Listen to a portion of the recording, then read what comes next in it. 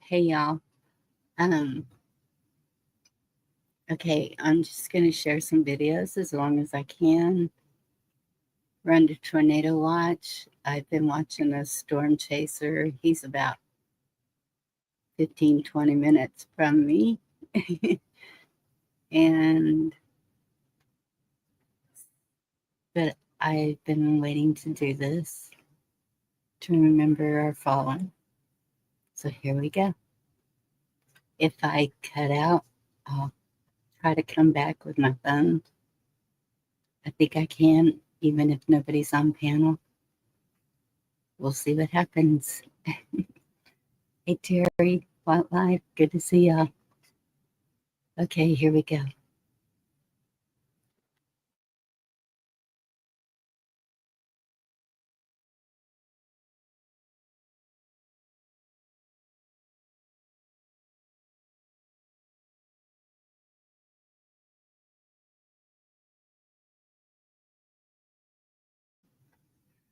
Oops, imagine that I pushed the wrong button. Of course I did. Okay, I'm a little nervous with the storm, but I figure if I get blown away, I'll do it hanging out here with y'all. You'll know what happened. I just heard somebody holler. That's not good. Um, oh my goodness, what was I going to start with? Maybe this one. I hope.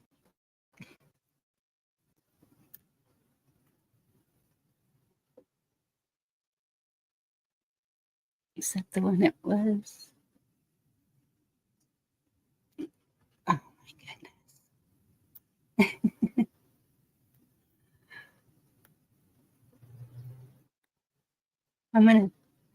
I'm gonna get this right eventually. Pepper 101 stands alone. Stands alone. I hope you're okay. It's right on top of me.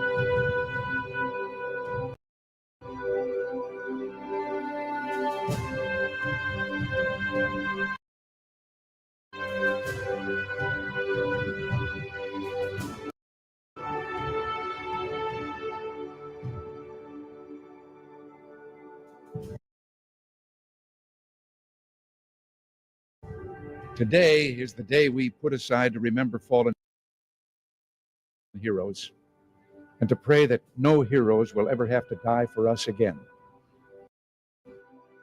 Not far from here is the statue of the 3 servicemen, the 3 fighting boys of Vietnam. It too has majesty and more.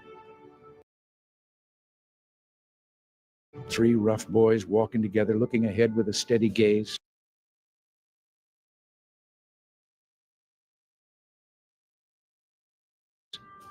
There's something wounded about them, a kind of resigned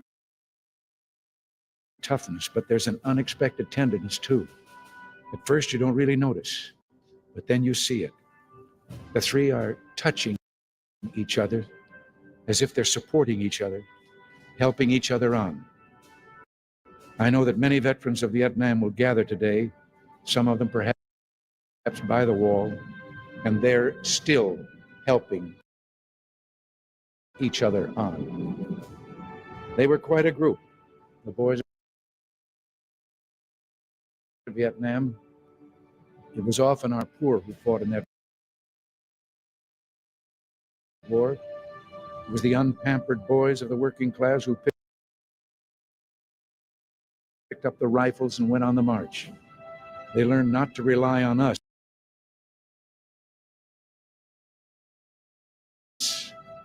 They learned to rely on each other. We owe them first a promise that just as they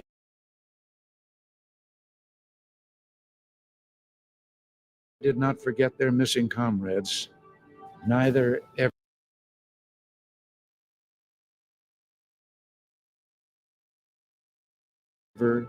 will we.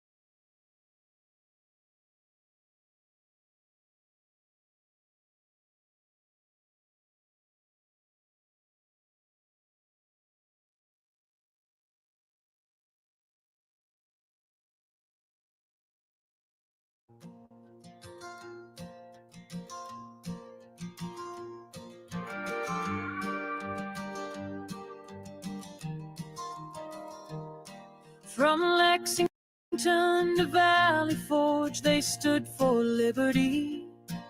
A ragtag band with hearts of fire to forge a destiny. They broke the chains of tyranny and birthed a shining land. The patriots who paid the price with courage in their hands.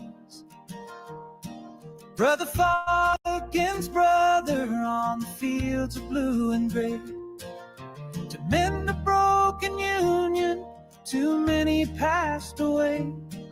They fell for freedom's promise and the hope to reunite. Their sacrifice still echoes in the dawn's eternal light.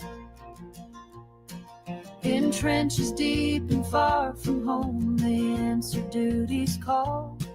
Through gas and fire they marched ahead, and many gave their all. They fought to end all wars with valor in their eyes.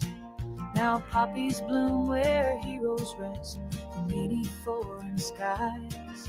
On beaches scarred and skies aflame, they stood against the night. From Normandy to Iwo Jima, fighting for the right. The Army, Navy, Air Corps too, and Coast Guard on the way, secured the world from tyranny, the land of free and brave. We are a grateful nation, every single day. So we pray those who laid their lives down and never walked away.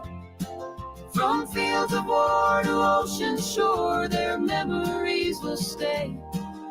We honor them forevermore, especially this Memorial Day.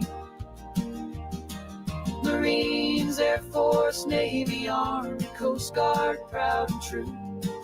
Their final breath gave us this life, we owe it all to you.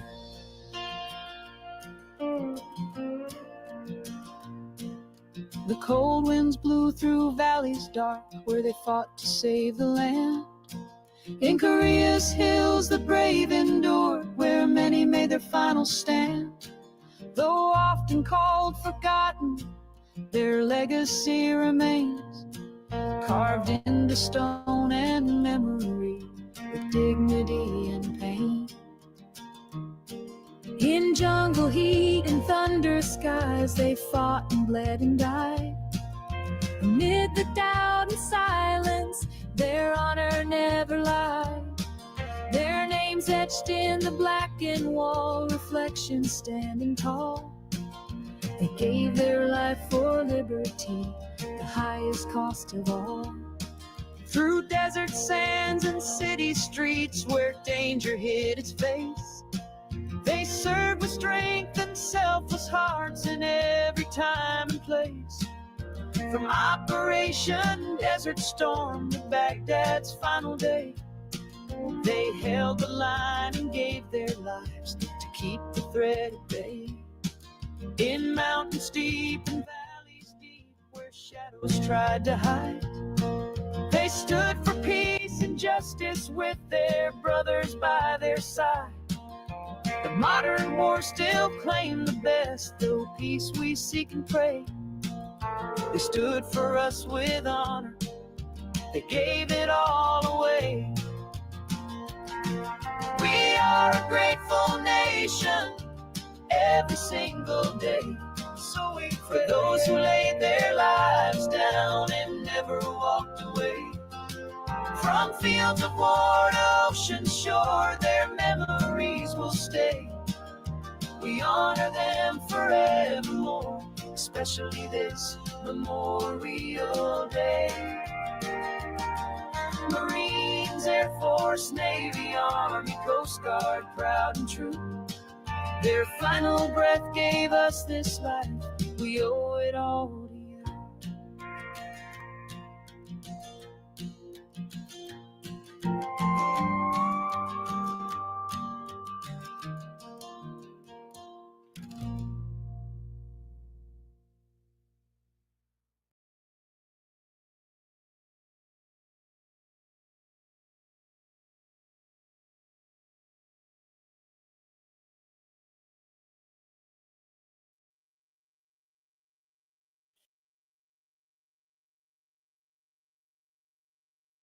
Good evening, everybody.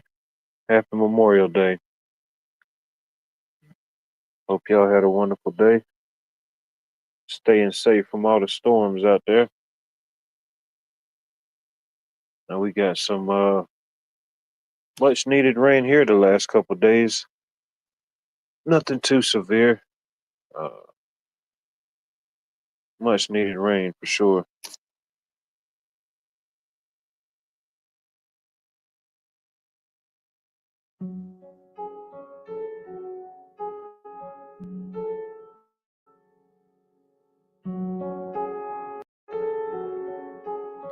Hello, darkness, my old friend. I've come to talk with you again. Because a vision softly creeping left its scenes while I was sleeping.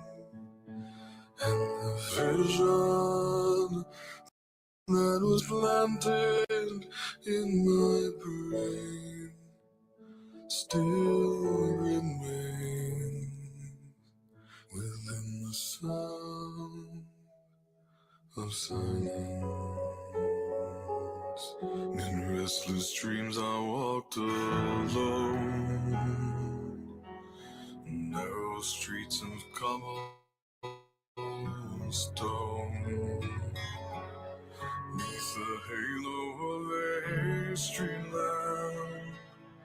I turned my collar to the cold and damp.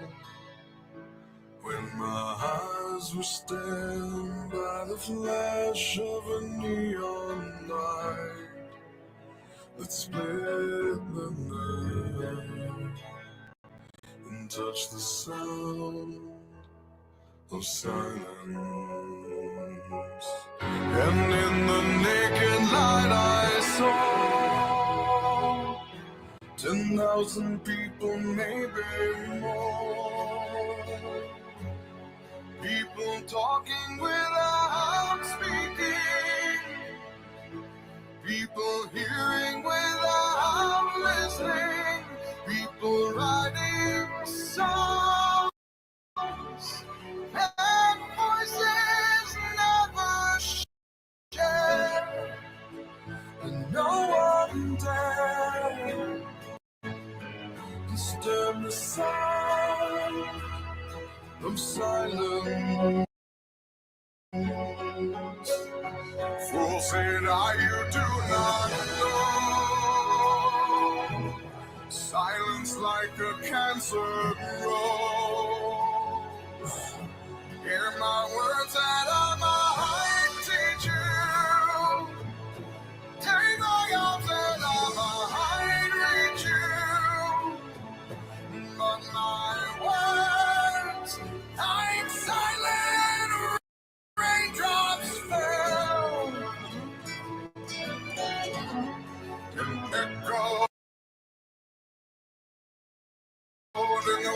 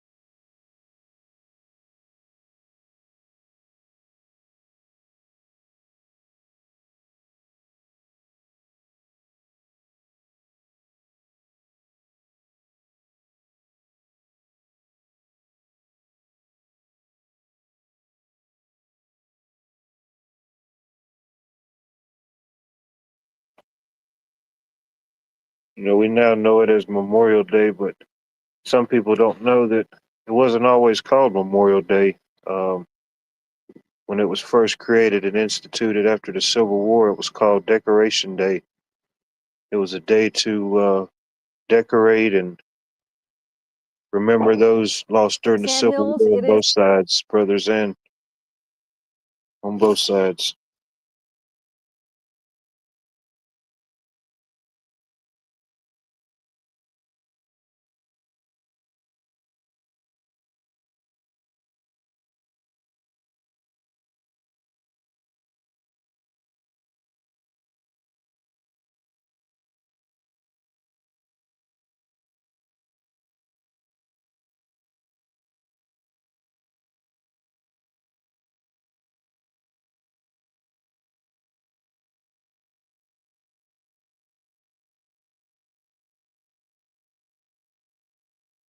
It is All-American Week at Fort Bragg. Yeah, it is the annual celebration of the 82nd Airborne Division and the legacy of its paratroopers. The theme this year is the first line of the division song, "We're All American and Proud to Be." Tamara Scott is on post for the celebration. Thousands of paratroopers came together this morning to kick off All-American Week with their annual division run. This event, held by the 82nd Airborne, hosts former and current paratroopers, their families, and community. The 4-mile division run this morning continues that tradition. There was a flyover and other traditions planned as 17,000 paratroopers ran the 4-mile route this year. Just as many leaders as the year before came back in this division. They say they're honored to run and recognize those who ran with them. When you get these guys together and you train them, they go out and protect and defend the United States of America. That's what we do.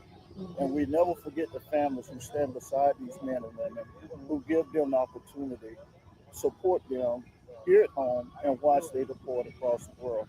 So when the families come out here to support this week and be a part of this event, it's very important. Now, events for All-American Week continue all throughout the week, including a Hall of Fame ceremony and other sports competitions.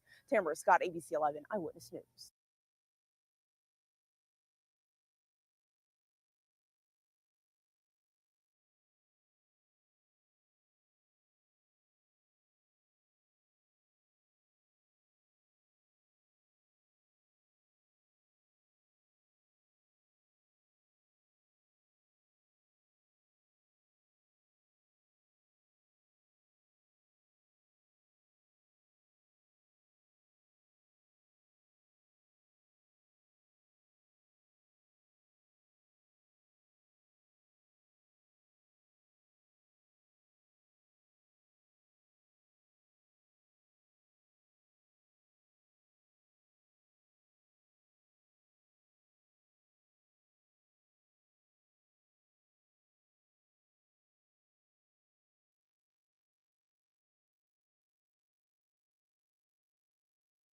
And all the Rooney family. It's one called Brothers in Arms.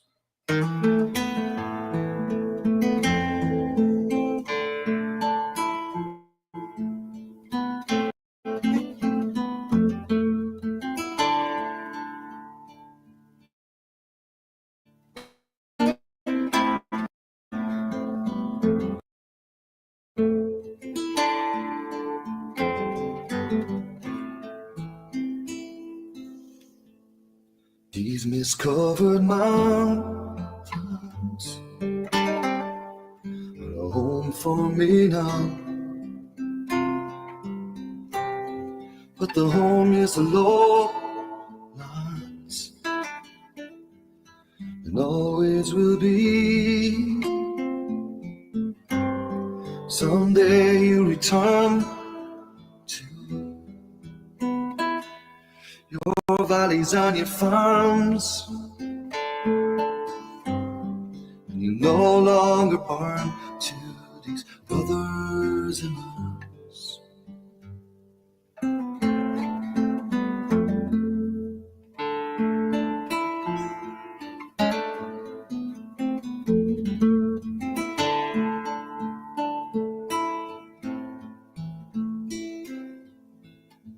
Through these fields of destruction baptisms of fire. I witnessed your suffering as the battle raged higher. And although they hurt so bad,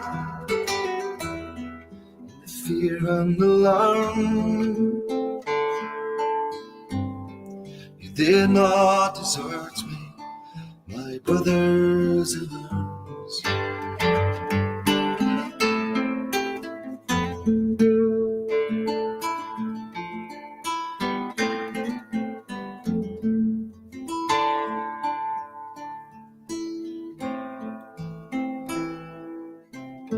There's so many different worlds, so many different songs. We have just one world, but we live in different ones.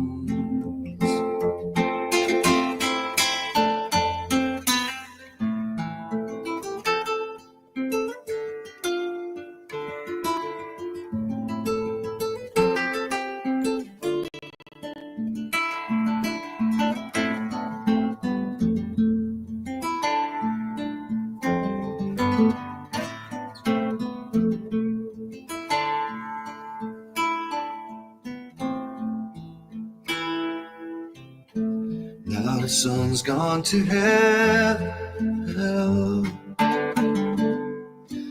moon's riding high. Let me bid you farewell, 'cause every man has to die. For it's written in the starlight, in every line on your palm. Fools to make war on our brothers in arms. Fools to make war on our brothers in arms.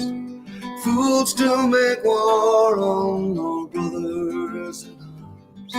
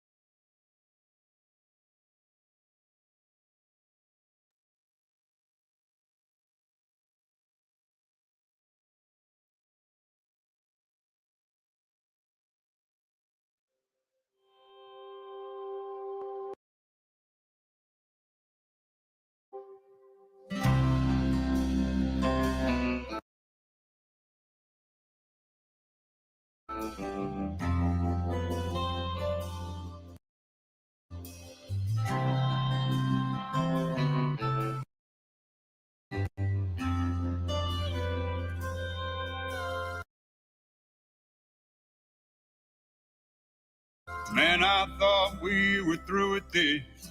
Then I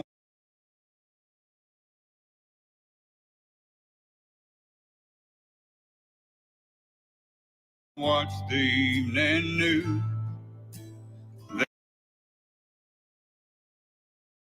There were folks that still wouldn't stand for the old red, white, and blue. At first it made me fight and mad how they think that that's okay. Then I thought they just don't understand. And given a chance, I'd say,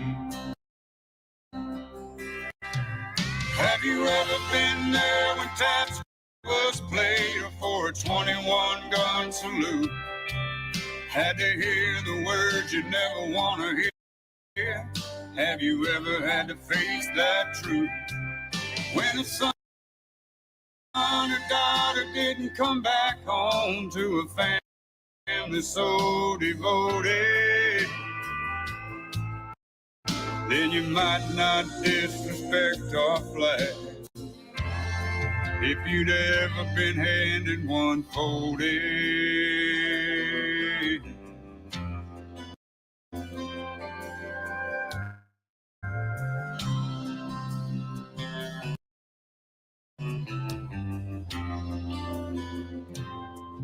Have you seen a heartbroken mother or a father fall to his knees? Been there when a family got the news that your freedom wasn't free? Have you seen a flag draped coffin? If you did, how did it make you feel to know a soldier died to give you the right to stand or kneel? Most of us are immigrants, proud to call America home. And I'll stand for the red, white, and blue, even if I gotta stand alone. 'Cause I've been there when taps was played for a 21 gun salute. I had to hear the words I didn't want to hear. Yeah, I had to face that truth. When a son and daughter didn't come back home to a family so devoted, you never disrespect our flag. If you'd ever been handed one folded, you never disrespect our flag. If you'd ever been handed one folded.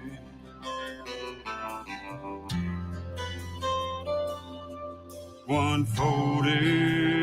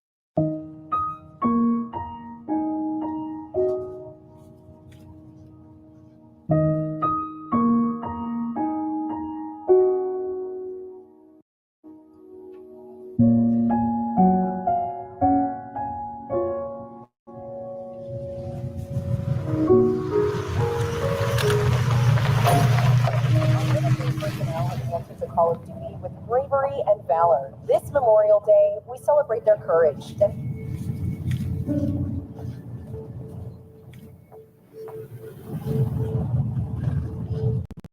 Hi, Grandpa. Hi, Allie.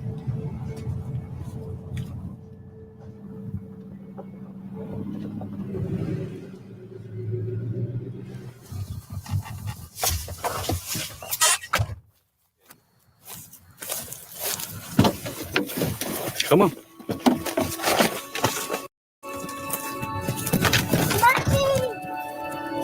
Mommy, I drew you a picture. Here's you. Here's Daddy. See, Rooster's happy because I gave him extra treats. Just don't tell Daddy. Just so you know, I love you and I miss you. This is Daddy. This is me. And this is Mommy. That's good. You smile? Maybe. You never smile for Daddy. There we go. She's gorgeous. Look at Daddy. Hey. Oh, there we go.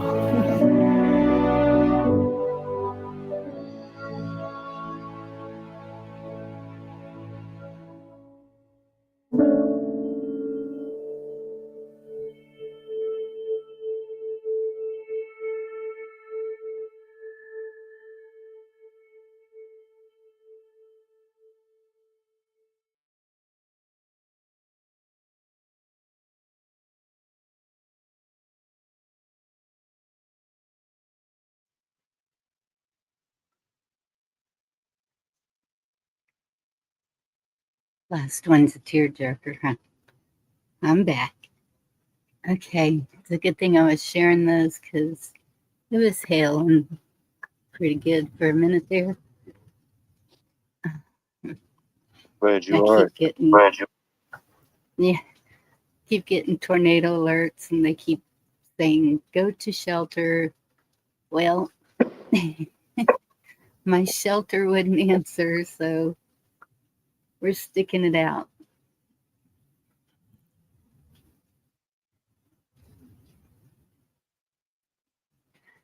So how's everybody doing?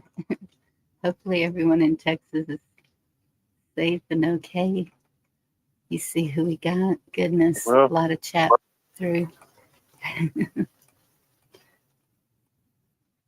all things considered, I am rolling.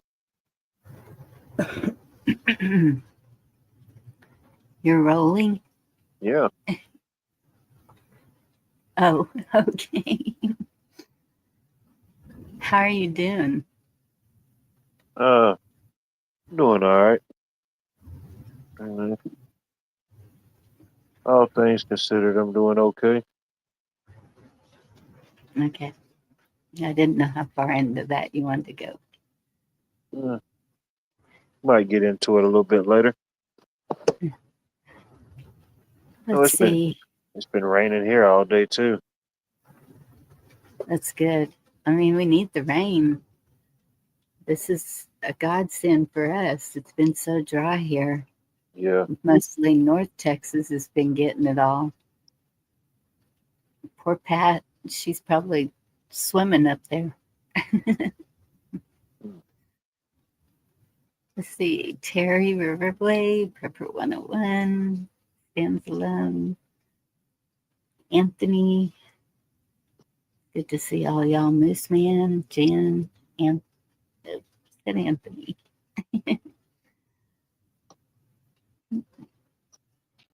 Pat, Daniel, Cheryl. Ouch. I'm having a foot cramp. Get you some pickle juice. That's what I'm fixing to go do. Man, bring the whole jug with you. Right. I've got a gallon jug in the refrigerator. Indiana. 12 or 14 hour drive. Yeah, that's a little far to drive to shelter. Bella Vanilla, good to see you. D-Dog, Kissa, Wayne, Billy.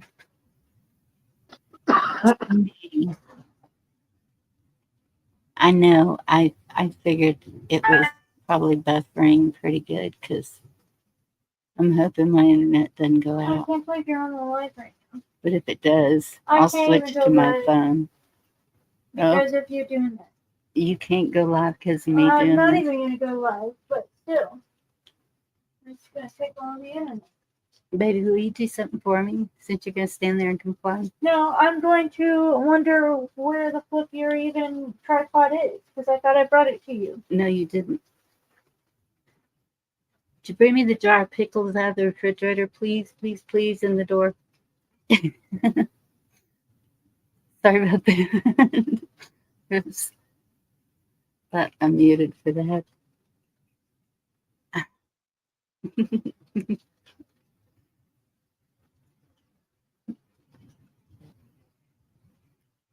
Yeah, she does gaming, and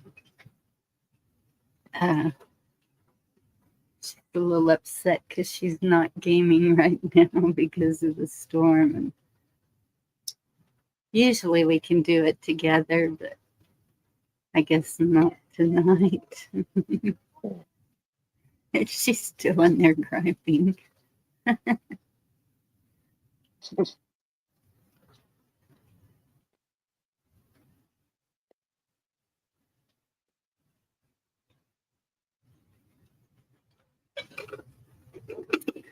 You know what?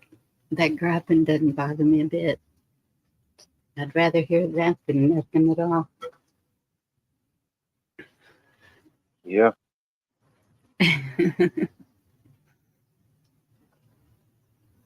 Can be true. Yeah. I was watching this, what's his name? Connor Croft. And he's doing a live Texas storm chase. And, well, I'll share him while we're talking so y'all can see what it's looking like around me. Because he's right, well, he's south of me now, but see if I can find him real quick.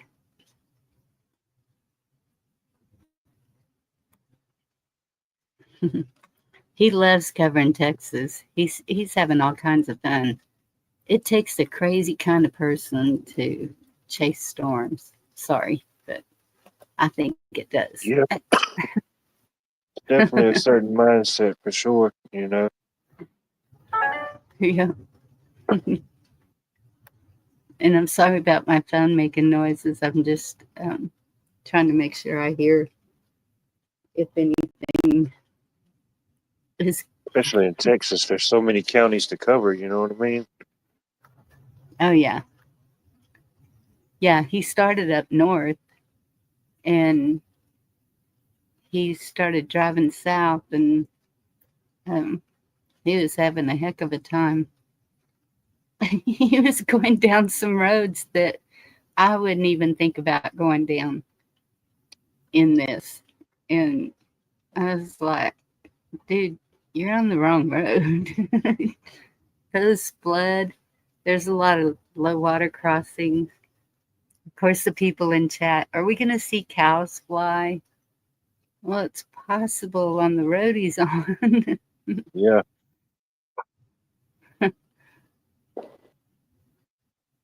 Oh, he's out of service right now too. Darn it.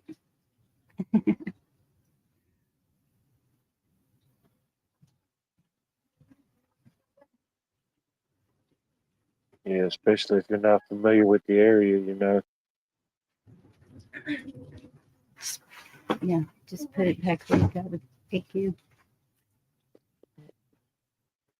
Yeah, and I don't think he is.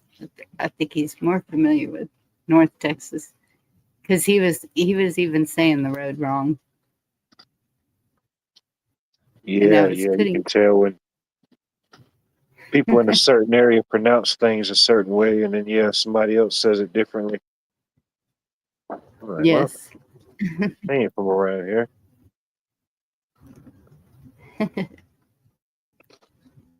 Yeah. Yep. Let's see.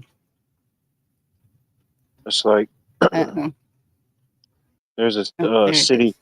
a city called Martinez, um, and the name was given to that city because of the Martinez family that kind of established and developed that area. They had a huge farm, so that city was named Martinez.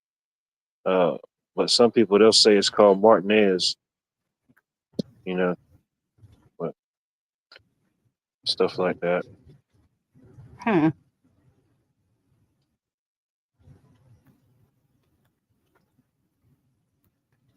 Oh wow. Okay, That's well, eerie. he's that that's an old picture. Oh,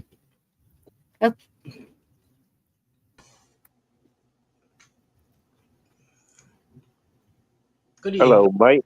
I hope everybody's having a good Memorial Day. Although I understand Bonnie's in the throes of a tornado watch or something. This is her driving right now. This is her yeah. live.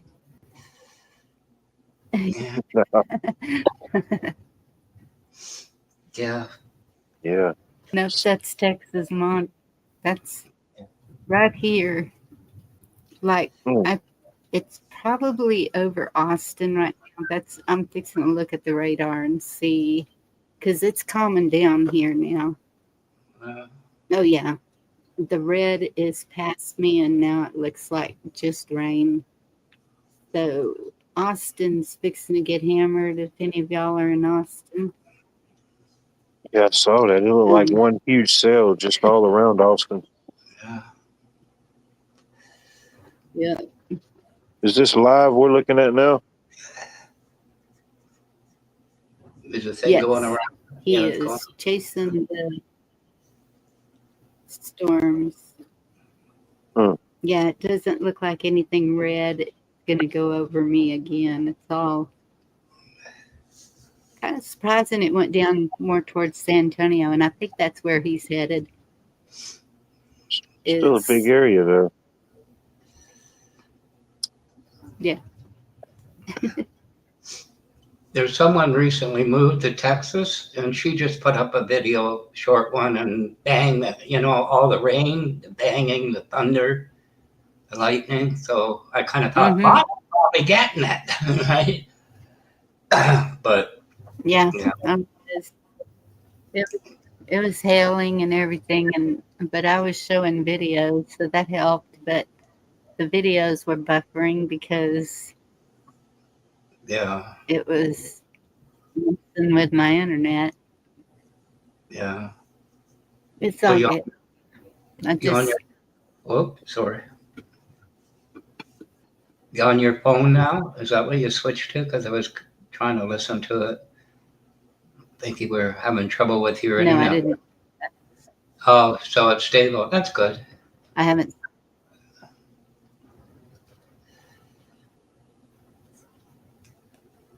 Did you go out again? No. Drinking pickle juice. Sorry. Ooh, hey. Yeah, it's okay. Thought you jinxed her. Yeah. Hey, that's a close one.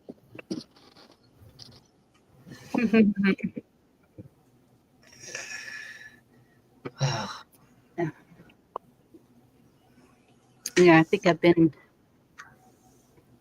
Where's Huckleberry? I don't know. Yeah, we got some more showers supposed to come in later tonight through tomorrow morning. It's probably a little.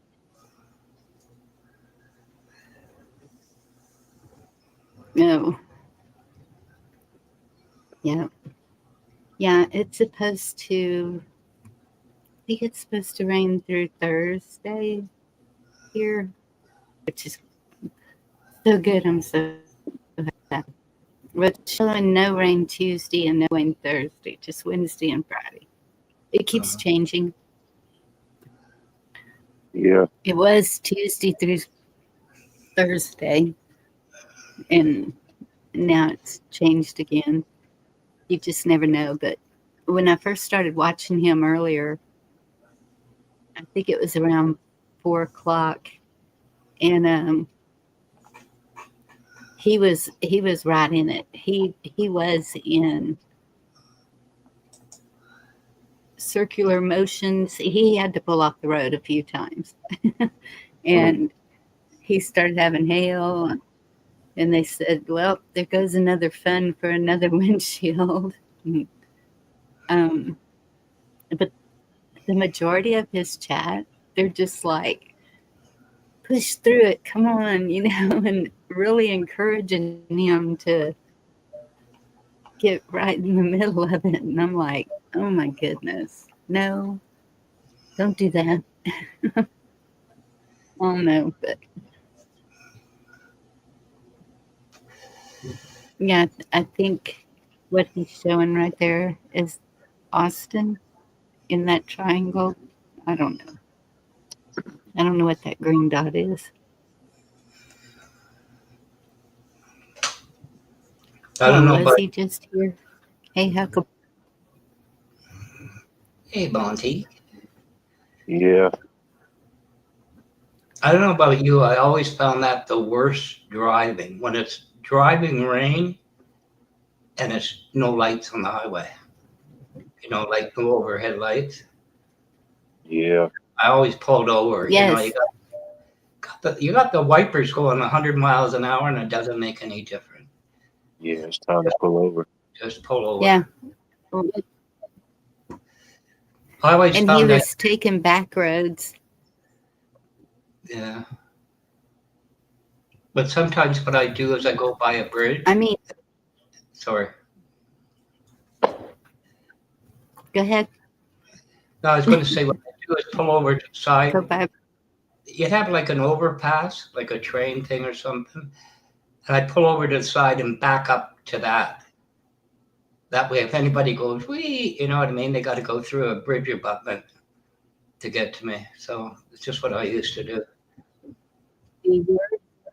The worst place to get is under an overpass. I have seen so many people injured badly because they think that an underpass is a safe place to go. So they park under the underpass, and then whenever their car starts wobbling around, they jump out of it and climb up that cement slope, and then the debris is flying right up there, and yeah, it can puncture, it can do a lot. No, what I meant is when I've been on the road and I see that there's tornado weather, because I know the clouds, I will grab a motel. I don't care where I'm at. Yeah. And that's at 4 o'clock. Whenever I saw how bad it was getting or gonna get, I talked to my friend that works at the motel, and I said, I don't even want to pay for a night. Can we just hang out in the lobby? He said, do what you need to do. I'm on my way from Houston. And I said, oh my goodness, you're going to go right through it. You be safe. So, but I asked my daughter, I said, are you concerned? And she said, nope. And I said, okay, we're going to sit it out. And it wasn't so bad this time. The hail didn't sound like it was football size like the last time. So I don't think it damaged anything. I mean, I don't care if I get dents in my car. That's not, I don't care. It's the windows. Just don't break the windows. Yeah. I remember you saying some fellow had his windshield replaced 2 days later, it went through again. What? Down there. Yeah, that's one of these storm chasers. They're replacing their windows all the time. Yeah. Because they're driving right into it. He's funny. If you listen to him live, when the hail starts hitting his windshield, he'll be, ow, ow, like it's him.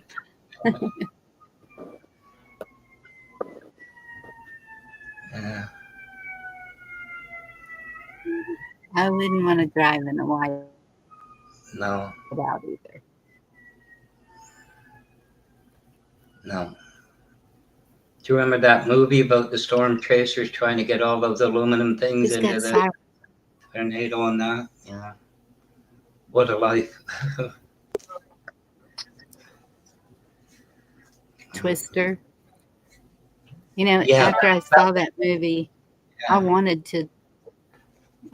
I mean, it looks so thrilling.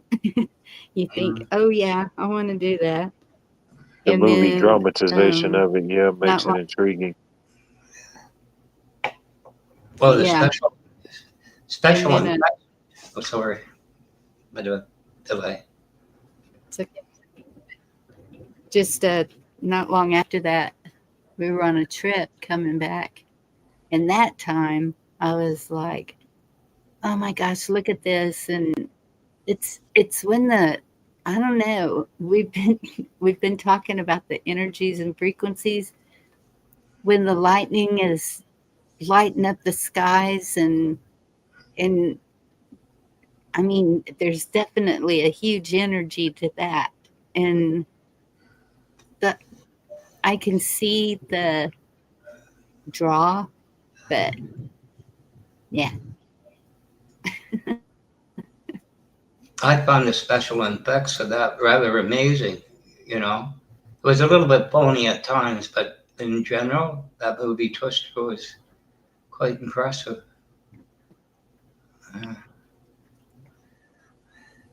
It's even worse at night because you can't really see it, you know. Yeah. I mean, it's just dark all the way around you. It's hard to tell exactly which way it's coming from. Yeah. One thing I found in it that I hadn't seen, because I've been around gas stations since I was 7. Remember the pit? Wherever the guys go down the pit to change the oil rather than the Yeah. hoist. Yeah, I remember those days. Yeah. Small town or something. Yeah. Yeah, that'd be probably a good spot, probably. Be your lowest spot you could probably find. Yeah.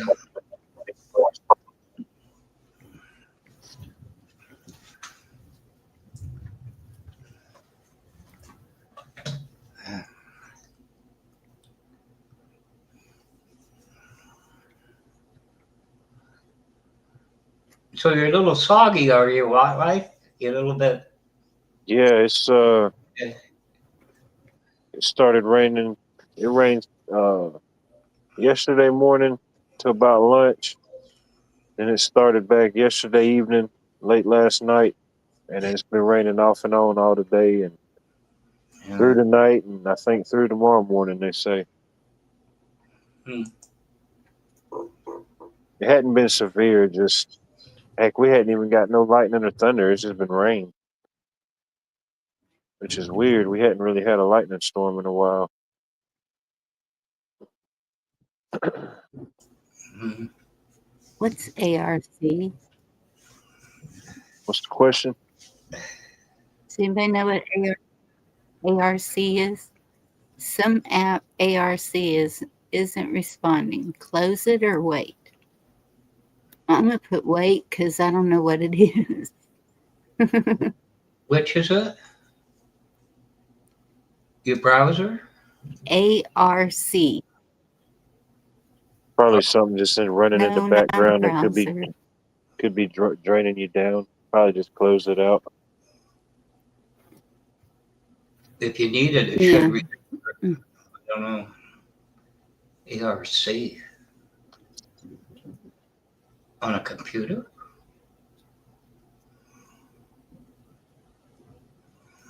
I know. I thought that was kind of unusual, but I just looked at it and there it was. ARC is.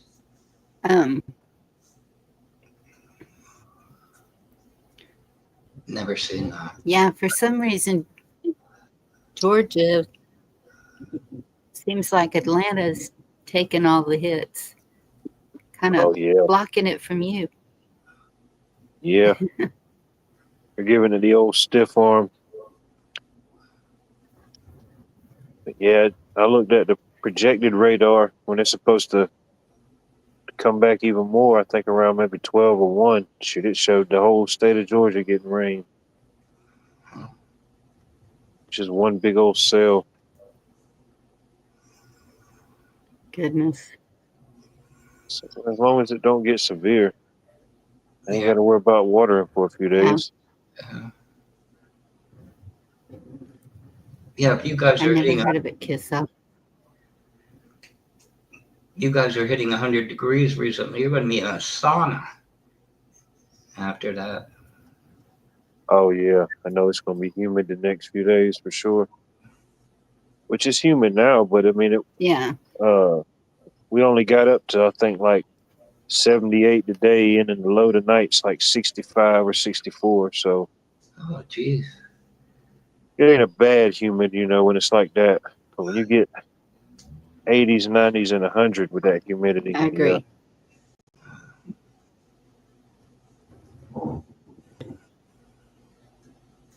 Yeah. Our high today was 86. It looks like it's the same all the way through the week. Gets up to 89 on Thursday. And then back up in the 90s Sunday. Yeah. Holy mackerel. There's no use in even looking at the humidity because it's raining. When it's raining, the humidity goes up. Oh yeah.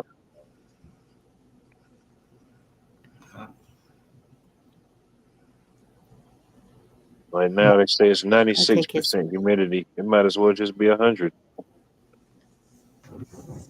Yeah. Yeah.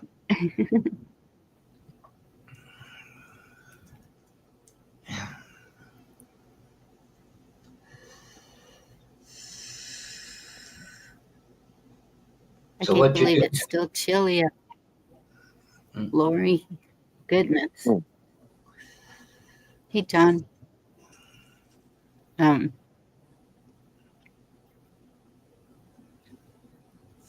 Well, I guess it's good checker playing weather, right? Yeah. Yeah. The frogs are loving it. Yeah. Well, we had a ceremony at the Veterans Memorial, and then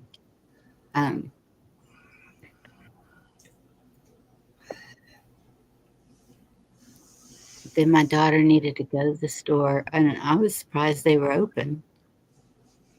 And then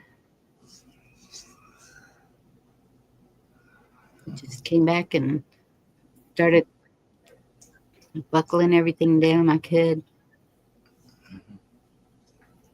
Uploaded a short. If y'all go to look at that short, turn your volume way down. Those bagpipes are loud.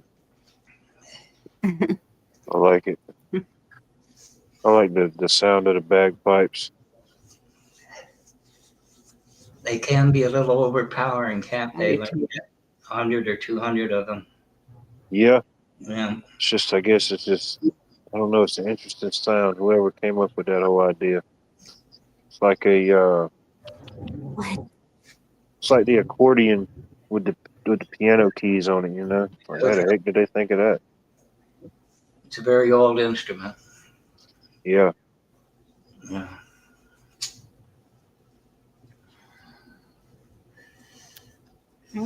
Now, if everything is just moving slow, or if it's just not working. You see that? Chance of snow. Who said that? What?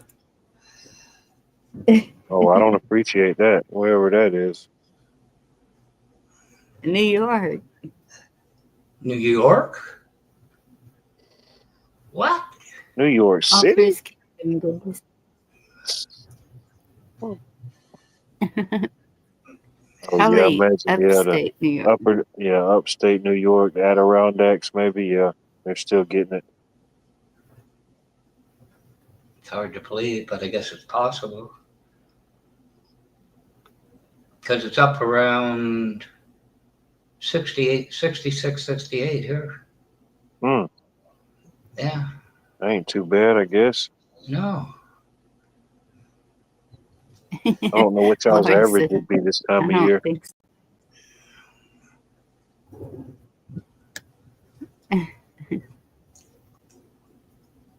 You did shut down your time warp video live. Remember you using it on Bonnie a few nights ago? You haven't left it on, left it running up to. No, I learned my lesson about that, man. Whew. Took me 3 weeks to go back and fix all those errors. Yeah, really. That was just 30 seconds. Yes. Imagine if you leave that thing on overnight. You don't even want to go there. No. I can't tell where he's at. Kind of looks like heading to San Antonio, but I'm not sure. Let me see. What's that sign say? I can't see the sign. I zoomed in, but it's just a little too blurry. I can't quite make it out.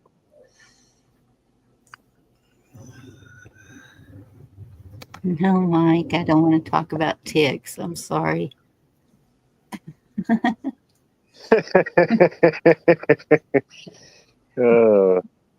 It's that season. I guess I'm having enough with chiggers. I don't want to talk about ticks. Yes. About a one creature at a time.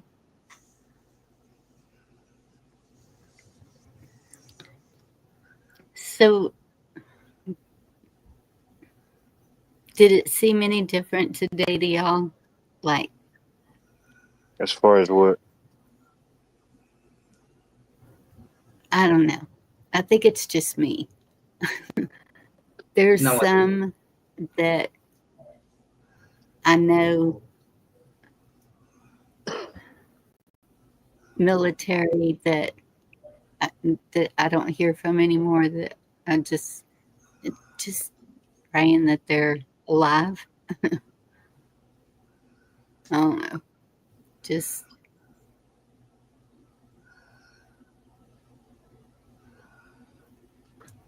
of course, it don't take nothing to make me emotional these days. No, but I mean, you could notice things happening, you know. Yeah. I don't know. I guess the weather played a big part in it today. You know, anytime it's rainy or gloomy, you know, this time of year, you want to be outside doing something. That and then just everything we've been through, you know. Especially on rainy days, you know, Yeah. you sit around and it's easy to start thinking about those type of things, you know. Yeah. Yeah. And that I know there's been an energy shift. And the feeling of time, you know, some people say that they feel time speeding up. And you just think about it, man, it's already Memorial Day, you know. It has a purpose and a meaning and, you know, remembering those who fell. But, you know, a lot of people say it's the unofficial kickoff to summer. You know, summer is already here. Isn't that June 21st? June the 21st, allegedly. Yeah. 2 days before my birthday. Well, that store looks really familiar, but they all look alike, don't they? Yeah. I could think it looks like a store in my area, you know? Right. It's like one of those little stores that's got like 15 slot machines in there. Yeah, slot machines too. Yeah, the little digital ones, yeah. Yeah.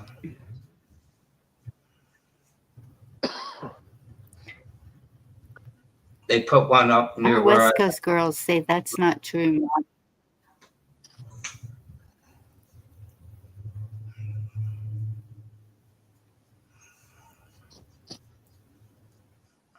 Yeah, I'm sorry. I was talking to Chat. And Monty, I know. My mother's was the 24th. And yeah. Just the other day. Yeah, that's close as far as dates. Yeah. And that's our mamas are always home based. I think that's what makes it so rough with our mamas.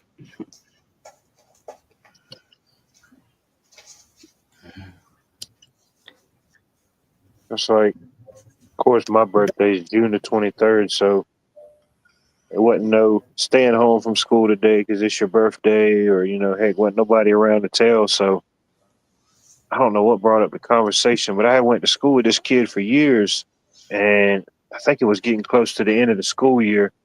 And I said something about birthdays, and he said, "Yeah." He said, "I'm always out of school for my birthday." I said, Yeah. "Well, dang, when's your birthday?" And he said, "My birthday is June the 23rd." And I said, "Really?" I said, "That's the same day as mine." I said, "What are the odds of that?" He was like, "See, I know what you mean." Thought that was pretty weird, Yeah. or not weird, but it was interesting.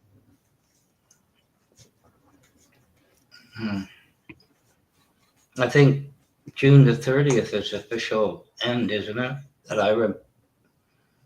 It's I don't know. been a couple of years since I got out of school, but I think it was June the 30th, more or less, last part of school. Yeah, I know different areas do it different. Yeah. All the schools in my area they're out Already. Yeah. Yeah, In yeah. May. Yeah. Yeah, I was watching the postings online, different people, having their graduation ceremonies and stuff. Yeah. I'm like, dang, it just seems like just yesterday that was me. Yeah.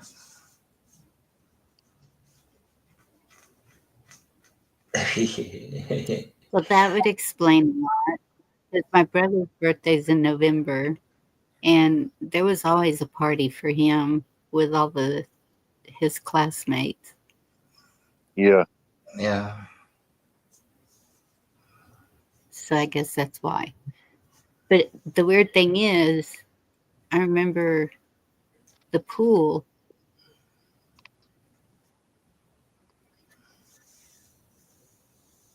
One of my sisters was born I on don't know. Thanksgiving Day, but Thanksgiving, the actual day it shifts. It's the last Thursday. So some years her birthday's on Thanksgiving, and some years it ain't. But the day she was born on Thanksgiving Day. Happy birthday, you turkey. Yeah, that's what I call her. You jive turkey. You turkey. Nah, she's cool though. I'm proud of her. Yeah.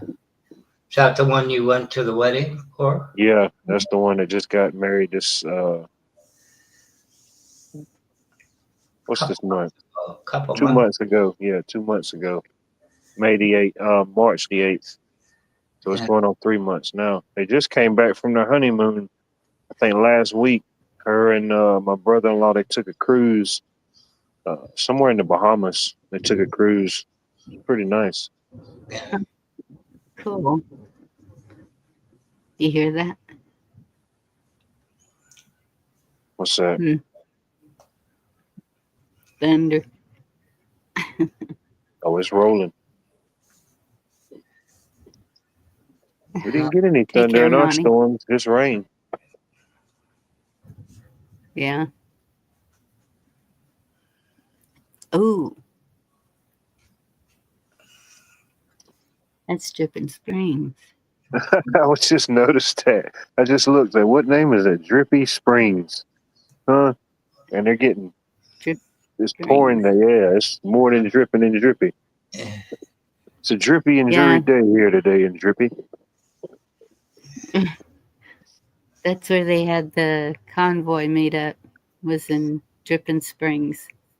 So Wonder where that name came from. it's about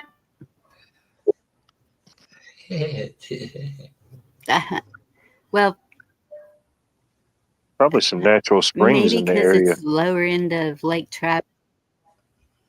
Yes, and that's what I was going to say. With a lot of natural springs, and so it's the lower end of Lake Travis, Dripping Springs area, and it's about 20 miles west of Austin. That's in Texas Blue. Gotcha. Like the outskirts of Austin.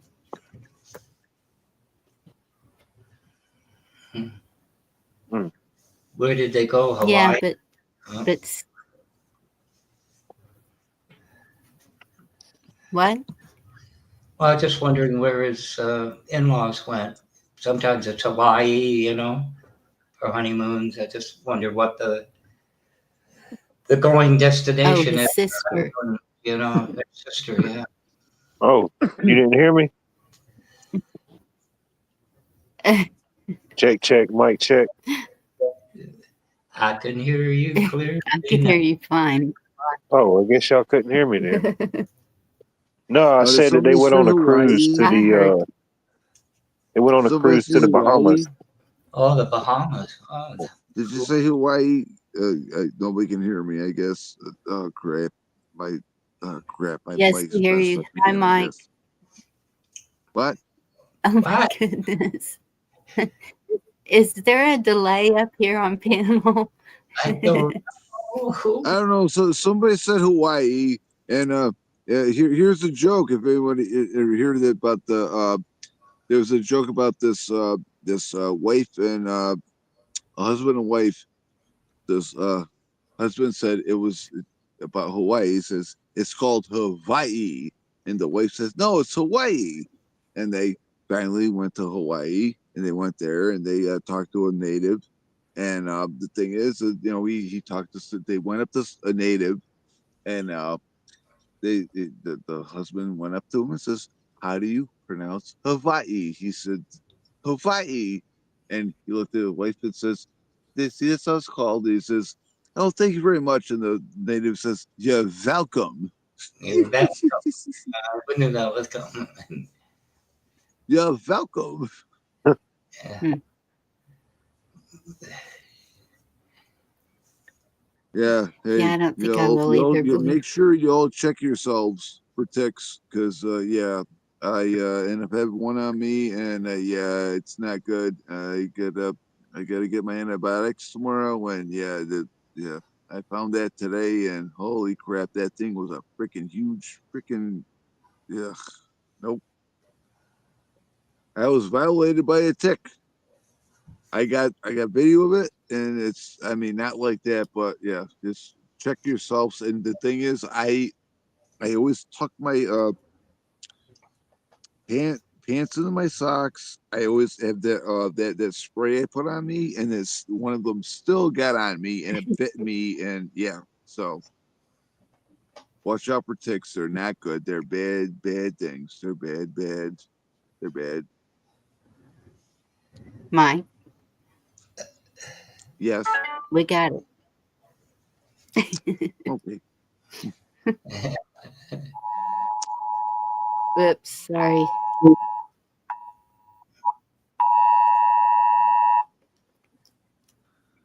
Early. I had a question to ask all of you too, because this is happening in my area right now. We have 3 Walmarts here, and all of them don't have any milk anymore. There's no milk in the one near me. There's no milk in the one a town over. There's no milk in the other town over either. There's no milk in Walmarts here. I don't know if any of you are seeing that, or if it's just in our area. Oh, this is everywhere. I don't know. This is We everywhere got all at plenty of once. milk here. Yeah, I got some milk the other day.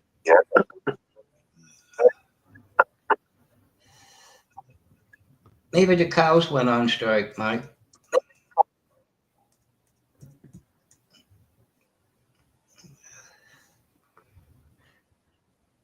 Lori, I looked for Ryan Hall, but he wasn't live. I don't know why.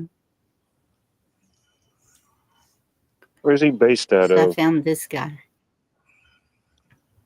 You know, I could swear he used to be in Elgin, Texas, but now he's in East Kentucky. Okay. Dang, I wonder if he's what parts. I know they've been catching hell with the tornadoes and the floods, like a lot of places. Oh, I know. Well, our He said weather here has they been do awful have here. It's been cold, shelter. and I'm sorry. I'm sorry. He said they do have a shelter where they're at now.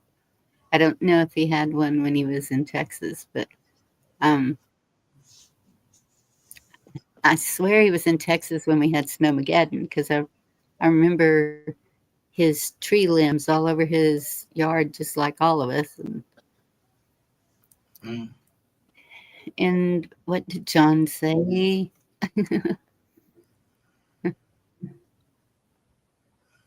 2014, Dripping Springs began to attract a new breed of tourists when it was named a dark sky community, the first in Texas.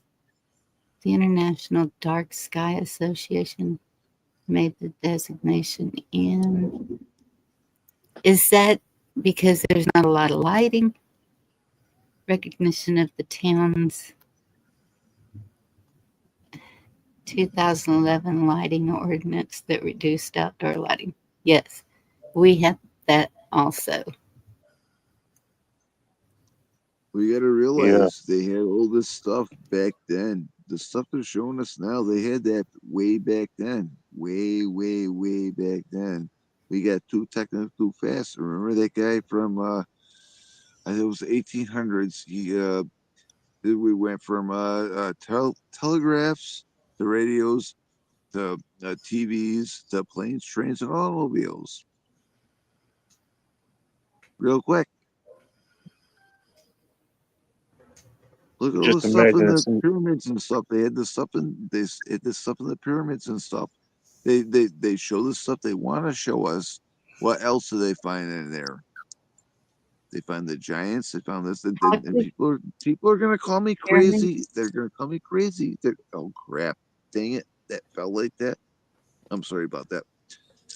They call me crazy. It's not any of us around here, but how do we get to pyramids from Dripping Springs? The naming. I don't know. Okay.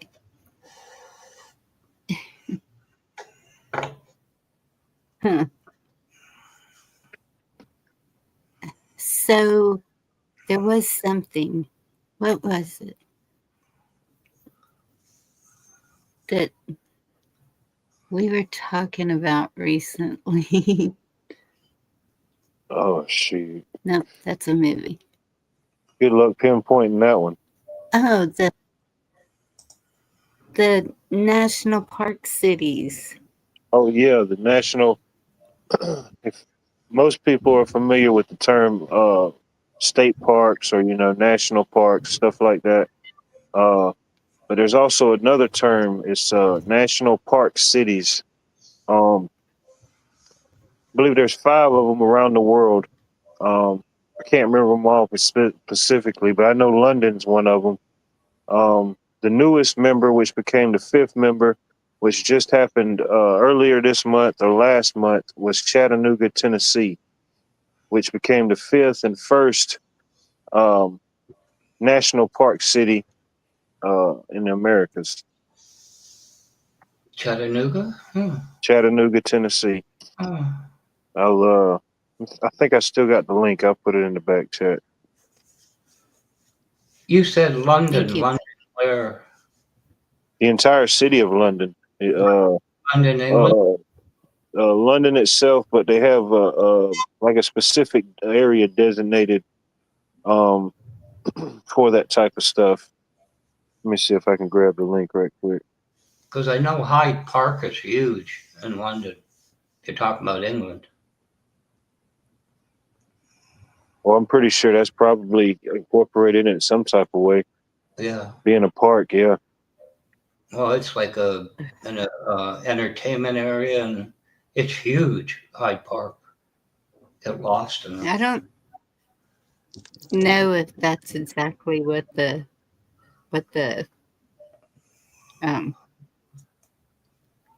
purpose of it is. I didn't read the article or anything.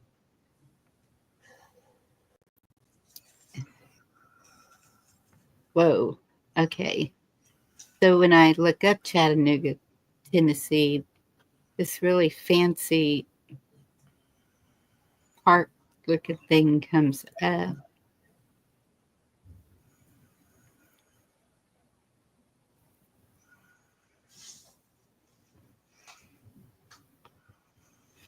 187,000 population. Is that all?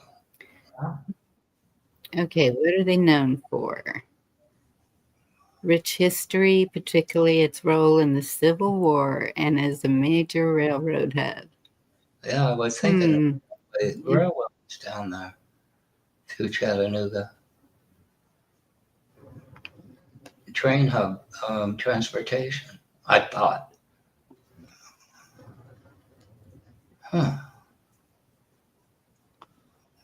Hey, Bonnie, I'm gonna drop. I gotta go to bed. Thank you very much for having me up. I hope I can come up here again sometime. And you have a great night. And love you all. You have a good one. And okay, all right, bye. You too, buddy. Take care, Mike. Bye, Have a Mike. good evening. Hey, Rich I Runner. put a couple of the links in Dear. back chat, but I'm pretty sure you already probably seen them. Probably not. Let me see. Hey, the weather and everything stopped. Cool. That's weird. It's a Watt life effect. As soon as you said that, I was just literally thinking how it just seemed like all the frogs just got louder or something got a lot quieter. It's kind of weird.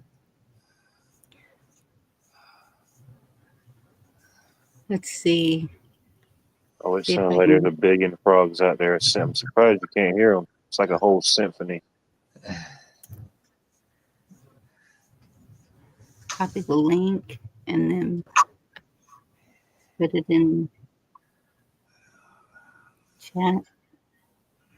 See if this works. No. Okay. Darn it. That.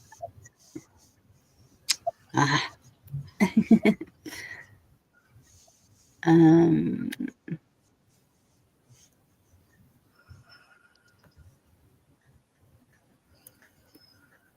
Copy. Well, why didn't it tell me it copied it? I don't know. Okay, I'll try again. See if it.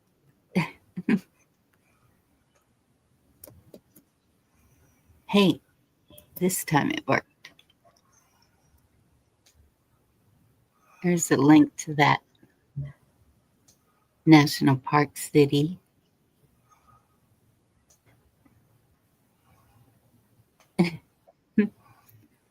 Singing bacon wrap frog legs. What? Al. Oh yeah, they're singing something. They're trying to tell me something. Are they up there too, Ridge Runner? We were under tornado watch, but it didn't get near as bad here as I thought it was gonna. I think most of the tornadoes stayed west of me. Thankfully. They hadn't issued any warnings here.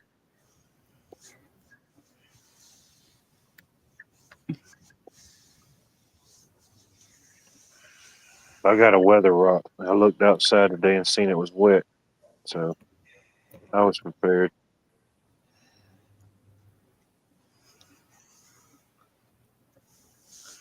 Yeah. Missouri, Texas, and Georgia. Yeah. There's another link for that. National Park City.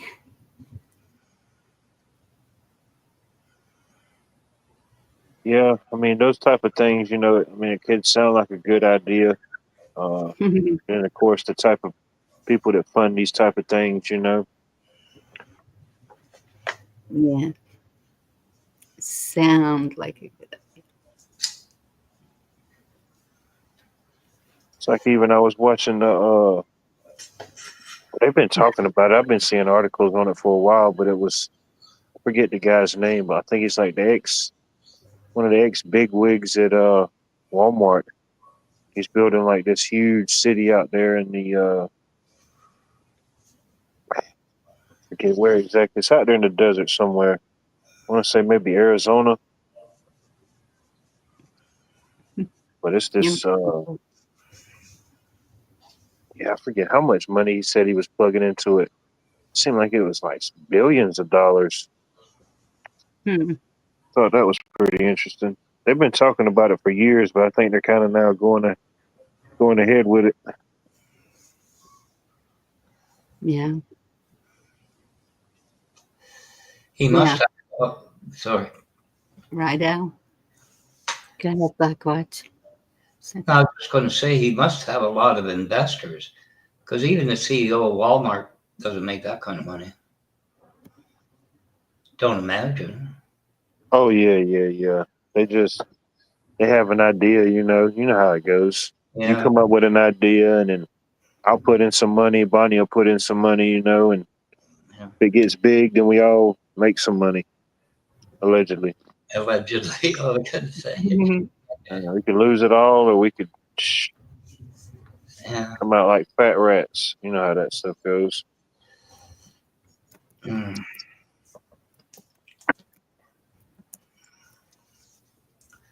that's called Walmart City, right?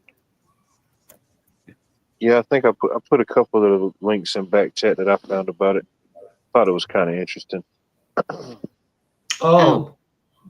Sorry. That's wrong link. Darn it. Yeah. Go ahead, Blackwatch. I'm talking to myself mostly. But I do that all the time, but that's why I have imaginary friends. They're the only ones that listen. No, I was thinking not negative to your sister, what? And you had mentioned something about the Titanic off of Newfoundland. I watched a few things on that because recently there's a woman, she's a structural engineer, and she went to, I think it's White Lines or something of Titanic, went through everything. And the effect they had on today's ocean liners, that they found out from the wreck. Yeah. Because they went down there. Apparently, you're supposed to use grade 4 iron rivets if you use iron, not steel, because they had both on that ship. And that's what faulted it. They don't know who ordered the class 3 rivet. But they went through it, and what they found is in today's, because it's double hulled ocean liners. But you're right, it's about 4 and some odd miles off of Newfoundland. I thought it was Greenland. But they went through the events as they knew it, and was eye-opening, the events of that night. But you mentioned, being the anniversary. You said Newfoundland. I was thinking, no, it's Greenland, but it was. They were very, very close to Newfoundland when they struck it. I appreciate you fact checking me. I appreciate that more than you know. I thought I'm going to check that guy out because I don't know. But I never heard about Newfoundland till they had one on there, and they were quite close to it. And but anyway, your sister's ship is much safer because of the Titanic. And there you go. Yeah. Well, okay, over here, yeah, maybe, but not Chinese ones, from what I hear. They just kind of go in and sink. Was it Chinese or? Yeah, it was one of their new. I forget the exact term they used for it. Like, I don't know if it was like an aircraft carrier or some type of warship. I don't know what it was called, but yeah, they went to, I guess, set it off on its, test it out, and then it started taking in water. They had to bring it in, and ain't no telling how much they plugged into making that. I know. And they just put it in the water. You got to do a maiden voyage, but you don't want the first one to be the last one. Yeah. You know, Well, if it's an aircraft carrier, an American aircraft carrier costs $400 billion to construct. Couldn't even imagine that much cash. Yeah, we looked that up one night on another channel. Anthony said North Korean. Right? Yeah, I think they did something recently with their the rockets. I guess you can say that the rockets. Yeah, and it didn't go as well as they hoped it would go. So somebody probably won't be in the sequel. No. Definitely won't be in the sequel to that. Mm.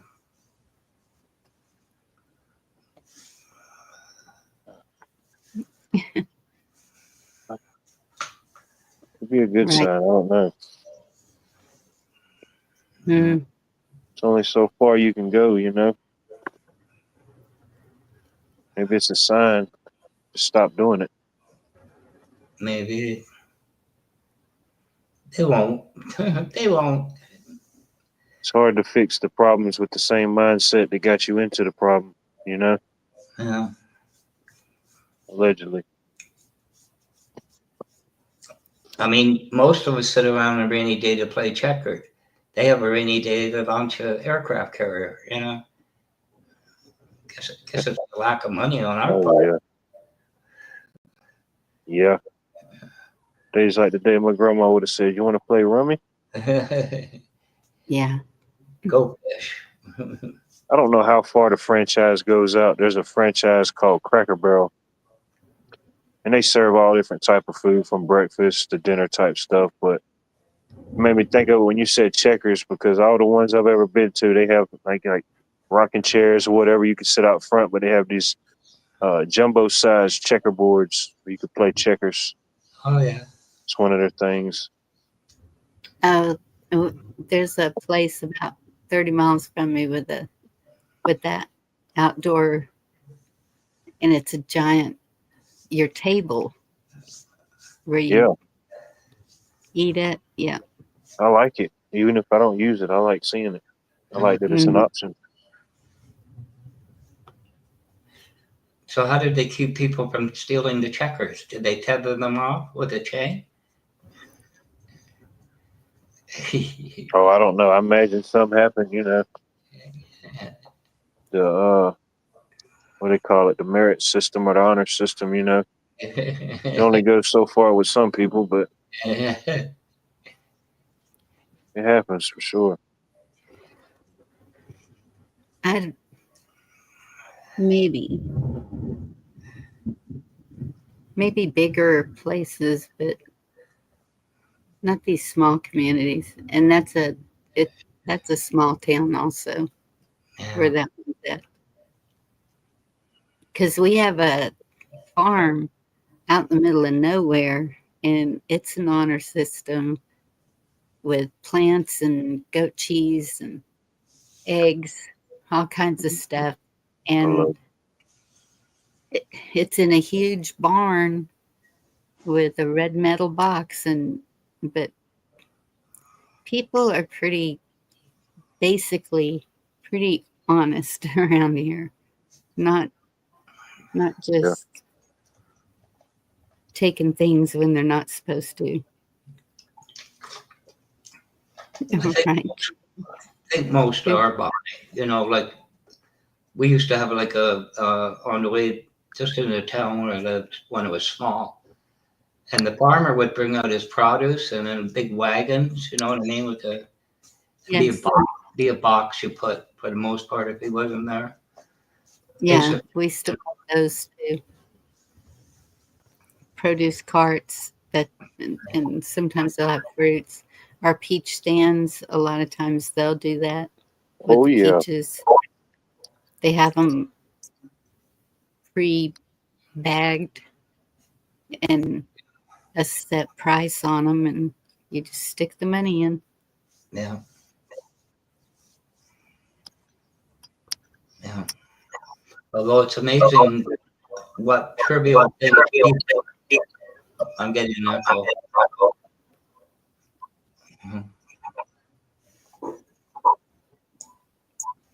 I'll try to mute.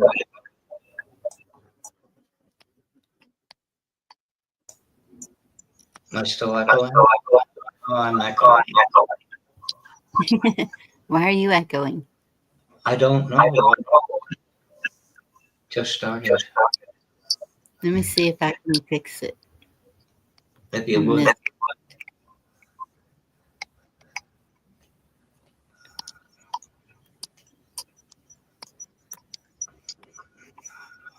that help? Let's try. Is it bad your end? No. Oh, well, it sometimes does it temporarily. It's only me.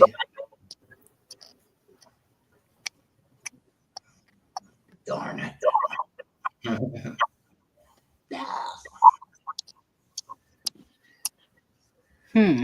That's interesting. I did it the other night too for a bit. I don't know why. Oh, there we go. There we go. Okay. That's better. Every time I go into settings, I get knocked out, so I don't know.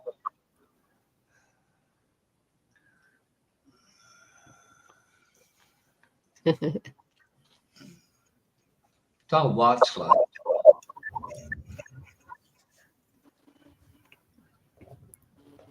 So, I don't know if Ridge Runner's still here. Do the military bases have some sort of ceremony on Memorial Day? I'm sure they do.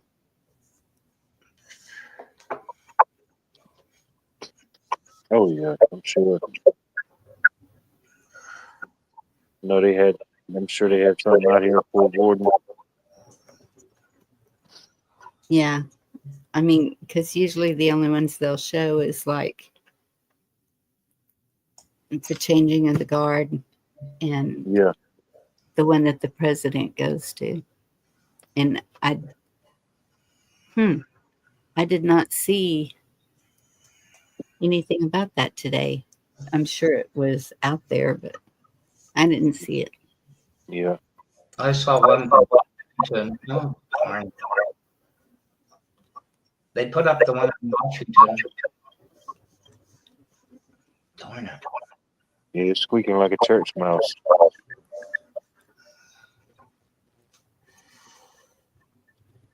And my grandmother and uncle used to play cribbage all the time. That's one I never did learn. What is that? It's a board about 10 inches long, 8 or 10 inches long, about 3 or 4 inches wide, maybe. And it's got holes all in it. It's got these little pegs. And I think you use cards. I don't know.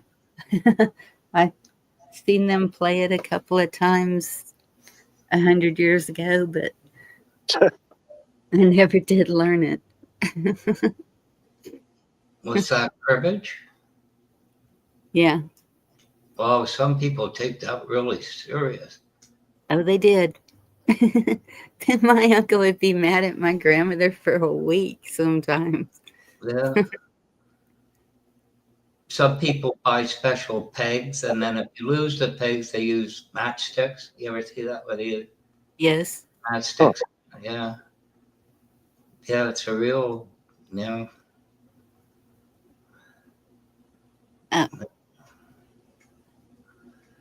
15 by 2, 15 by 4. Ain't no more. I don't know. Some people take stuff. When I worked at the department store, went for lunch employee cafeteria, one guy's name was Mike, and he took euchre too serious. I wouldn't play it. I wouldn't play with a guy. Well, the object of playing a game is to win. And so if you have a competitive spirit, it kind of, They're But you supposed to be fun. I get that. And you can have a competitive nature and still have fun. Guess know, that's what I'm trying to say. Yep. do you know euchre? Do you play euchre?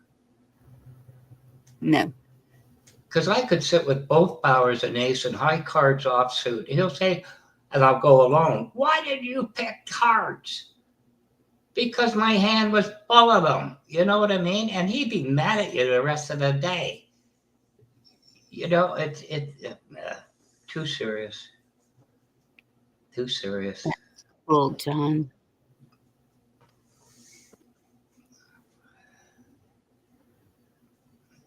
Nice. Yeah.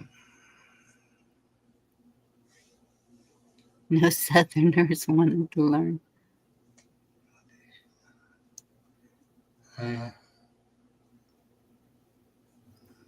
Al, that's where my grandmother was. She played to win. And so I guess that competitiveness does come in because your goal is I'm gonna beat her one of these days. And Yeah. then you do. Yeah. What was her game of choice? Your grandma. Mostly when it was me and her playing, it was Spite and Malice. And it's kind of like Uno, I guess, or one of those games.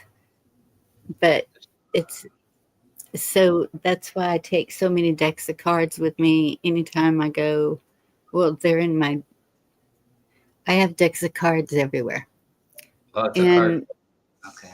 Yeah, and each person has their own deck, so you need a lot of decks of cards. Well, it depends on how many you're going to play, but I always take at least 4 decks with me if. You never know. Yeah. Mama was the poker player. She's the one that taught us how to play poker.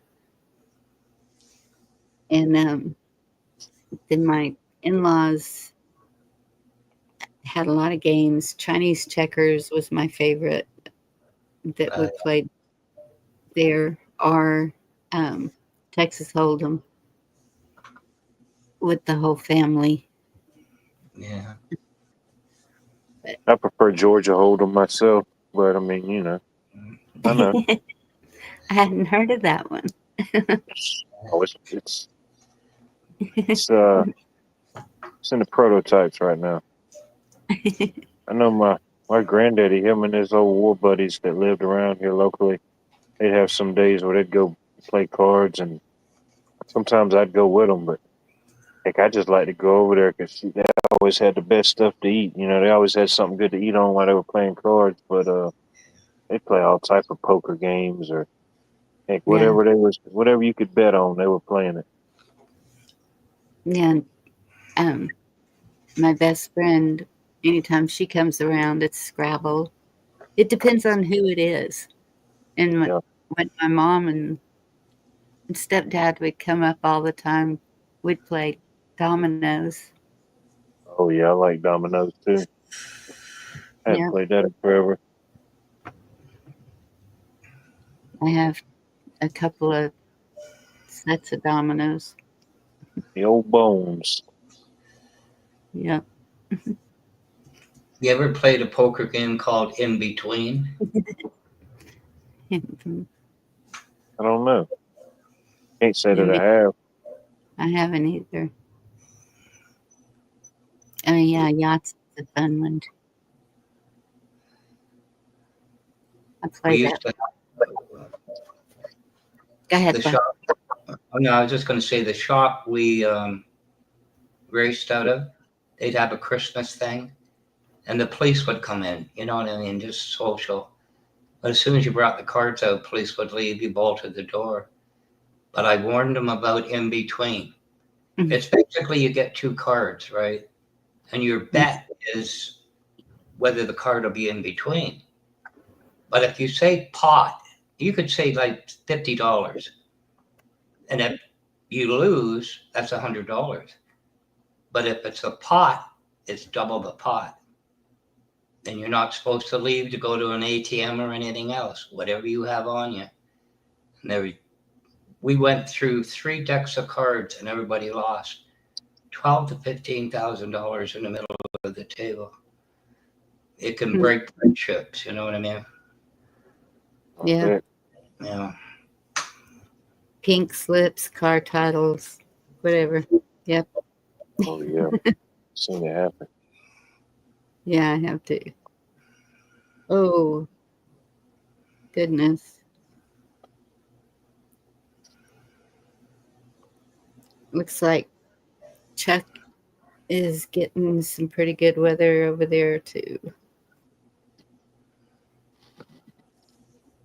Gosh, all the way down to Matagorda, where we used to. San Antonio. I don't see any more that's coming at me. That's what I was looking for. That's good. Hopefully you done made it through the worst. Hopefully. Yeah, it's still thundering and lightning and raining every so often, but no hail anymore. High winds. We're clear of that. So you can take your football helmet off now? Remember you were saying about your car with the football helmet? And they were saying to put a bicycle helmet, any kind of helmet on, or a mattress is even better. And I'm like, I'm not putting a mattress on my head. Especially when you got somebody the size of Wildlife. I mean, how do you strap the thing to the guy? Yeah.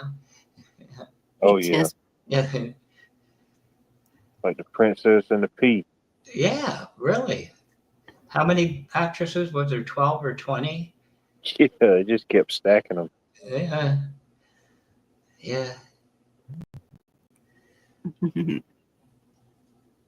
The old fairy tales. Anthony said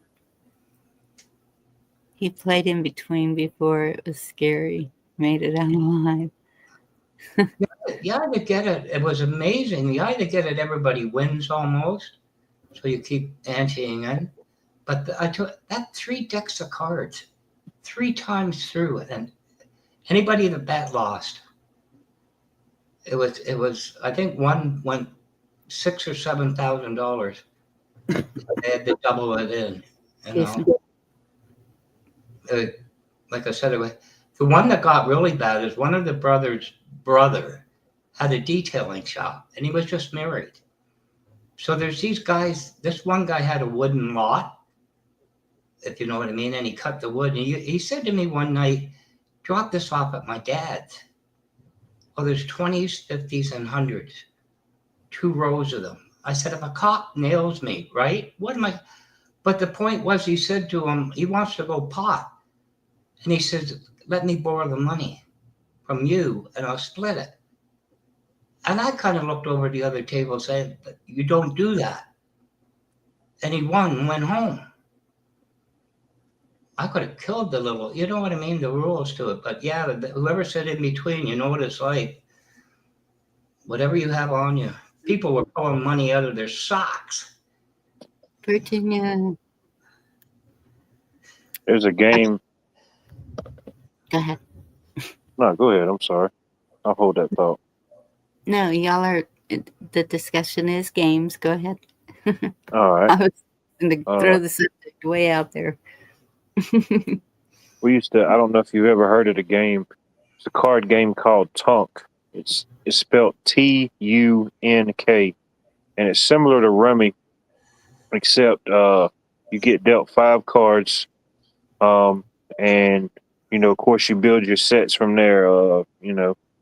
3 7s or ace 2-3, queen king ace or whatever. But we used to play it and gamble on it, and the bets before it could be all right, I got $5 on highest heart, and put in for that, and somebody say, well, I got $5 on the lowest spade, and that's just all the little side bets going. And there's a lot of different rules to it, but it's a fun game. I mean, even if you're not gambling, Yeah. but if you're gambling, I mean, shoot, it can add up quick, especially if you don't know. It sounds simple, but it's one of those games, like especially if you're playing poker with somebody for the first time, you got to know what their rules are. Yeah. You got to know the house rules. Thank you, Virginia. When they started it, that's what I said to them. I said, look, this could get serious. Yeah. When you lock the door, nobody says, oh, I'll go to the ATM, because they had the ATMs there. It's, bet what you brought or back out. You got to have these rules. And there's a lot of people if I was at that table when that kid pulled that, and I got like $500,000 in there, it would have been more. That was wrong but anyway, whatever.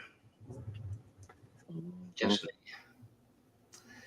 I know my parents and my favorite aunt and uncle used to play poker, but there was about 2 pounds of pennies right here. It was never that serious, money. Pennies or matchsticks. Yep. Well, a good friend of mine, he's passed away now, God rest his soul, but his name was Ronnie.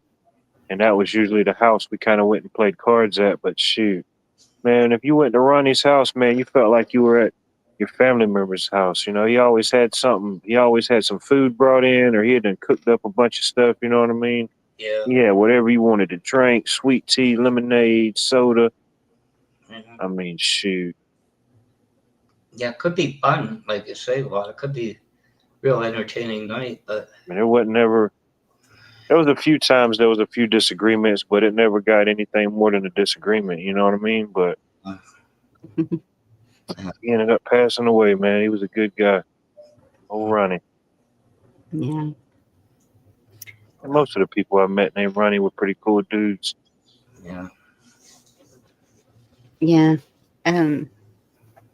The passing of Phil Robertson has hit. That was a big one. People, yep. Yeah. All over Facebook and yeah. Pretty interesting how he built up that whole, family empire, from just nothing. And I mean, heck, people that don't even watch the show around the world or something, they'll say Duck Dynasty or something like that, and they'll get the reference. Oh, that used to be a funny show. Hey, Meatloaf. Duck Dynasty, yeah. Him and his sons, I can't remember the channel right off the top of my head, but I'm subscribed to it. Him and his sons. They have like a channel where they do like a podcast where they talk about stuff or life stories or stuff from the Bible. Yes. He would come on there sometimes and give his point of view. It was very controversial whenever they first started Duck Dynasty, because they would talk about Jesus, and I was like, how are people arguing about this and making a big deal out of it? Yeah, they wanted to cancel the show. Yes. And I think it got him more of a following, because even when Duck Dynasty, at the end of every episode, that's how they ended it. All the family was together eating. All the family that was there, they would get together and eat dinner, say a prayer, and that's how the show ended. It kind of pan out from there. And I've been reading messages that the family's been leaving in different social medias, and that's what they're all saying. We know he's with the Lord, and we're happy for him for that. It's Isn't Phil Robertson part of the Duck Dynasty? What one is he? He's the father. He's the patriarch. Yeah, Oh, the patriarch. it was Yeah. the uncle. The uncle they always see kind You're of thinking of Cy, his brother Cy. Sai. Yeah. I remember the main one, the main woman that was on there. He was going to shave his beard, and they had about four of them in the pickup truck. And he said, "You don't think I'm a redneck?" And all of a sudden, he's out in this field with, Yeah. like a four-wheel or like a monster truck, and he's I forget how many seasons they had, but I've seen a bunch of them, a bunch of the episodes. Yeah. Seems like I read 17. Could be. It wouldn't surprise me. I know there was a bunch of episodes for sure. Yeah. Thank you, Meat Puppet. They said I think he was 79. I wonder how old his wife is. Miss K. Yeah. Now you can make me Gotta look at gotta get home now, Miss K. She's making that sweet potato pie. Yeah. Gotta get home. Yeah, love this Miss K. Yeah. Some funny episodes in that. Yeah, oh yeah. Yeah. No matter how chaotic the episode was or whatever they touched on, yeah, at the end of it, they always was sitting down together and they prayed about it. Regardless, wherever you come from or what your religion is, that's all you can hope for. Is to have all your family close to you, you know? Yes. And they are a close family. The one of the sons and his wife is in God's Not Dead. I think the first one. I think it's the youngest one. I can't remember his name, but I could be wrong. You got Willie, Chase. I can't remember the third one's name. Yeah, and they're saying he died from Alzheimer's. Yeah. I don't know. I guess it puts a toll on your body, maybe the rest of your functions, I guess, because it's your brain straining, I guess. I don't know. Allegedly. I don't know either. That's I did see one post where they said it was just a week ago that his family announced that he was suffering from it. Yeah. So, Mhm. you know. It affects all the autonomic portions of the brain that keeps everything going. Oh, okay. Don't know what he did younger, but I mean, it seemed like he lived a pretty sharp lifestyle. You know, he was active. You know, Yeah. didn't do a whole lot of extra stuff. He ate good. I don't know. It's weird how that affects people. Where it comes from, what starts it. The dementias and the Alzheimer's. Spouse Marcia K. Carraway. Married in 1966. They recently came out with might have been last year. They came out with a movie kind of about them. It was called The Blind. You know, like the Duck Blind. It was called The Blind. Mm-hmm. I haven't seen it, or I don't know how much of it showed, but kind of showed how him and his wife, I guess, met when they was younger, and it took off from there. You remember Dog the Bounty Hunter when he lost his wife in Hawaii? Oh yeah. He finally married her and all that. And they were quite the couple. Yeah. Good to see you.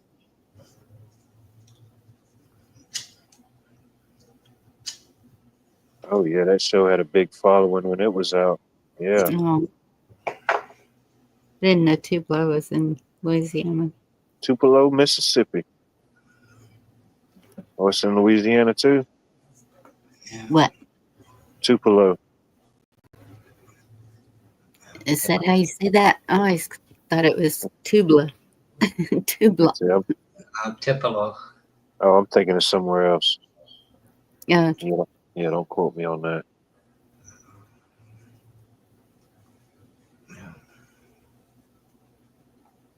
Yeah. Yeah, I saw that too. Bill Robertson and Terry Bradshaw were teammates at LSU, both good quarterbacks. He got some kind of award for that, didn't he, Monty? But not the Oh yeah, I say he was a heck of an athlete for sure.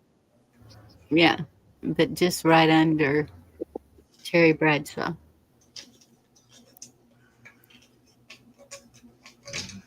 He said, "Oh, don't worry, Terry." He said, "You've been in my shadows your whole life. I got to do this thing doing with Duck Dynasty. It's allegedly going to take off, so I'm gonna let step down and let you have it." That's what they say, allegedly. You know what I mean? Okay, two block. Good. Basset hound. I had a basset hound one. Not my birthday, Tim. Who started that mess again? You already know.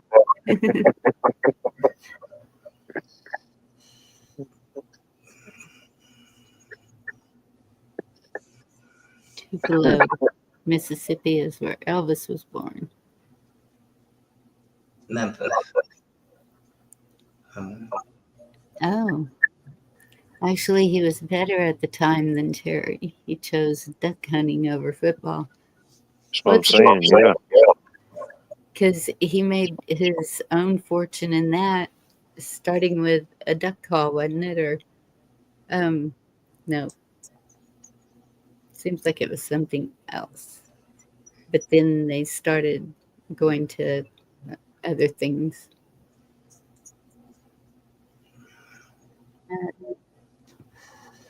Duck call would make sense. Duck Dynasty. Just imagine if his path would have went totally different, how that would have been. Or Yeah.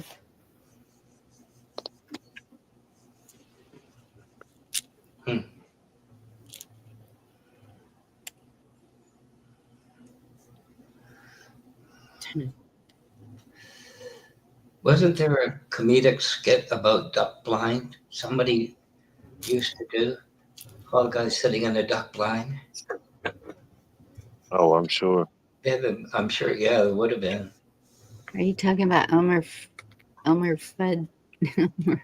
Hey, Chuck. Here he is. You want to come up, Chuck? Up, Chuck.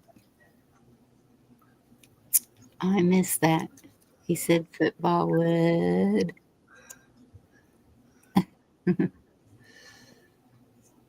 Interfere with his duck hunting. He didn't like the duck calls and later invented his own.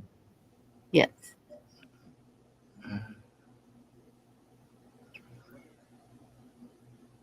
Miss Kay had a fall not long ago and she is now showing signs of dementia. Oh. Dang it. Yeah.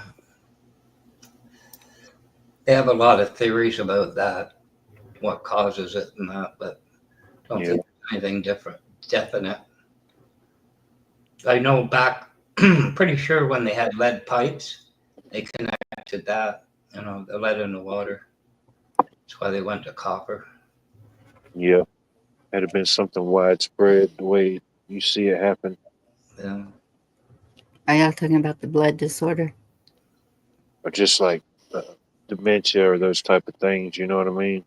Mm. The origins. Yeah. Yeah. Mary said he had a blood disorder too. Mm. Oh, there you go. I'm going to say it's unusual for Alzheimer's to be the cause. I could see it being a side, but no. Guess maybe it just maybe puts a strain on maybe another system, or it can't quite compute or function like it normally would. I don't know. Well, Chuck said there's a movie called The Blind. Yeah, The Blind. Yeah. And it's his story. Yeah, I think it came out maybe last year or earlier this year.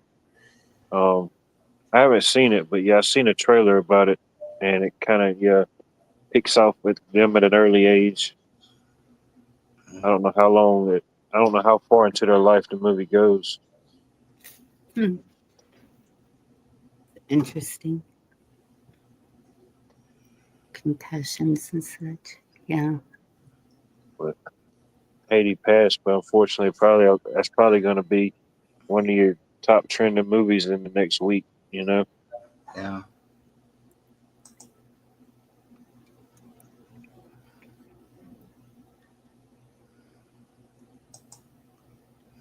That and a lot of people is going to be going and watching Duck Dynasty. Mm-hmm. All the old. That's probably the best comedic skit life. Just somebody's life. You know. Yeah. People, I totally believe that.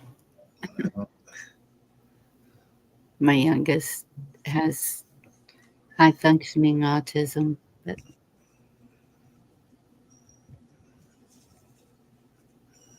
I don't know.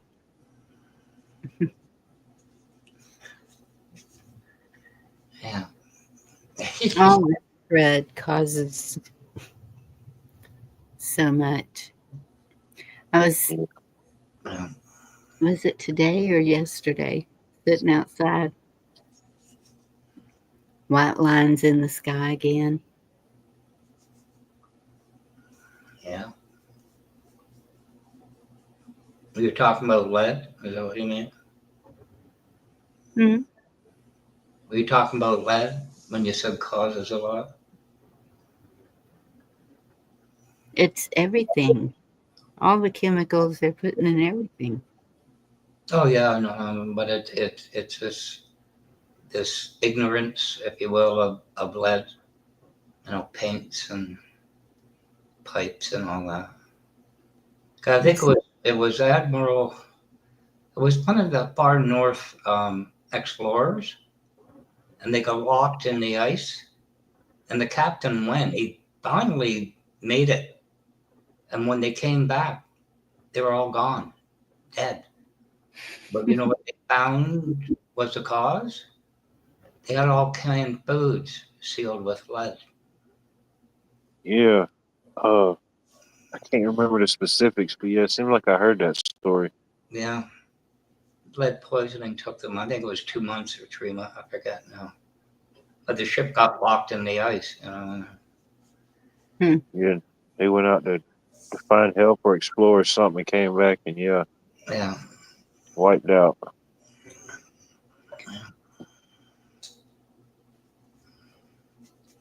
It wasn't Admiral Byrd, it was somebody else, I forget. But anyway, yeah.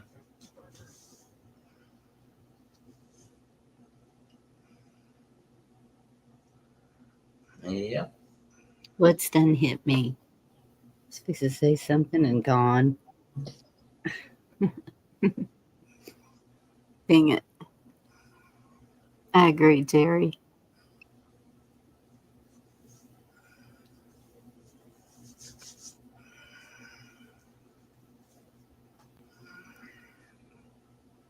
And that's true. Oh, I know what I was going to say. So I was watching this video, and they were talking about how our water used to run through copper pipes. And I can't remember what year they said they quit using copper and went to PVC. But the copper was a protection from anything in the water or something. What they were explaining.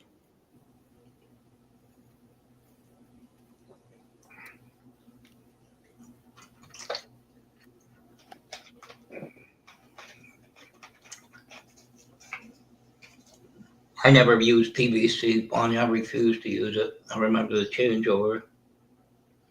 You always use copper. Plastic. Who wants hot water running through plastic? Right. Well, don't know why we have so much plastics in us. Everything's plastic. Yeah. Yep. Susan B.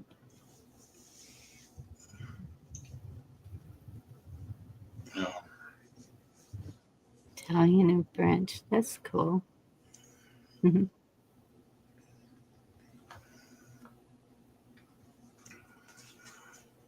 Copper has been used for purification since the beginning of civilization.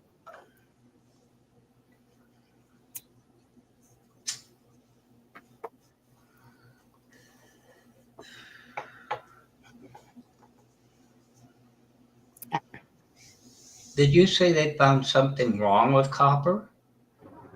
No. Oh, okay. I misunderstood you.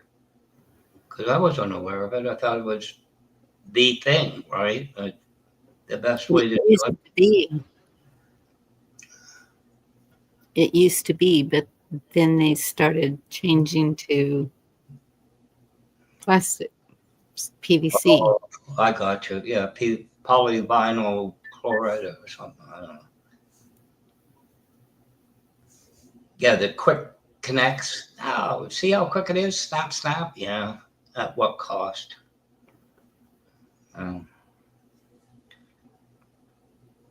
But So where do you get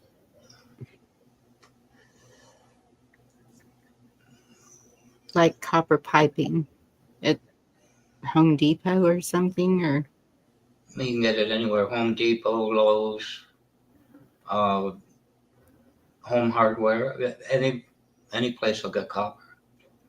okay. I want to try it with my plants, like they said to. What happened to wildlife? Whoops. There he is. All right. He fell down.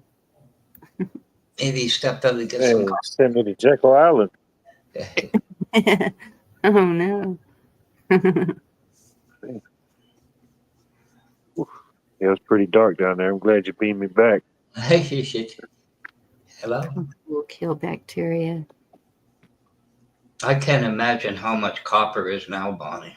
It must be I'm sure. X.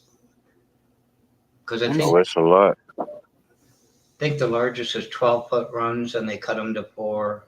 I don't know. I think a 12-foot was the longest one. So if they don't use it in plumbing anymore, because that's what I'm thinking, just getting scraps from somebody that they've done a job for. There was a time in the 80s, like copper was like gold. It was, because I know the subdivision used to have hydro with the 2-inch thick cabling and that down spools on the trucks. They wouldn't leave it anymore. The truck went back in the shop because people go in there and, you know what I mean, and start cutting off pieces of it. Oh, that's a good idea. Pennies. Throw the pennies in the garden. Yeah, it just went with plastics because it was just, of course, so much cheaper, you know. I have Ziploc baggies above my front and back door with pennies and water in it. Yeah, I've seen people do that. They say it's supposed to, I don't know, keep the insects away or confuse them or something. I don't know. Keep the flies out. Yeah, I've seen people do that. Or I've even been to some markets around here and they'll have something like that, you know, like the smaller ones. I think I've seen irrigation when you talk about plants, they use plastic. Well, it drip, drip, drip. Yeah. It was all plastic. So I don't think it can harm plants. I don't know.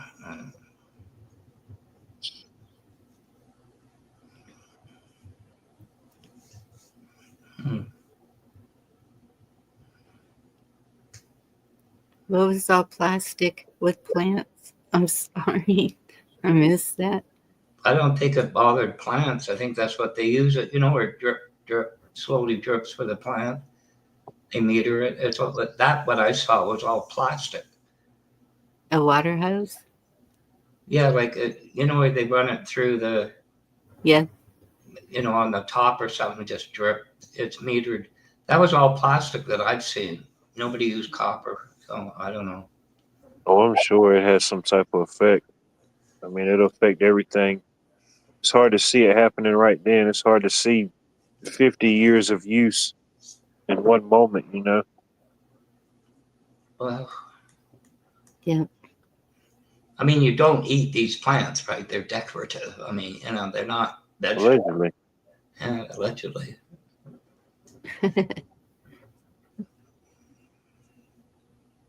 But But they make these glass things that you can fill with water. It's got a tube on it and stick it down in your plants. Yeah. Slowly water. Make like little drippers like that with like old glass bottles. Yeah.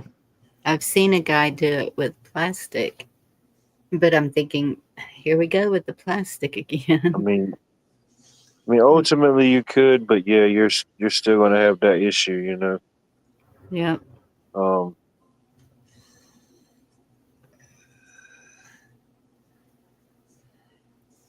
Yeah, Chuck. They claim a lot of things. or if you got like somebody that's got like that runs like a bar or something, if they don't do nothing with their bottles, just say, hey, you know, save me a couple bags of bottles, or somebody that drinks a lot, you know, make you some little self waters. That's a good idea. Get you some little. If you had access to like scrap copper, you could make like a dual threat. You know, you could like wrap it in copper and then have it extend down, and that's what it stakes into the ground with. You know, Mm-hmm. and you can get you a little. Like you can order a bunch of those little cheap drippers online, or unless you had somebody that sold them near you, you could order a whole pack of them for nothing online. I think you just answered a question you had earlier. Why did they call it Chirpy Springs? That's maybe where they make those drippers. That's your drip. That's your drip and drip accessory headquarters. Yeah. The side of the Milky Way.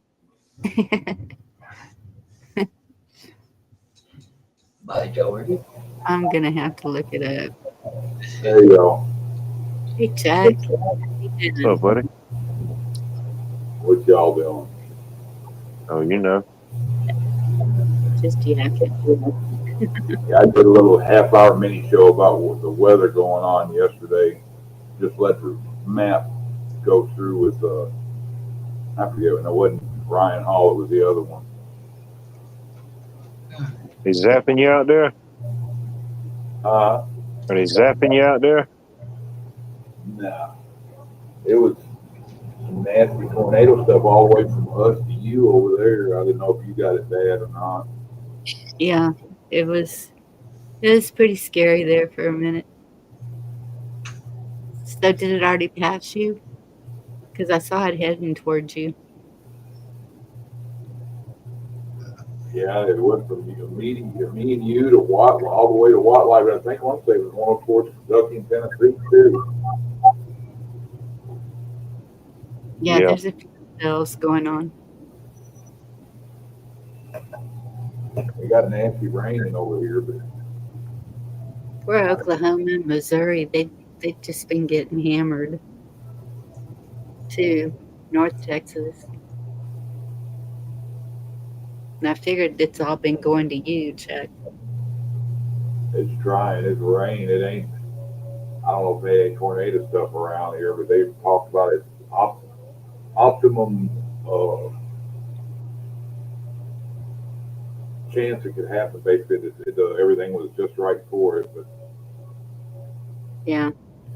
So I got about 10 alerts this afternoon. And first it was tornadoes, and the last two were flooding.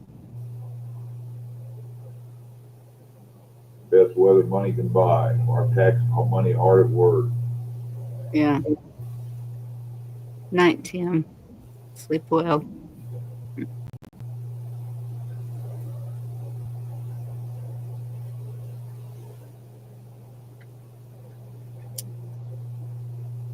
You've been seeing the lines in the sky too lately?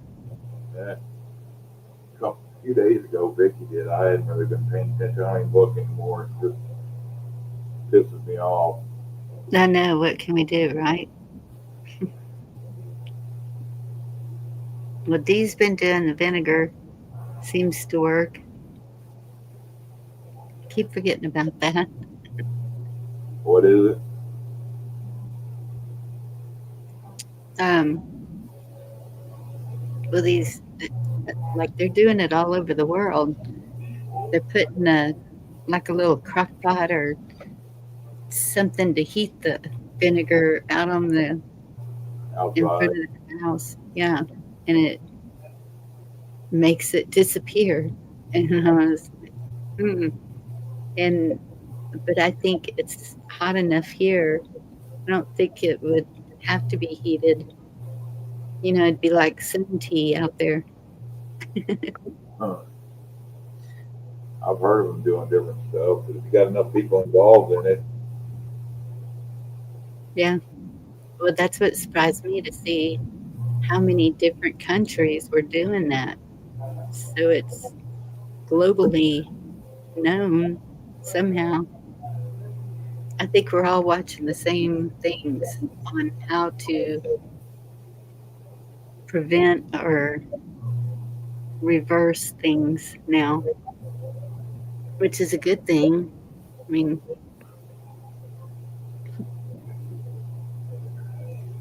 I tell a lot of people, I'm not trying to tell you what to do. I'm trying to tell you to watch. I'm not telling you to believe what I say. I'm telling you to find out for yourself. yeah. Don't accept nothing anybody tells you. Well,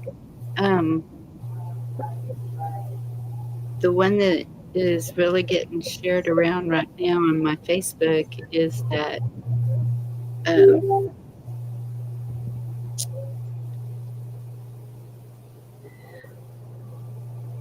article for Ivor and Ben. Yep. And yeah, this 45-year-old girl with stage 4 breast cancer. It's all clear now. And they're saying you can buy these things over the counter now. Is that true? Yeah, I've seen them selling through different things together. Some of them even you can order that blue with it. Mm-hmm.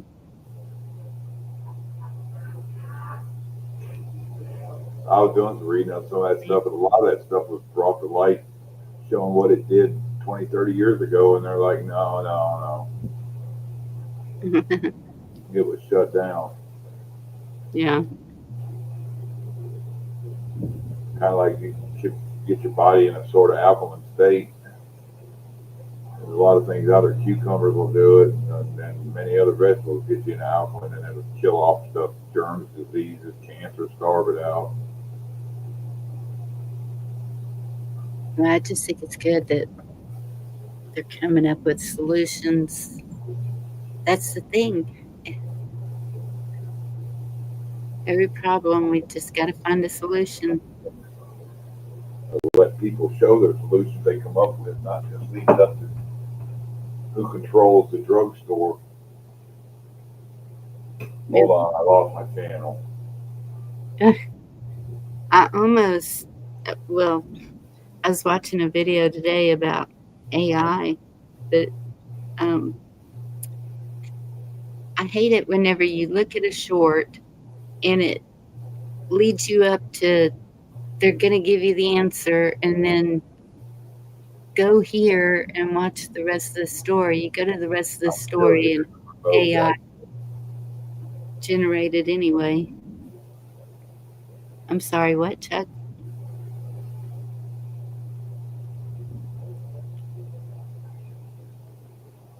Did we lose you?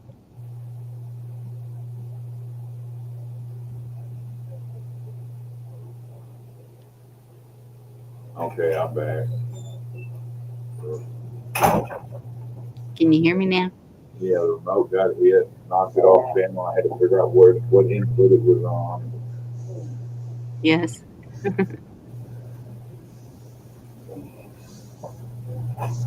Right, Virginia? It is frustrating.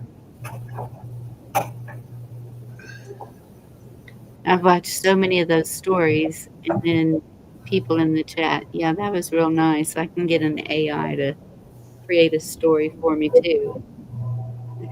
I'm like, darn it.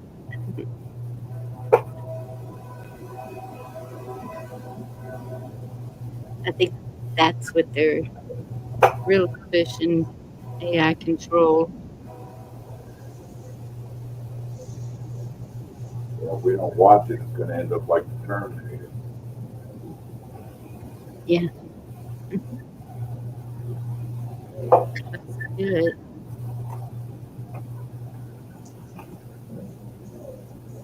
I just, it's concerning.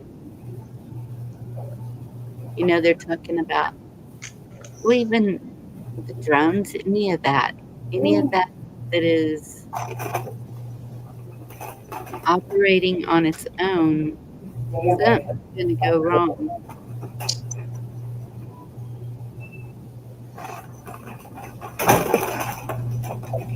I made a big old pot of pinto beans with ham, and I cut up a bunch of turkey breast that I had in there. Vicky ate it, and I guess it was too salty or something. The ham got her problem. Oh, that sounds good though. I need to make pinto beans. I wish I'd have made fried potatoes and onions with it. I like putting them beans over it. But old hillbilly food. Yeah. And a big old hunk of cornbread, which I know you don't like.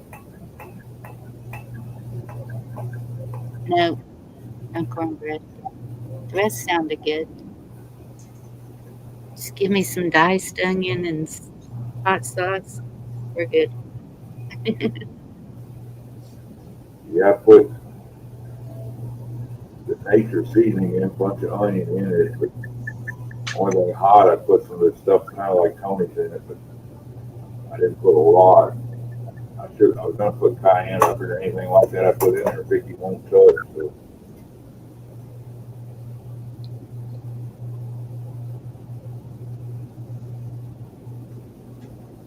Oh no. Okay. That's a long one.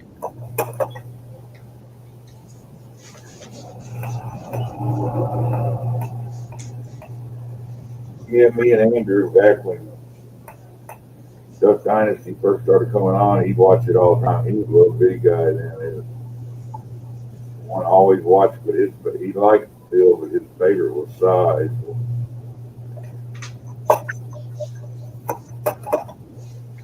Andrew had a little Tupperware glass. Remember those green, long, skinny Tupperware glasses? Yes, but they were all different colors. He had one of the green ones. He wanted one because Si had a green one, and he got him a green one. He drank his tea out of it. Yeah.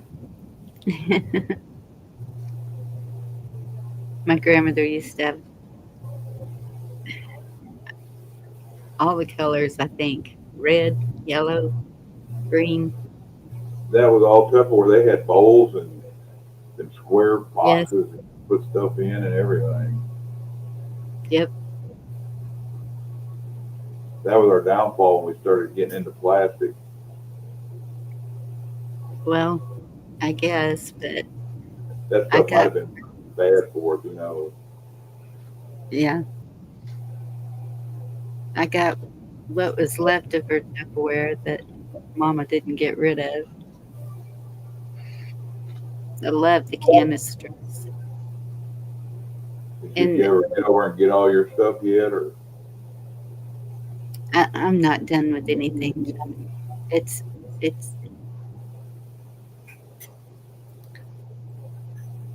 We get somebody to put you some other locks on it, and every time you see something you want to get a hold of, walk it over and put it in your house out there and just lock it up.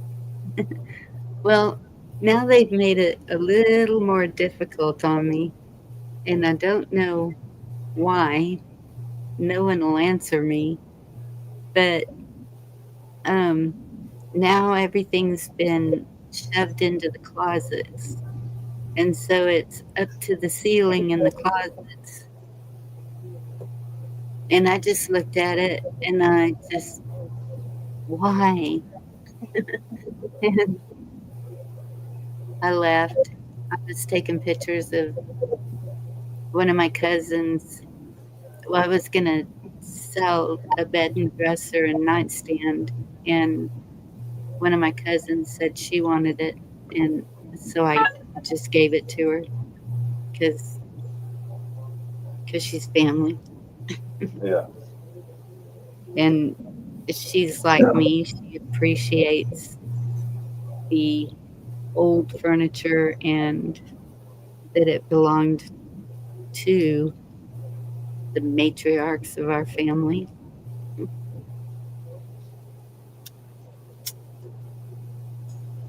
Yeah, I can still remember going to my grandma's house and them old box springs, the ones that didn't have the cover on them. You roll around at night in the bed or move, it just creaks and cracks and pops. And then if you get hot, you flip the feather pillow over to get to the cold side. Did you say a hide-a-bed? No, the old box springs on those old beds, the old metal box springs that didn't have a cover around them. Yeah. They creaked and popped. And Grandmother had a hide-a-bed that would fold in half. It's like a twin size. Yeah. And I had let my daughter use it, and I have no clue where it is now. Yeah. I remember them. I ain't never slept on one, but Yeah. I remember my grandparents had another one too. It was this weird vinyl couch that had real wide, short, stubby armrests on it. And you pulled the couch out from the wall and you picked up on the seat of it, and you clicked it and picked up again, and then set it down, and the back would lay down, and it made a bed. Yes. Yeah, I remember those too. I think that was something probably from the 40s or 50s. Yeah. I'm sure the old South had them, but you have what they call sideboards in the dining room. Remember where you put the English had them. Sure. Stuff in. Like a sideboard where you brought in all the dishes, for dinner in the dining room. Yes.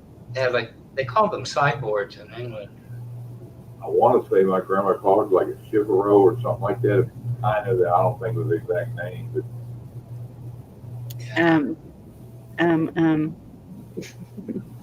My mother called hers a shrunk, but I don't think that's what it was. I don't know. I could be getting it wrong. Put all the stuff on top, but then you can store your other stuff. It's like it had drawers in it, I guess, to put silverware. Yes. I think the sideboards had like cupboards on the side where you keep your silver, if you had silverware to put, like bowls and things and fancy dishes for the. Hey, Wingnut. Yeah. I have a china cabinet that's what I use. There was another one. It's short. And the name just escaped me again.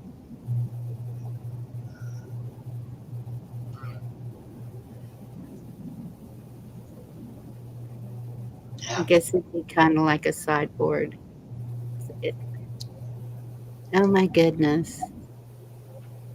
There's another name for it in the South. I think the Southern states called it something else. Yeah. Can't remember. I'm going to see if I can find it.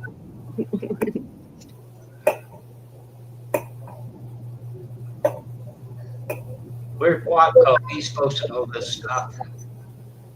Want to say something like a buffet or banquet or something like that too.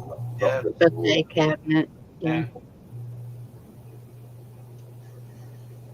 Yeah. I think the shipero is something that I've heard them call it, but that refers to those damn wardrobe-like things that people didn't have closets in their bedrooms. They had that big stand-up hut you could hang clothes in. Yes, a wardrobe. Yeah. I think shipero is a good-ass South Louisiana term for that. Okay. I had an antique one, and I didn't have anywhere to put it, so I had to sell it. It's like having a casket standing up in your room. Yeah. Well, mine, so it had a clothes rack in it, but it was only about 8 inches long, and then it was hollow. There wasn't any shelves in it or anything. It really wasn't functional. It had the shaving mirror on the inside door of it. Uh, but they didn't have a lot of clothes back then. It's And hard, at hard to my other house, I used it for the coats, that little hanger thing. And then my fabrics were stacked on the other side. it's hard to think of one time there were no closets, just wardrobes. Yeah. Where this house is, they added more built closets in it. Every room in it, there you can tell they built a closet in the corner, or like the hallway was shrunk up. They used for the two middle bedrooms. They went into the hallway and built closets. Yeah. Remember the story, The Lion, the Witch, and the Wardrobe? Did you read that book? Narnia and the Lion and old English story. Yeah, I remember it. Through the wardrobe. What's the one where they go through the closet? That's it. That's it. Lion, the Witch, and the Wardrobe. They go to Narnia. And there's a big lion, I forget his name. Narnia. That's what it's called. Okay. But I forget. Do you remember the name? The lion that was in charge of Narnia. Yeah, that was good. I think I went to school with a Narnia. That was Nunya. Close, but no cigar. You're right. You're right. What was the name of that lion? I can't. It's right there, and I can't think of that. Oh my goodness. Probably lived in Drippy Springs. That's why I can't think of his name. Yeah. Anybody in chat remember the lion in Narnia? I don't know. Can't think of it. Aslan. Aslan. Yeah, Aslan.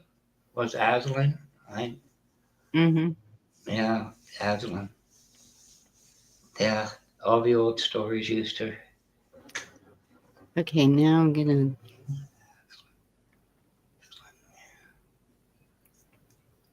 Where? Yeah.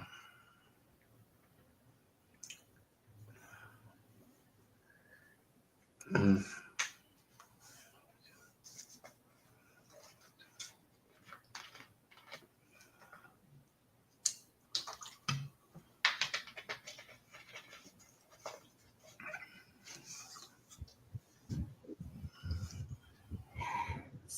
Searching. Yep, we were right. Dripping Springs, Texas got its name from the dripping springs found on property owned by early settlers, specifically the Moss family. Nanny Moss. I guess that's why Moss doesn't get on a Rolling Stone.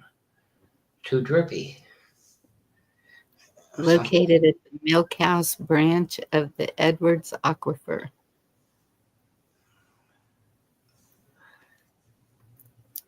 Was a gathering place for the Onkawa Indians. Oh, so was it a translation from native language to No, English or something? Oh. she just named it Dripping Springs because of the springs on property. Hey, Brian. I guess. Yeah.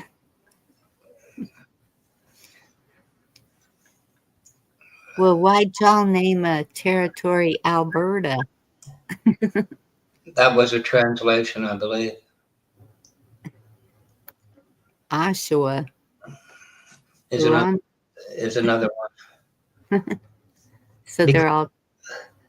There's Lake Simcoe, and that was Lord Simcoe, and he owned a lot of northern land, and he renamed Toronto York, and then it was renamed back again to Toronto, which is a Algonquin native language. Alberta is the Cree Indian nation, so there must be something about that. I would imagine an awful lot of Algonquin, Cree, a lot of native. Oshawa is another one where GM is based. Yeah. But then they bought out, what was his name? 1905. Had a big mansion in Oshawa. I can't think of his name. He had a car company and GM bought it. I can't think of his name. Colonel something. Anyway, yeah, a lot of native languages. Hello, chat. But yeah, we have a lot of that, you know.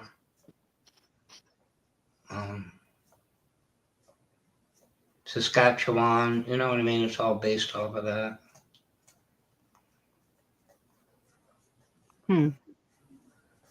The Algonquins were primary in Ontario. The Algonquin tribe. We had the Tonkawa, Apache, and Comanche. Yeah. In my area. And the Crazy Horse or something was leading the amalgamation of tribes down there. Yeah. Yeah, I don't know about down here. Well, I thought there was Crazy Horse. There was certain nations went together to fight the cavalry, and I think Crazy Horse was elected as the chief of that.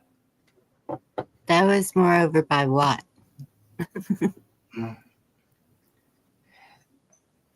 Yeah, that's half Cherokee and Choctaw.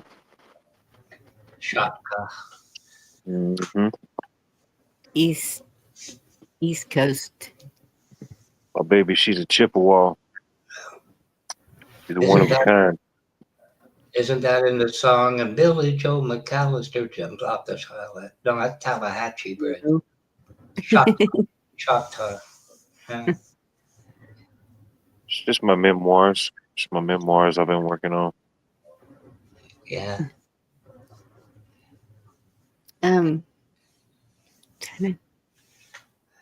Chippewa. Chippewa. We have that around this area of Southwood, Chippewa. I think they traveled all over. Yeah. All of the tribes. I mean, because that's just surprised me that Comanche were down here because I thought they were mostly north. And so that explains why a lot of us have different native bloods. Yeah. Because that didn't say Choctaw, and that's what mine is. But my great grandmother was from Alabama. Oh.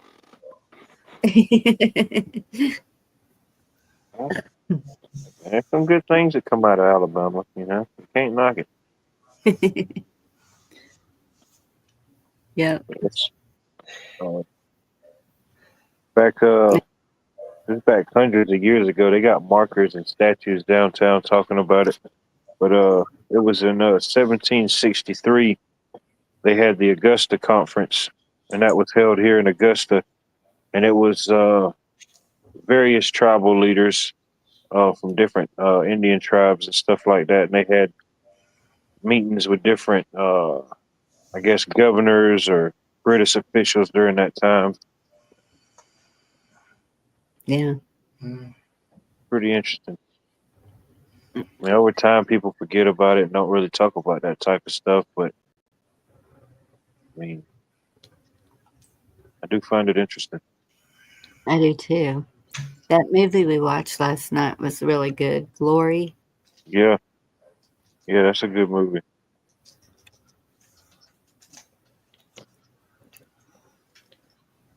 Of course, it wasn't all filmed in Georgia, but there's some scenes in there that they used Savannah and like Tybee Island and Jekyll Island in the movie. Yeah.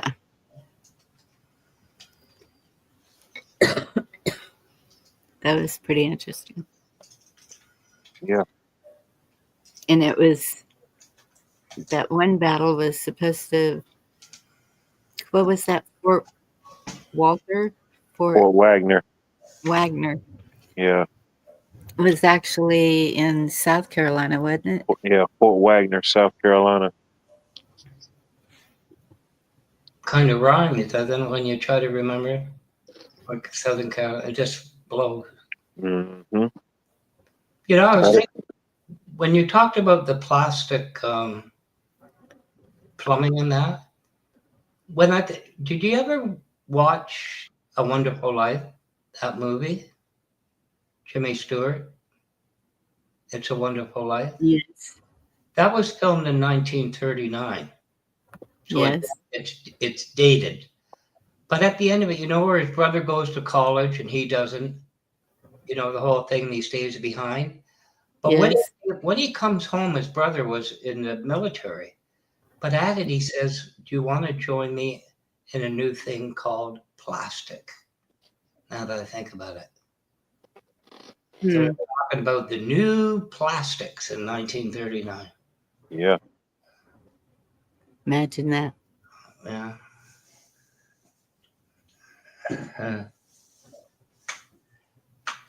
Like it was a godsend, Wonder if it has been. I'm trying to think. I heard plastic somewhere. You know what I mean? This new thing, plastics. You want to come in with me? It should be the going thing of the future. But it was that movie. It was in. Yeah. And here we are. And here we are.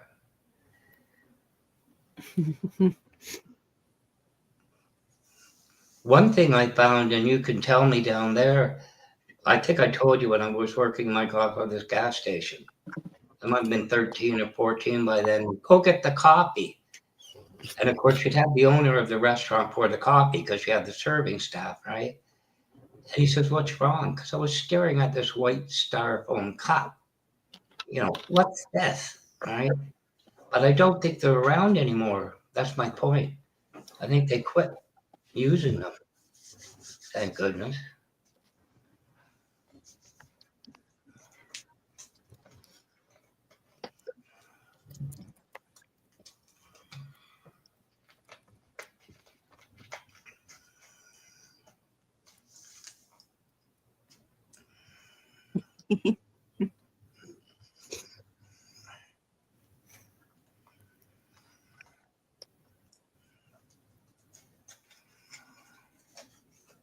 A little bit.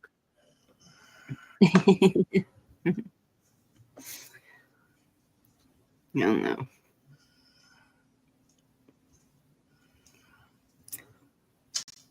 It just shows you how messed up wars were. It was just messed up. Yeah. you could see the power, hungry,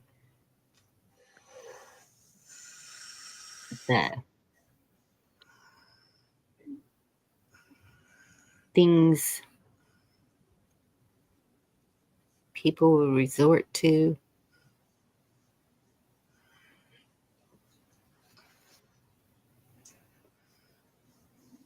Yep. Some things we'll just never know. Yep. Look what they're doing now. Why build a jet fighter when you can use a drone? Let's send a 500 drones. And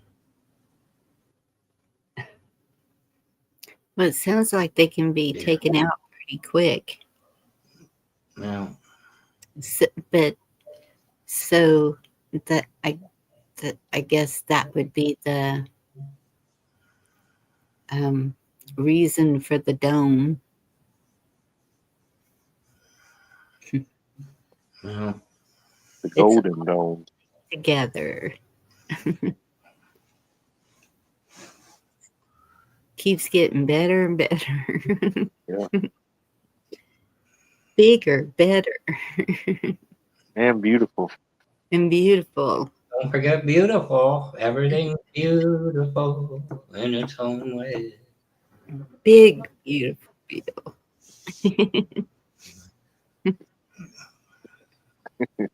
I still haven't read that bill. I have got to read it. It's just to see what. Big, beautiful. Yes. How are you, Yeah. Virginia? I'm good. I love Big and Beautiful, so it's got to be a good read. I watched a Well, video. Sorry. yeah, I was going to ask, has anyone seen anything or read anything? Because I have not read it either, and I haven't really watched, but it sounds like maybe Black watched it.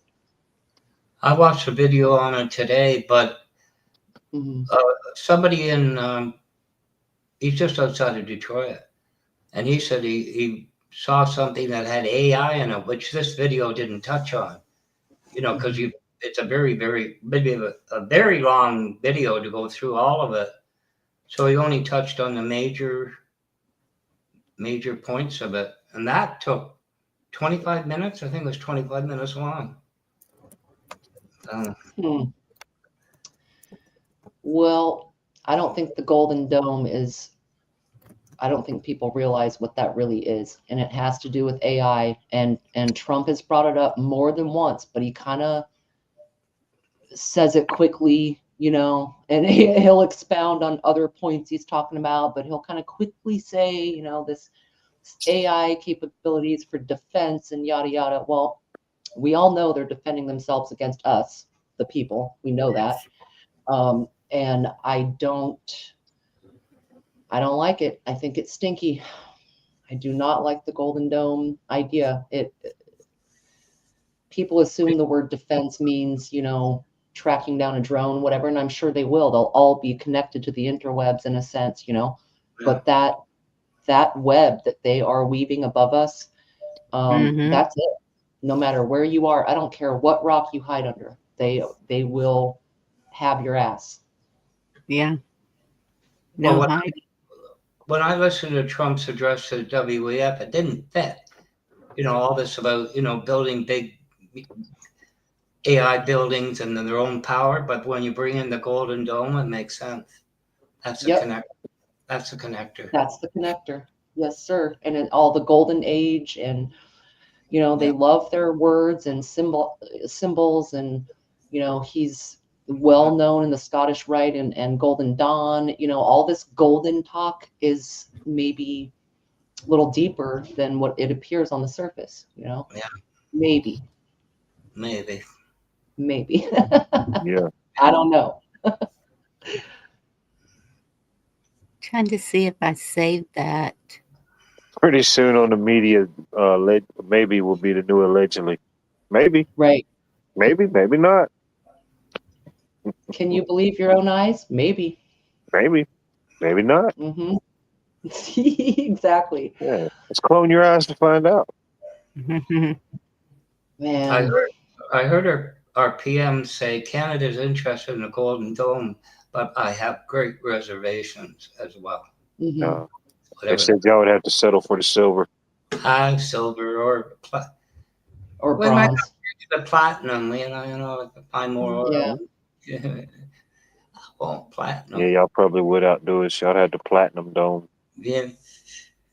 Well, it's going to reach out. I mean, Canada, I think, will kind of be caught up in that energy field one way or another. You know, if you just Oh, think no about, doubt. they'll have a concentrated area for sure, but there's no stopping that once you start weaving a blanket that it can be any size. This is it, y'all. They're weaving the world straight up. A huge shawl for all of us. Yeah. Good. Mm-hmm. That only cements Musk into it, doesn't it? Oh yeah. It'll all slide over, which is disturbing to me personally, but I don't know. One man, one company, no. But you're too late, Virginia. We figured out why they named it Drippy Springs. Mm-hmm. I did see that earlier. I was resisting some jokes there. Yeah. Was it called Tones and was it Talismans? Hey, Garrett. I think if I grab it, it takes me out. Oh, Bonnie, you're talking about that video. I think it was Tomes and Talismans or Tomes, maybe.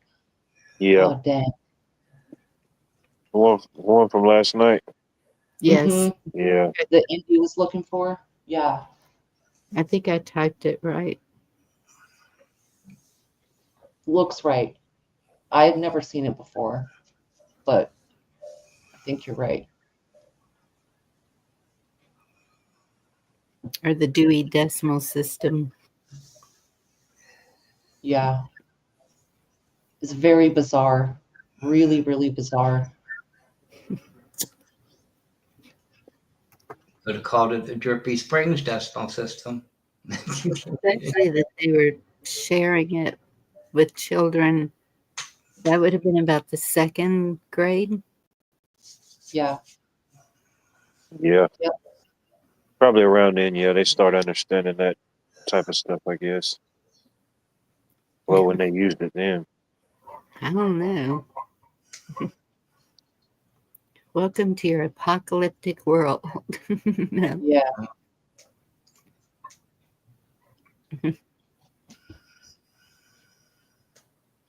Cheryl saying, are they going to be able to go through the dome with their rockets? And perhaps Musk asked that or whatever.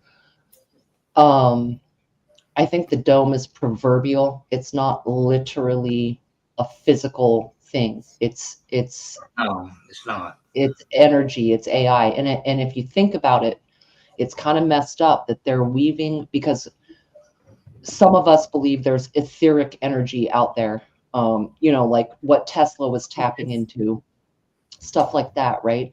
And they're building this quote unquote dome. And let's say they're doing it just right inside the boundary of our natural ether, and it usurps us receiving that. Does that make sense?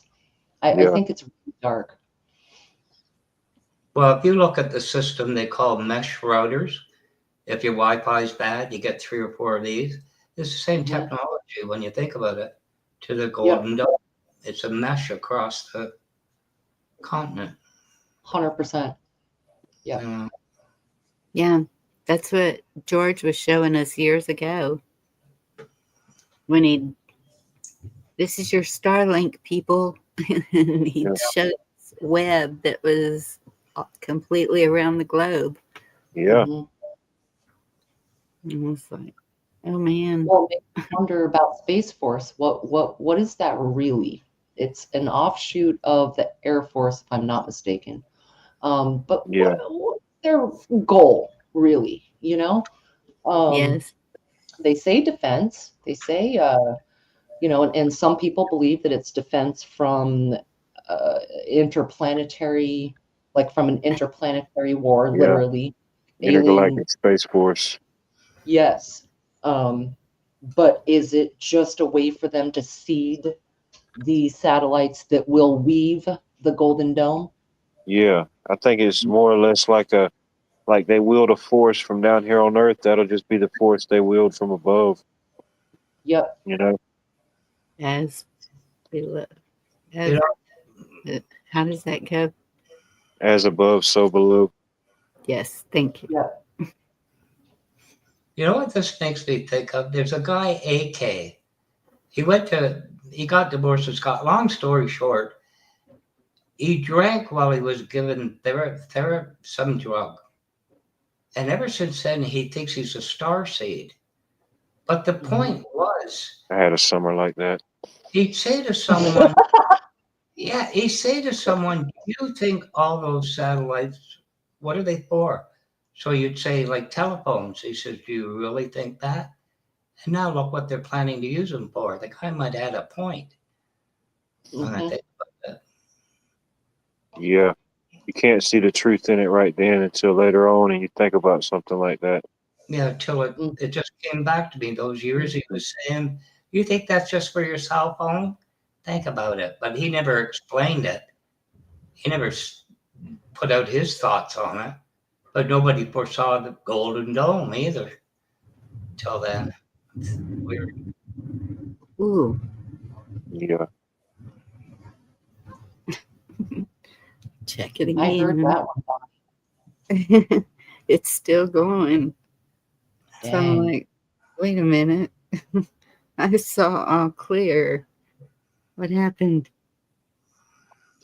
Just a little friendly backfire, you know?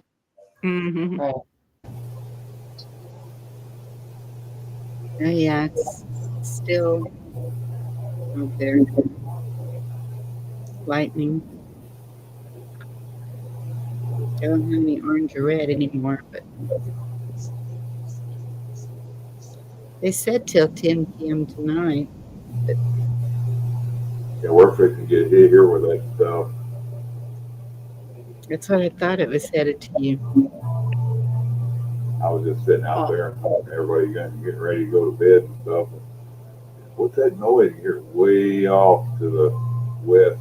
Just a loud boom, whatever rumble. Sound like somebody dragging a big dumpster way off in the distance. Yeah.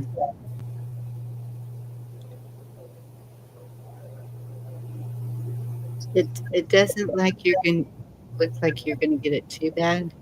Yeah, what I saw, nothing red at all.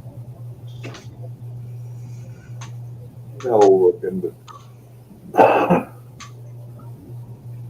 Maybe a little. At about 3 a.m. I mean, I think we talked about the possibility before, but do you guys think this is happening more and more, your hurricane watches or your tornado watches, or like it's more than average? Or is this average? more. Okay. I see definitely more. Hmm. And more widespread. It seems definitely more. Mm-hmm. I thought they projected this. They said for a certain number of years it could be higher natural things, that you know what I mean? Like That's because they block all the overhead strikes. Why wouldn't they project what they're going to do?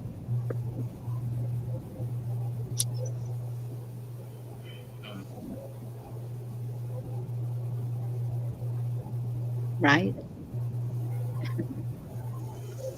Yeah, kind of. Yeah, like predicting what Was it a prediction or was it what they're going to do? I can feel Moose Man's harp is badly out of tune right now. He's beside himself. He can barely play it. Excuse me. I mean, He's the one that we do. conspiracy theories.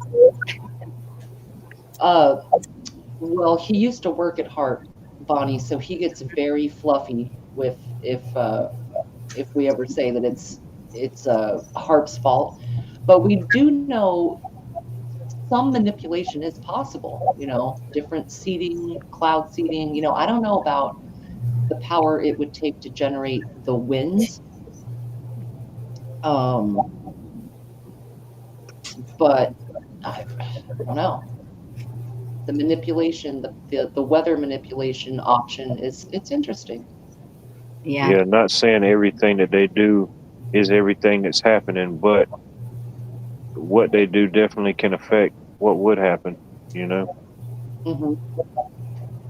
I wish I still had that video when Helena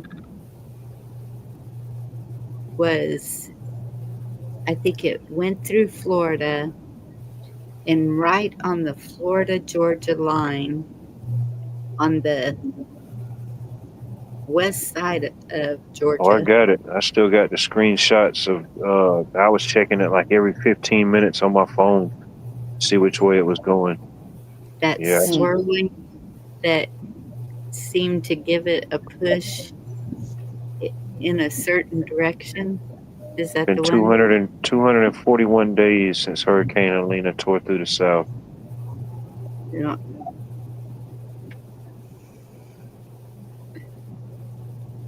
It just looked too. Yeah, there was something that kind of kicked it from the west side. Yes. They enhance the conditions in the air that makes it the word susceptible to follow the breadcrumbs, basically. Yep.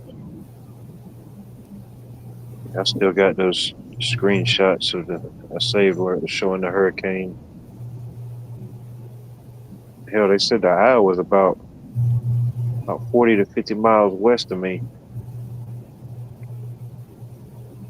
From what I've seen, I can believe it.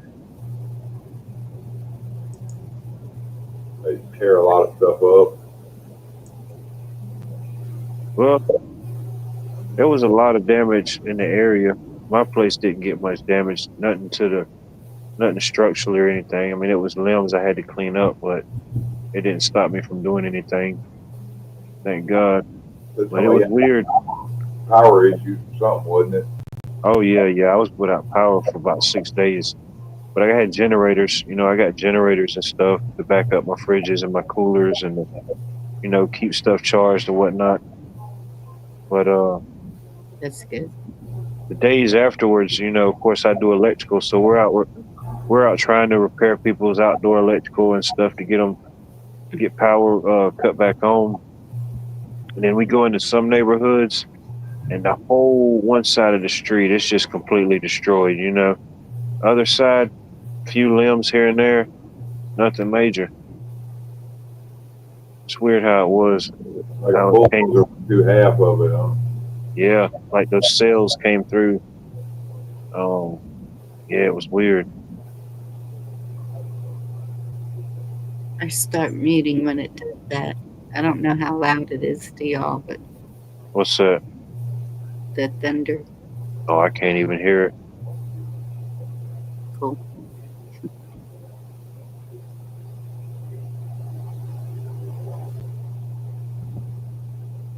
For some reason I don't hear BS out of my right ear too well, so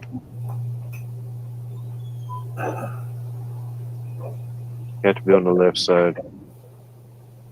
Everybody around here is fixing to go to bed, y'all. I'm gonna get off here so they don't have to hear them hear me on here and all that. All right, brother. I'm glad you came up. It's been a while. Definitely. Good seeing y'all. I might even try to crank my channel up. Good seeing y'all. Good idea. Yeah. Have a good Stay night. safe in them storms. Yes. We wrestling the tornadoes now. Stay golden. Bye, y'all. Night, Chuck. Night, Chuck.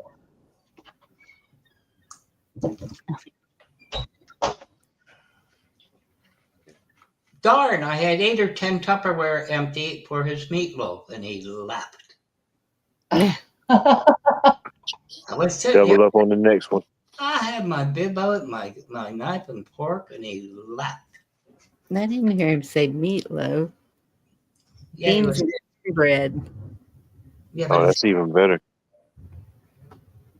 no, I want meatloaf. I want. Where's the babe?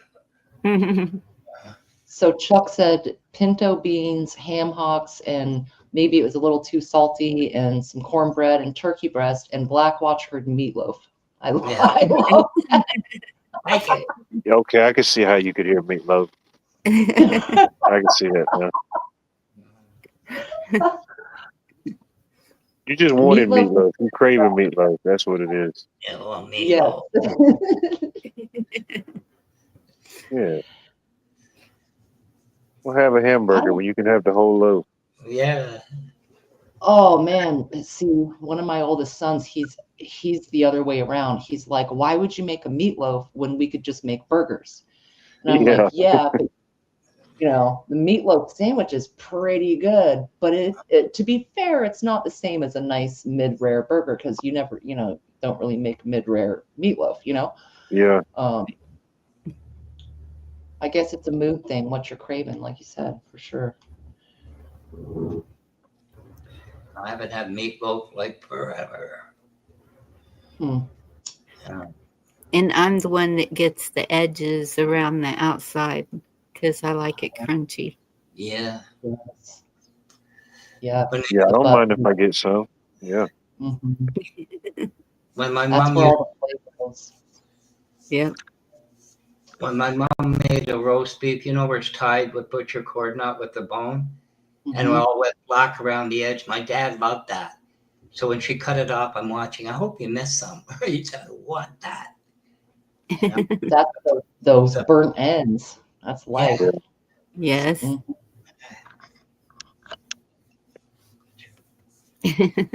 When my grandfather would put anything on the grill, it was the whole thing. It wasn't just the ends. And that's why it took me so long to try a steak medium or anything like that because it was I never had that. Oh, I see what you're saying. So he would like maybe smoke the whole thing or roast the whole thing or He'd whatever. burn it to crisp. Yeah. He'd dig right in the middle and try and find some meat. That's funny. And that's the way my mother always was. She was all, no, it has to be well done. Like really well done. And then my husband, his was so rare. Like put it on the grill, wait a minute and flip it, leave it another minute and put it on the plate. Yeah. I was like, oh, okay. I Can't like do mine medium rare. Yeah. Yeah. Yeah.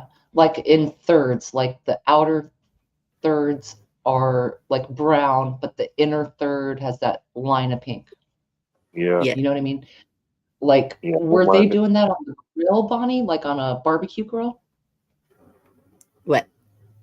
The like burning of the meat. Burning. Yes. Burning of the cow. All right. So it would have been like really well done. Yeah. Yes.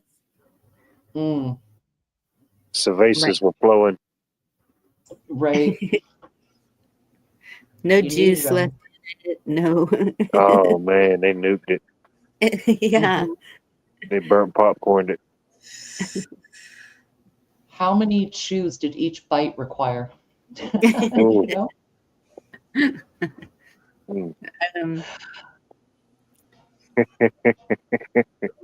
When they say the leather sole, yeah, that. Oh that no.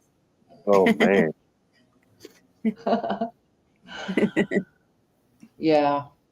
To be fair, my mom is like that. She's still very weird about meat. Just and with red meat, she burns the crap out of it, and she's got something in her head about it, and there's no Yeah. telling her different.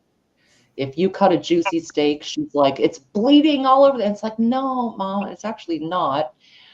I mean, with a super rare, it could be, you know what I mean? But Yes. just the juices coming out, that's not a bad thing. Yes.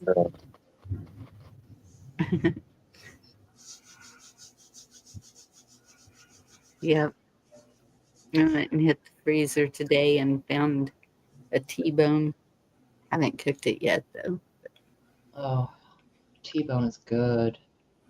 Mm-hmm. T-bone. Isn't one side like the tenderloin and one side sort of the ribeye?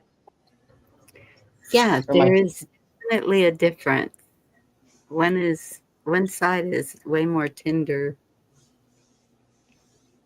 I think that's what it is one side of the bone, the smaller medallion shaped piece of meat on a T-bone. I think that's loin, and the side of the bone I think is ribeye, but I don't have a meat chart, but it's still so. You might have a point. Doesn't a T-bone, when you start to cook it, kind of curl? So it's different one side. It must be different one side than the other. No. Curl a bit. I remember. Might be an elbow. It might be. Yeah, it When could you be. cook the elbow. Could be elbow T-bone. No, my T-bones haven't curled. I had a sirloin do that a while back, but not a T-bone. Right. Not a lot. It's just a little if you. Oh yeah. I remember. I asked when my daughter was in the store, I told her to look at the price of the steaks just to see what the store was charging. And they had a boneless ribeye, and it was almost $30. Maybe it was 30 or 35. And I said, "Are you kidding me? Get away from there." Hey. Yeah. He's proud of it. He's proud of that cut. Yeah, he was. Yeah. I don't know if they made a mistake or if they did that because it's Memorial Day weekend. A lot of places, especially tourist towns, will jack up the prices for that weekend. No, they gave him Employee of the Month, and he took it to the head. That too. Brian Lloyd, you're absolutely right. Bone is flavor, 100%. Whether you're cooking chicken or steaks or whatever. Even if you're gonna take it out yourself, and use it, make stock or something. The round steak, I always had to have the bone with the marrow in it. Oh yeah, that's the flavor too. The marrow. Yes. Oh, good. see, I've never done that one yet where you like spoon out marrow from a really thick Like a bone. ossobuco? Yeah, like something like that. Yeah. Like I'm aware of it. Like a beef shank. It's kind of like jelly, right? Oh, you'd like it, I'm sure. I'm not It's opposed. flavor. It's got to be the flavor up in there.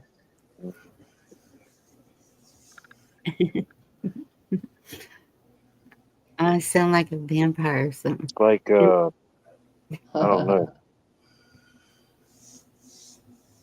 And the fried blood that comes off of your hamburger patties or whatever. Oh yeah. Like those bits that kind of they'll get like brown. Mm-hmm. Those bits that fall. Yeah. Mm-hmm.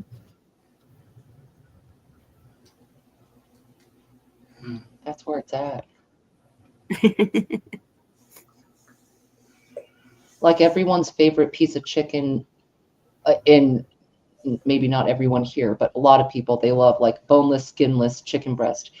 And that is the driest. It's actually one of the hardest cuts of meat to cook properly because it's so dry. There's no fat. You gotta brine it or soak it. Yep, exactly. But you roast a whole chicken, oh, that's some juicy, all of it, the whole thing, like Your roasted meat just like sweats thinking about it. your turkey. Yes, I do it regularly, man. It's Oh so yeah. good. Some vegetables and stuff in it, yeah. Mm-hmm. Now that I think I like about to it, put a apple in the whole, the carcass. yeah. That was it. Yeah, I Black. bet that would Just be good. apple in your whole. Yeah. Mm-hmm. Keep it moist for sure. Now that I think about it, Virginia, right? Because I've only had like the rotisserie. You got Yeah. back in the day when my mom made breast, it was dry. It was you know, Yeah.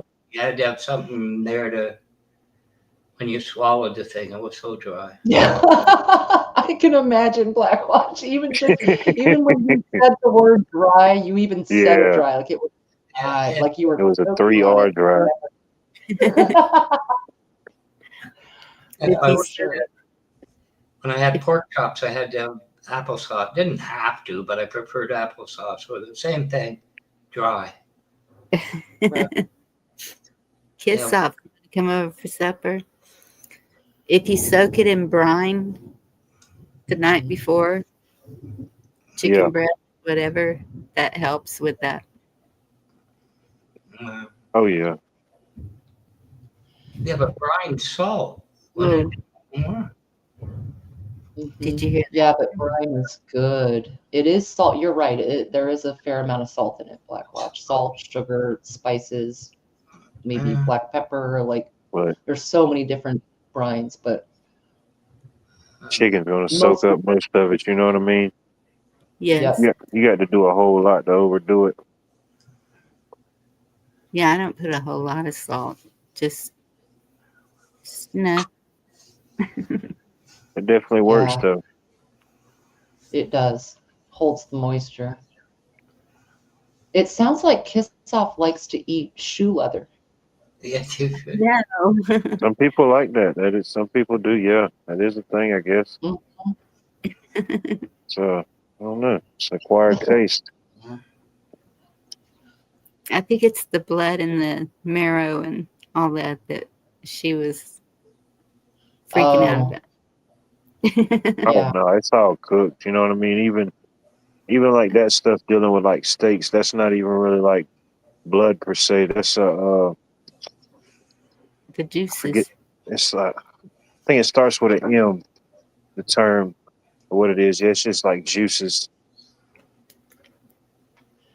I mean, as long as you got a good cut of meat and it reaches a certain temperature, you know, whatever temperature No, you you're like right, it. Bob. It's not literally blood. I can't think of the word either. Like I'm racking my brain. I know what you're talking about, and It it's may not not start with M.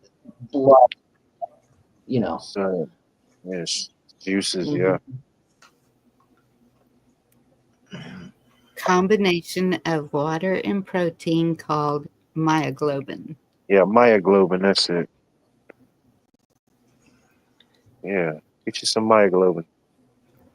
Red color in meat and That's what's transports oxygen to muscle cells. As meat cooks, the protein denatures and the water within the muscle is released, resulting in the liquid you see. This liquid is often mistaken for blood, but it is not. Yep. That's right. Oh, Monty, au jus is where it's at. Yeah. that would be when the myoglobin gets cooked even Oh yeah, more yeah, refined. Like, yeah. yeah. You And got that. Kiss Off is killing me. She's like, she's dying and puking here. Kiss Off, which part is it that you're grossed out by? The juices or the marrow? Or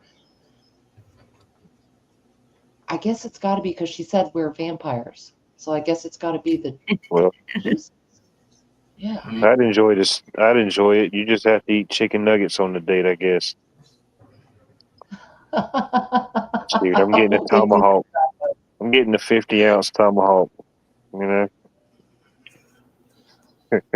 be like the guy from that one TV show. It wasn't The Office. It was something else, and that was his thing. Like he would just eat meat. Like this one part, him and his coworker, they went to eat lunch somewhere, and he said, "Yeah, I'll have the number 42." And he said, "Sir, that's a party platter of meats." And he said, "Son, don't question me. I know what I'm doing." And Right. she gets like a soup and a salad, and they bring him like this big party platter of meats. And she was like, "Hang around, kid. This is going to be a thing of beauty to watch." That would be me. Platter of And meat. then he got the Yeah. meat sweats. And he got the meat sweet. Yeah, everywhere he went, he would just bring me the biggest cut of meat you got. Well, I couldn't do that, but Oh, it's good, Bonnie. Yeah. I could not eat. Steak is very filling, and that's why when I cook one, it lasts me 2 or 3 meals. It depends on the size of the steak and how thick it is, but Yeah. Yep. Totally agreed. At least 2 or 3. We're talking a steak omelet, a steak sandwich. I was just thinking a steak omelet. Yeah. Yeah. Slice it up real thin. Yeah. That's right. Maybe some peppers and onions and mushrooms if you Yeah. got them. If you got them, you know, why not? Mm-hmm. Yep.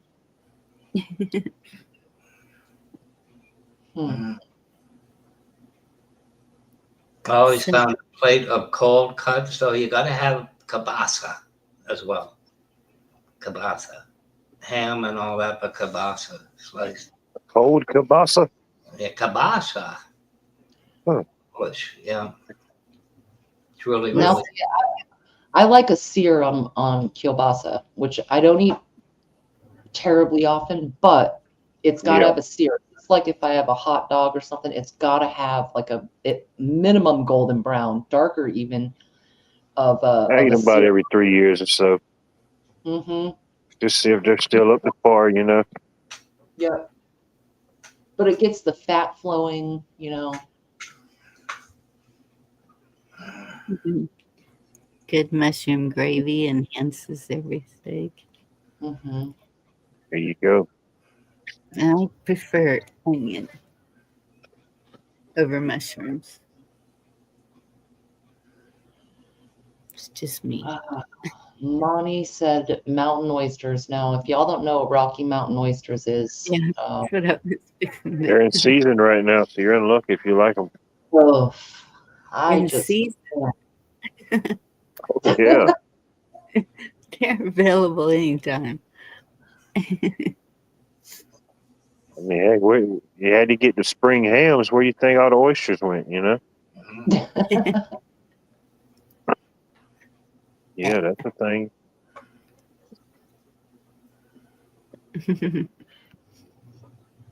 I couldn't eat clams if my life depended on it. Yuck. Oh, a good clam chowder. Yeah, I like them if they're good, yeah. And maybe a chowder would be different than just off the shell. Yeah, I don't eat anything just off the shell. No oysters. Oh, yeah, I love a good oyster.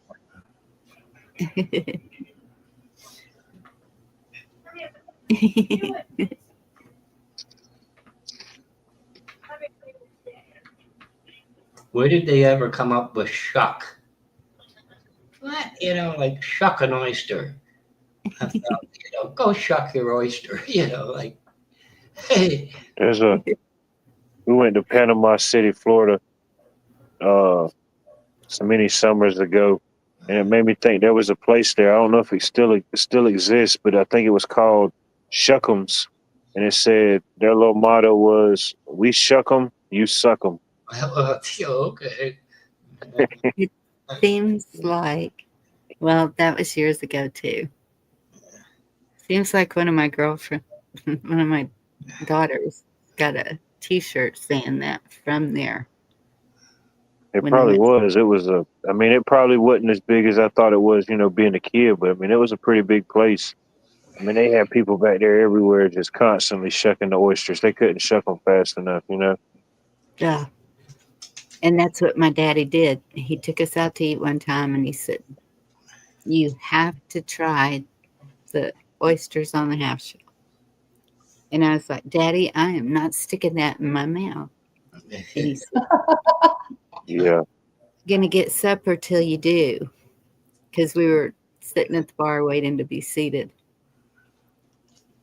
And I looked at my husband, and he's like, "Mm-mm." And so finally, I was just like, "Oh, for Pete's sakes!"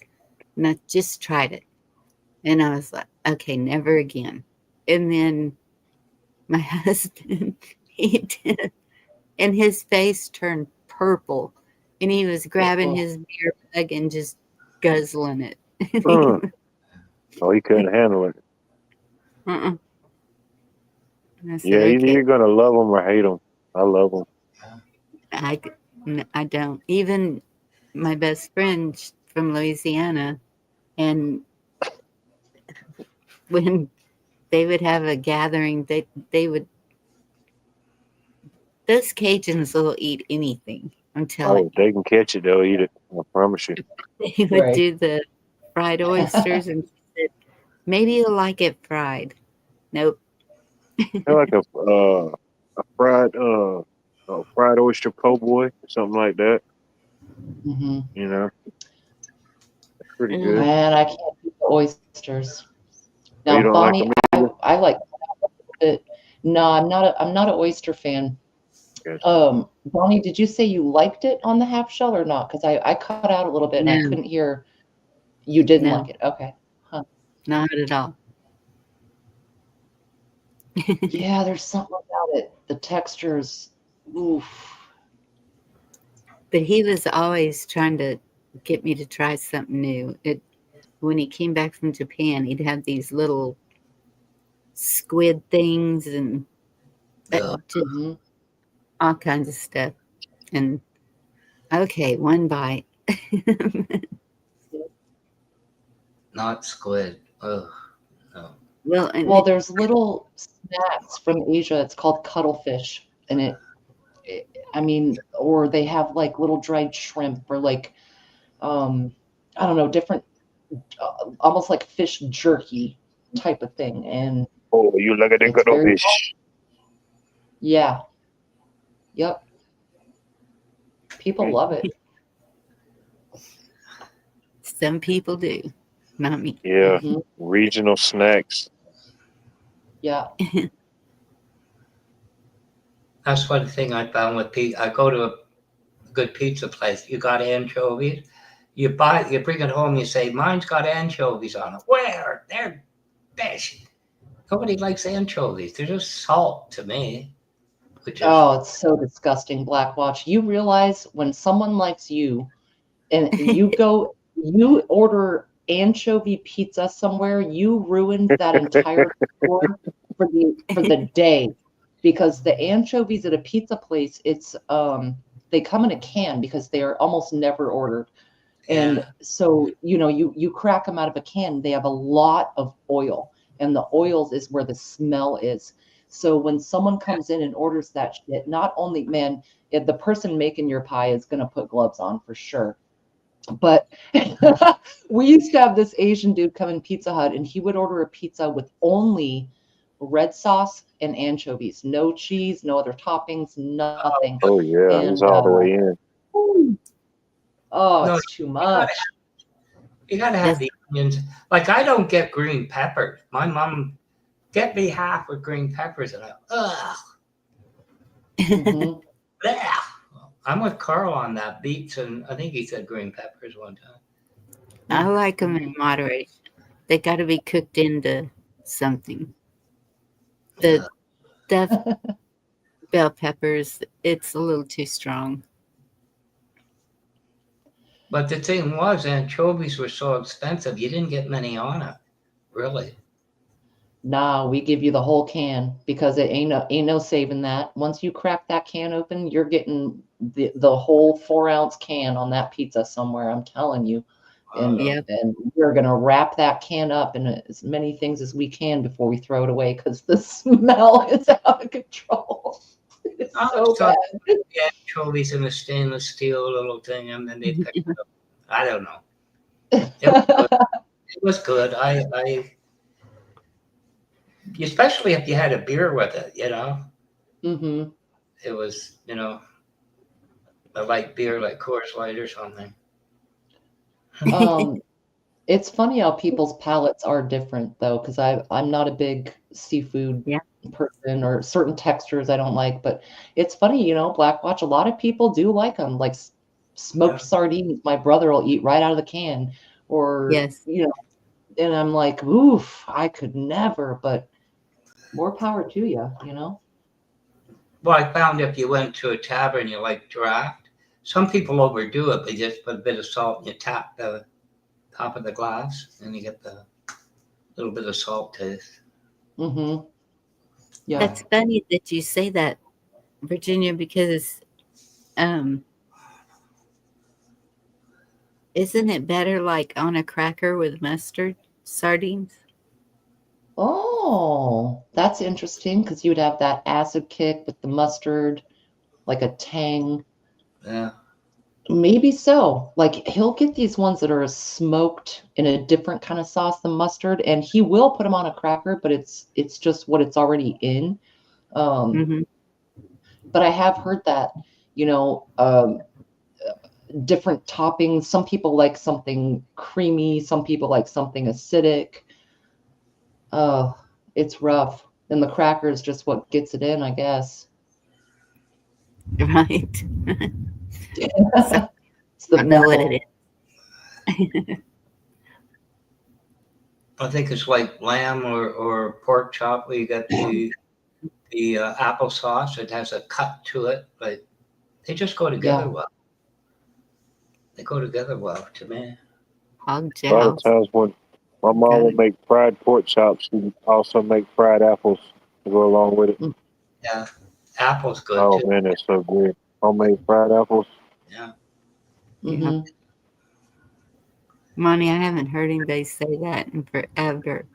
That's what we used to get, the jowls for making beans. Hog Oh jowls. yeah, and hog. Yeah, and the jowls. Yeah. Mm-hmm. You know where they say the fresh beans on toast? I tried that. It was disgusting. I watched the video. It says, hey, it was a funny thing, you know, the English, you know, you crack this open, then you walk around the house in your shorts for no apparent reason. It was a funny video, but how you make it, it was awful. Mm-hmm. Never try that again. Oh, But, John, I can't do the pickled pig's feet. No. I can't eat. I've seen Right. people eat chicken feet too, and it's like, no. Mm-hmm. you know what? So I watched that IT channel I told you about, Monty, and he was still with his wife. So he's an MSP, so he's through the day and she'd work. But he had 2 dogs, you know, and everybody said, where's the dog and all that. But he brought home something they're crazy for, chicken feed. He said they absolutely went nuts. It's like catnip to a dog. I've got chicken feed? Like, yeah. How did they prepare them? Were they? I don't know. He never said. He just said, I'm going to try chicken feed with the dogs. And the dog's just about, you know. Oh, nuts. this was for a dog. I thought you meant people were okay. Oh no! He tried this for his 2 dogs. You know, they have these chicken feed, and it's like catnip. They went crazy. Well, no, Mom. Not around here. He's in Phoenix, around Glendale. Phoenix. Oxtail. Oxtail is good. Like ossobuco, things like that. Really, really good. Now, to be fair to chicken feet, that is the best thing to make chicken stock out of.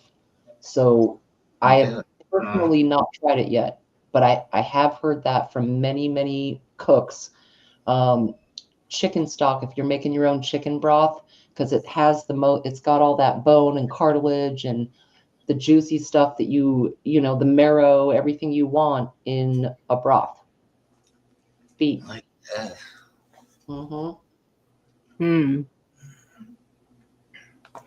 Here I thought there's got to be some part of the chicken they don't use, but apparently, even if it's for dogs. Oh, they use every part if they possibly can.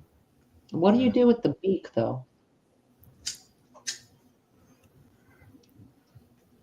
Not sure there's much to do with the beak. I guess KFC buys them, allegedly. I'll be finding weird shit in their KFC. But Dang, Pat. Right? I'm allergic to seafood, and I flippin' love it.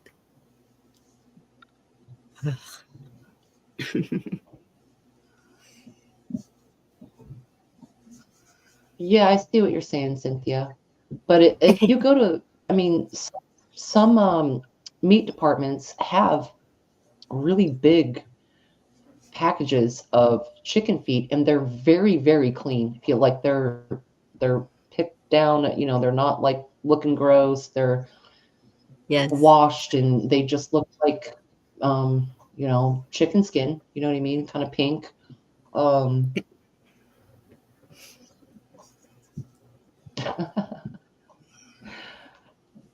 Cynthia's not having the chicken feet. Nope. Well, I thought at first he kind of meant it's ground and then pressed into a form, but no, it's just the way they come. Throwing them at the dogs. Gizzards, Brian. Never really cared for the liver, but I like the gizzards.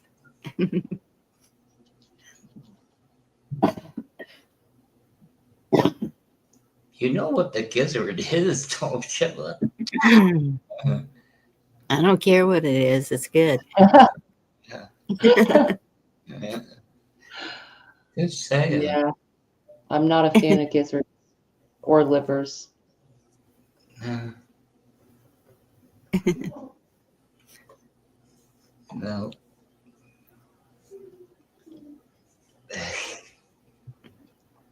Oh, well. We have restaurants opening all around me that have the craziest names.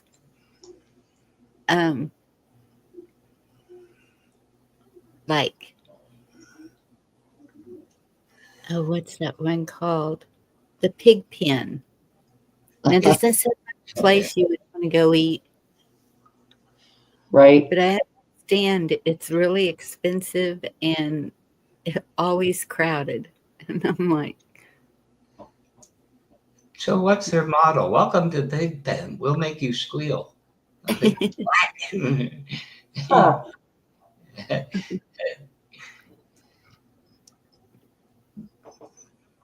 If they're always busy, it's got to be good, man.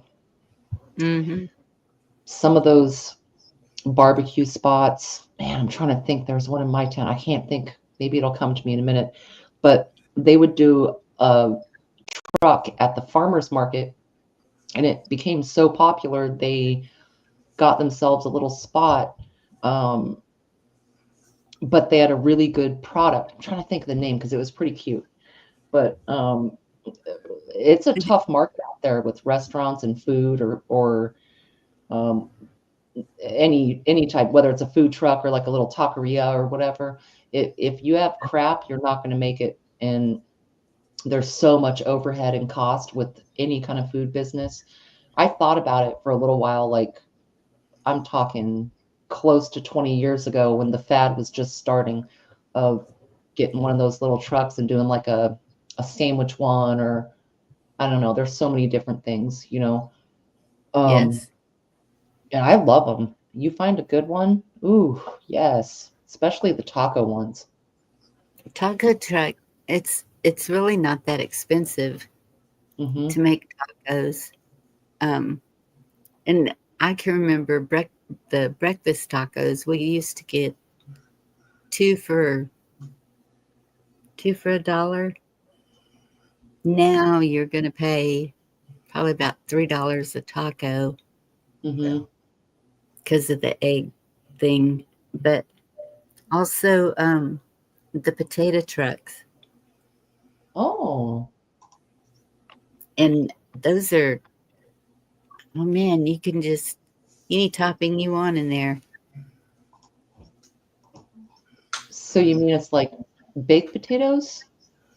Yeah, baked potatoes, Oh, and they have chili toppings. They have pulled pork. They have just the regular butter, onions, sour cream, yummy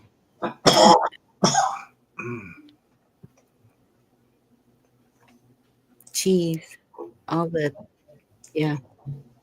And it's not that bad, really.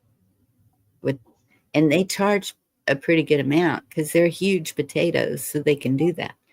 right. Plus all those toppings and whatever. It's pretty much a meal, depending on what you put on it, Oh you yeah, know? Yeah. When I was growing definitely. up in Oregon, they had a potato, it was like a buffet, but it was just like what you're saying, Bonnie. It was baked potatoes, but then they had like a buffet of different stuff, maybe bacon or, you know, Yeah, whatever. Like it was always packed and it was so good. yeah. Have you ever noticed you get some potatoes in like the bag, not clear, and they're all about the size of footballs? You know what I mean? Like Yes. it's only you, and you pull it out, and you're going, "This won't fit in any bowl," and you find whole bags like that. You And know, that's when you do it again, twice baked. Hmm. Mm. We're getting to Brian. Right.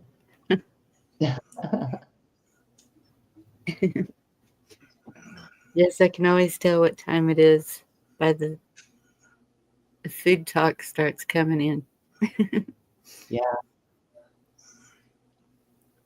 so true.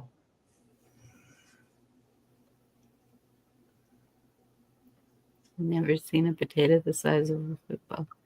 well, Not quite the size of a football, but it's there. I've seen some big potatoes. it's Yeah. not exactly. There's no more than 10 or 8 or 10 in the whole thing. You know, like if you're on your Mm. own, what do you do with the thing? You can't put it in the Oh, afterward. I just well, told you make a batch of mashed potatoes out of one big one, and you got mashed potatoes for 3 days. I guess I don't know. It's just I don't know. That's why I say to them, get the clear bag so you can, medium, small potatoes. And you. I've been getting the golden potatoes. yeah, It's well, not they're baking huge. ones, aren't they? I think Do what? the golden or white are the baking potato. Red are good for French fries, right? You always get red. If you make fries. That was all kind of a rule. I Really? don't know, Black Watch. I think you're upside down because if I make home fries, it's russets in a fryer. Where the golden ones I roast in the oven, like No, Bonnie's but saying the yellow potatoes or mashed potatoes are good with golden ones. Oh, that's Yeah. another name for them. Russet or red. Russet red. They're better. oh, you mean okay, yeah. Because Yeah, red potatoes are a little smaller. I like those for potato salad, but russets are the baking potatoes, the yeah, brown, the yeah. big brown ones. I just call them red. I think russet is a a tone of red or shade of Or red. ruddy. Yeah. Mm. Yeah. Maybe it's different in Canada. Red I think potatoes we used in the, because they are smaller, so we'd use them in the green beans or greens. Yeah, but russet has a tone to them like that, don't they? I don't know.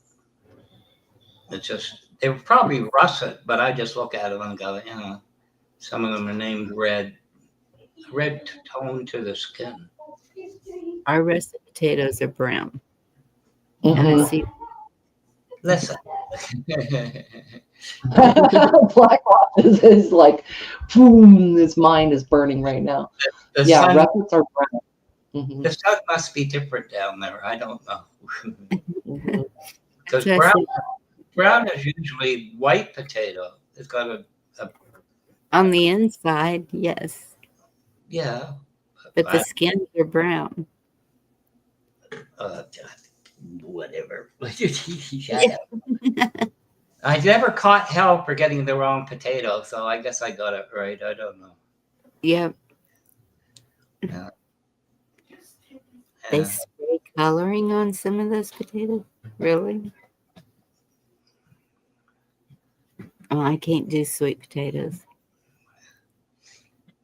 What? Yams are good. Yam and That's your kid? Mm-mm. sweet potato. You don't like that? No. What's the other one that's stringy vegetable? Oh, I'm thinking of squash. That's really good too. Spaghetti squash. No, squash. The coconut squash or the Huh. yellow squash. Hey, Sherry. Good to see you. Takes a long time to bake, but it's good. Sorry, Sherry. When you come in at midnight, that's where we're at.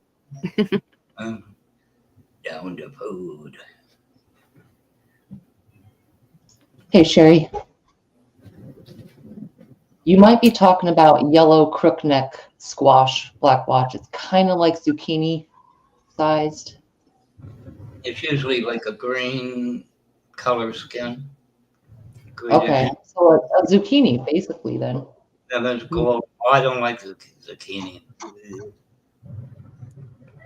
It's like a cucumber. If somebody goes and gets me an English cucumber, what am I supposed to do with that stupid thing?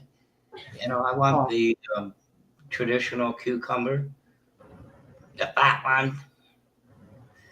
So you don't like the English seedless.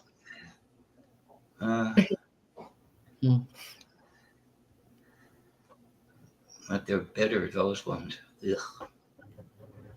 Mm. That's what Dad and I like. Beets or beets or cucumber in malt vinegar. Leave them in there for a while, and they're really good.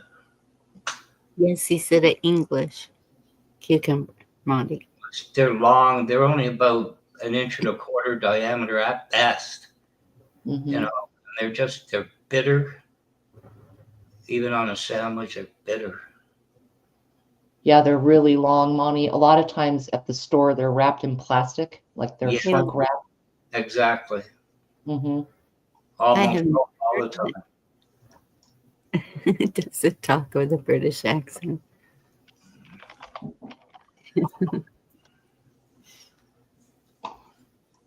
Yeah. Well, that bitterness is probably coming out of the skin, Black Watch. So if you come to a point that that's the only thing you can find, just peel it and then cut it down and do your vinaigrette or whatever, and it'll be comparable to a regular cucumber.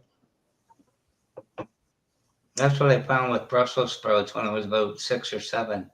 My dad would sit there till 10 o'clock. You're going to eat them. A little side dish.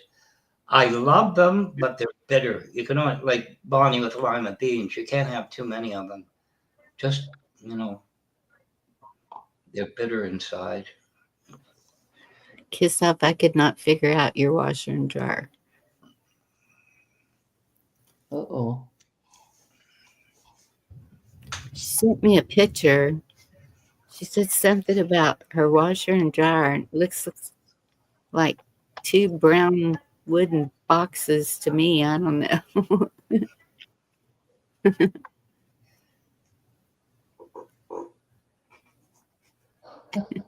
Lauren, good to see you. Hey, Lauren.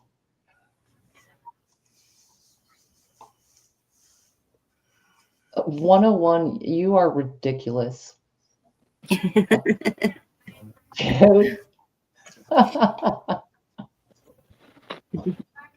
That's it. It's wood. Okay, her washer and dryer is made out of wood. Huh.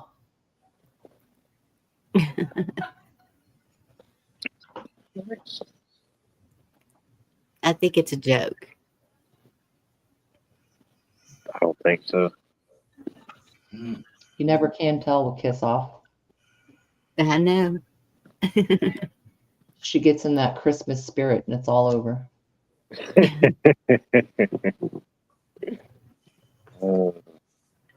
Christmas in July came early. Yeah. I remember when I replaced a washer timer. I think I looked at that because I went through a roll of masking tapes labeling. Must have been literally 60 wires on that thing. Didn't want to do that again. Huh. Oh, it's incredible. You know, you turn it the wrong way, it's done. But I think I counted 58 wires to it. Goodness. With Oh, little clips to the prongs and everything. I got it, but I thought, oh, I just about wasted $60 or $70 on that thing if I screwed it up. Didn't do that. Remember when we used to use the pantyhose for the dryer belts if they broke?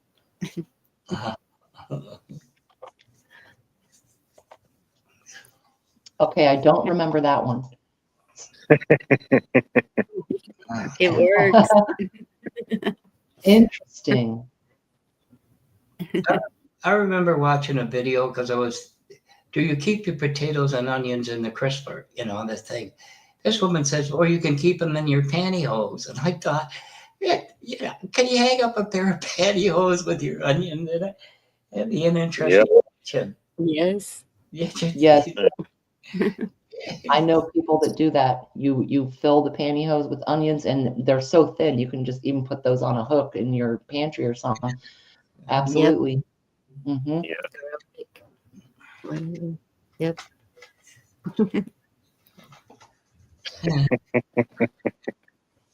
It's a fan belt. Yes. Dang, Cheryl.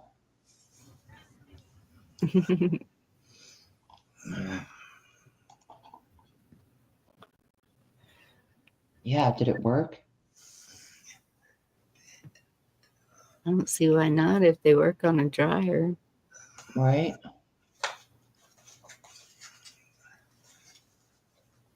Gotta love some innovation.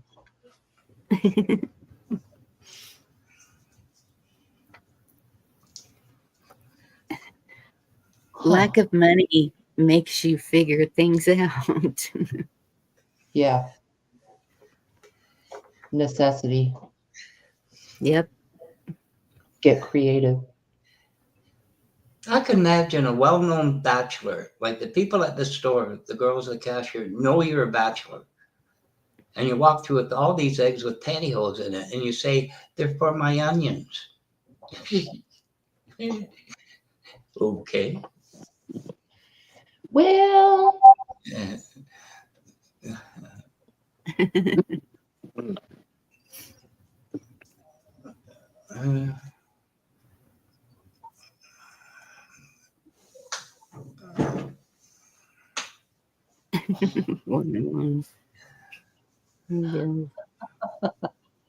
I bet his wife makes the best meatloaf ever.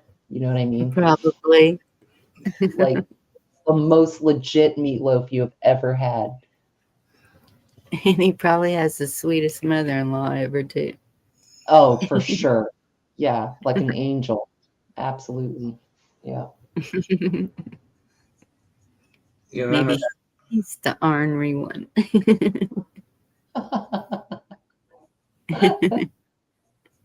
you remember that song? Mother-in-law, mother-in-law. It was about anything. I don't remember that song. Yeah, it was No. called Mother-in-law, mother-in-law.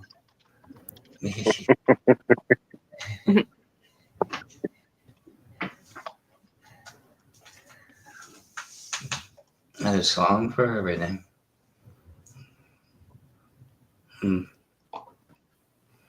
Just about. How many people actually got along with their mother-in-law? There wasn't some weirdness to it. Never had one. So yeah, well, you're in for a treat, one or the other. It'll either be like your second mom, or it's going to be that weird. My mother-in-law, weird. First one was after 4 years, she was the best. Second one,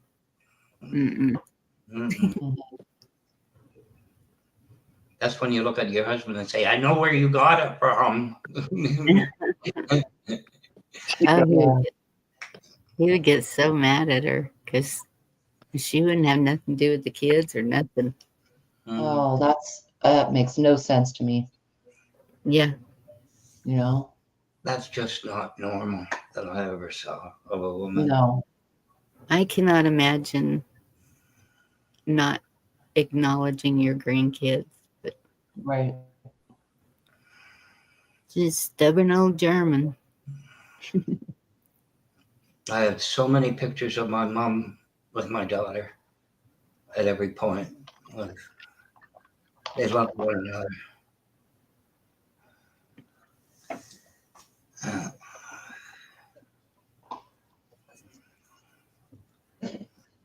"101, that's one of my favorite comments you've ever made." Someplace, my mother-in-law is in a chat room telling son-in-law jokes. It's a paradox. I freaking love that, dude. Yeah. If there's any justice in this world, that's what's happening. Right. Oh. Pick I don't know. Oh my goodness. Oh, kiss off. Pick a plot, any plot. Dang. Huh. Right? You're done and safe.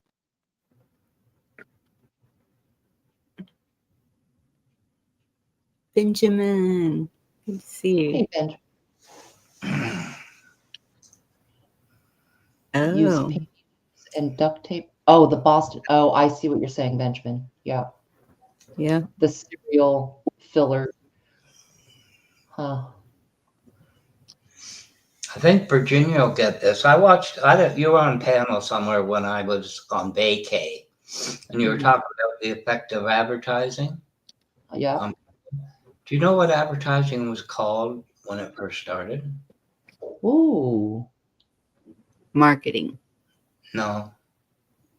That's a good guess, Bonnie. Marketing. Okay. Do you mean TV advertising or print advertising? Any product advertising.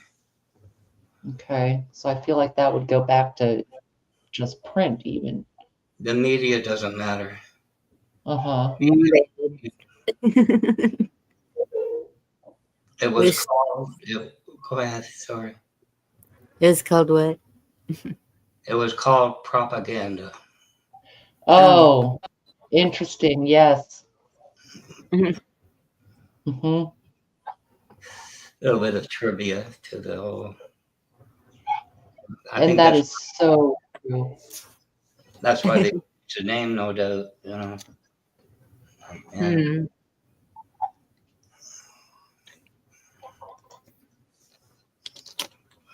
So I went around selling propaganda for the newspaper.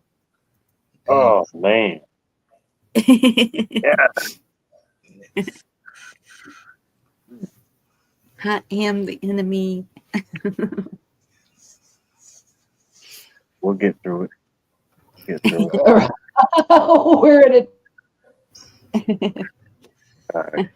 I mean, seriously, I worked for the census. I sold advertising.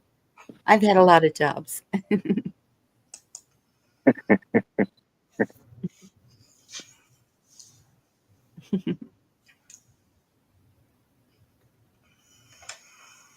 But it's weird because the businesses would have a budget for advertising annually, and they were excited to get their business put out there. And I only did local, so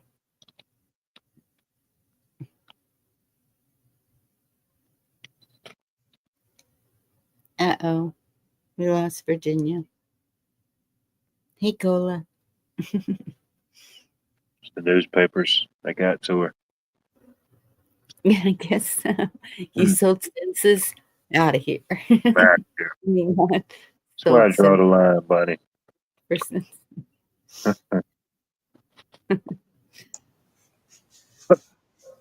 Sorry, Virginia.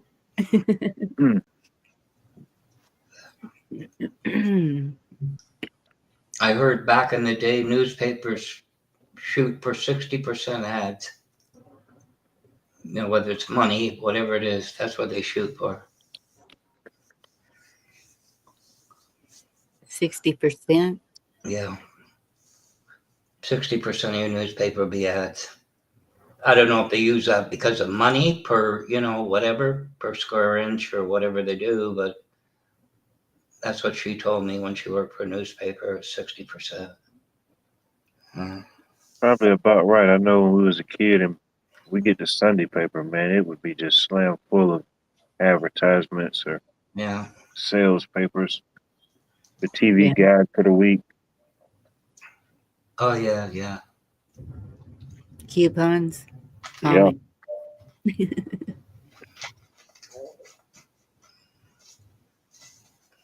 Yeah. I should have been reading those front pages, huh?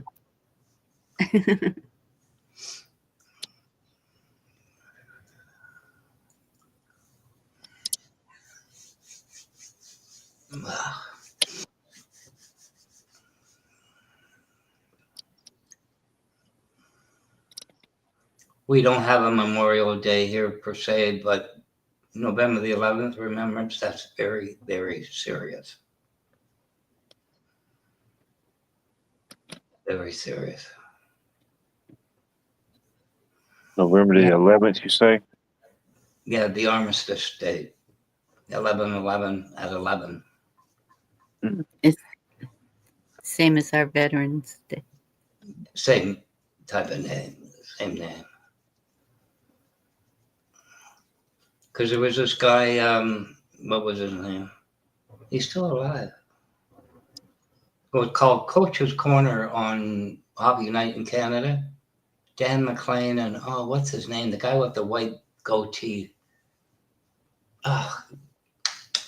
Anyway, he was fired over it. They were saying, he said something, what was his name? Dan McLean and, God, with the crazy jackets. He used to coach. But he was paid an astronomical amount of money, and he said something about, because Remembrance Day was coming, those people with their poppies. I forget, you can look on YouTube, what's the guy's name? But anyway, he couldn't even fight it. Breached the contract. He was gone the next day. That's how serious it is. Oh, there she is. Huh. I'm not sure. Sorry, Virginia. Didn't see you hiding down there. Oh, no worries. No worries, man. I missed what you were saying, Blackwatch. What were you saying, Blackwatch? No, I just said he had the real high white collars and a crazy colored jacket. And he's a narcissist by any means. And I can't think of his name. What did he do? Was he like a news reporter? Or I've been gone for a minute. Hockey. He was a coach with hockey and that. He did play in his early years, but he Oh, signed a contract with Hockey Night in Canada, you know, like the networks and everything. He was getting a lot of money. But he remarked about those people with their poppy. But Remembrance Day, they fired him on the spot. They just, you know, he's about 91 or 92 now. He's still alive. What a name. I can't think of it. Criticizing it, or Pardon? Yeah, it was something about, he was very outspoken. He just said whatever he wanted. But it was, you know, Remembrance Day was coming up, and he said, those people. Don Cherry. That's it. Don Cherry. There you go. Did he ever just boom, gone? But that's how serious it is.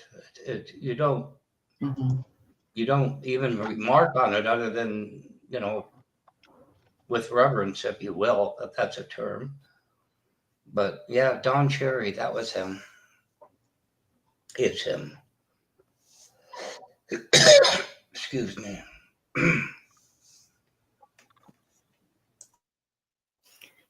yeah. We have people that hand out little poppies all over the place during that time. Not real ones, little that you just pin on or whatever. There were really stupid things, you know. It was always the Salvation Army or something that gave it out, which is a well-known type of thing. And some people, you know, the kettles and things, and they $20 in and everything. But the pins, you ever had the pins they put on? They turn the thing, and now the sticks in your falls off. Why don't they give you a safety pin? You know what I mean? You end up buying about 50 of these darn things because they keep falling off or sticking you in the cheek. Oh. You know, on your coat. And that. It was, yeah. But yeah. Are you talking about for Remembrance Day? The poppy? The little poppies with the black centers that are belt, and they bend the needle head. But the end, you stick it through your lapel or something, you either stick it in you, or you turn your head, it sticks in your cheek, but it'll fall out. You know, and everybody looks at you like, where's your poppy? So you buy another $5 poppy. I think it's worth it. Yeah. But yeah. Yeah. In line. America. Hey, Wayne. Yeah, America. Why was the poppy the chosen flower, Black Watch, for you, who is not under the crown? So I don't even know why. I think you would know, but why? It was Australian colonel, an Australian colonel that was a surgeon, and he came out from the operating room with blood on his hands, and he said, "Remember, poppies grow on roll as they grow." That poem, the poppies. He wrote, you know, the poppies grow row on row, and something about the crosses, and that began the poppy. What war was this affiliated with? I think it might have been the first. First war, okay. Interesting. It's an Australian colonel that was a surgeon. He comes out to have a cigarette, and he's got a piece of paper. His hands are all bloody, and he starts writing this poem. The poppies go row on row. It's called In Flanders Fields, and it's a poem written by John McCrae. Yeah. Wow. Flanders Fields. It's okay, so it wasn't about the opium, it was about the blood on his hands. Yeah, I think, yeah. It was kind of talking about, like, in remembrance of how the poppies were growing and flourishing through all that, considering out all the bloodshed and everything that would happen on that field, you know? Yeah. Oh, wow. So I didn't see any poppies this year, but it says poppies are worn on Memorial Day, not Veterans Day, as a symbol of remembrance for those who have died in service to the country. Stems from the poem In Flanders Fields. Yeah, that's what in Flanders Fields, row by row. Yeah. Huh. It's an Australian colonel that was a surgeon. We used to have what we called heritage moments with CBC. I haven't seen them for decades. And they would have a certain historical reenactment. And they had this surgeon come out with blood on his hands and he starts writing in Flanders Field. And it was McRae, Australian colonel that was a surgeon. Interesting, because this says the poem's reference to poppies growing in the battlefields of Flanders. Yeah.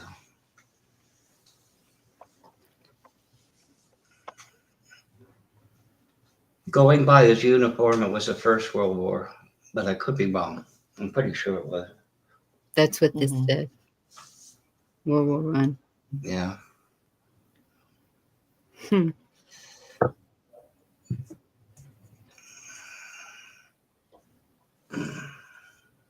Oh yeah, Jerry, that's a fact. Yep. Afghanistan. Yep. Whoa, I'm surprised to see Kiss Off saying that. I am too, but it's, been a contentious. I've heard a lot of folks kind of leaving an exhale, like, oh, there's a few things in here, And I admit I have not looked deeply into it yet, Kiss Off, but I will. And me too. Like what would make you say that, Kiss Off? And or which part of it do you think is he a jackass for? I'm very curious your opinion. I really am.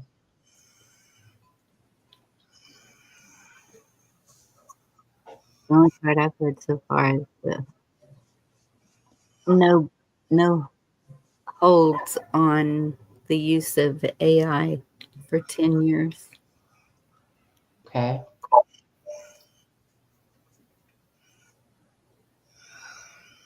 I mean, how big is it? That's what she said. Yeah, what's Yeah. Come big talk to us, Kiss Off. Bigger No, than but you for think. real. Yeah. Well, they're saying big, beautiful. It's huge, like how big is this? And Some it's say it's all the hugest. it's humongous. Some people would say that. I just say it's big and beautiful. Yeah. Yeah, huge, I tell you. Benjamin, you're not alone on the black pill, man. I am thankfully one, but I'm still very black pilled, and really curious what has been slid in here.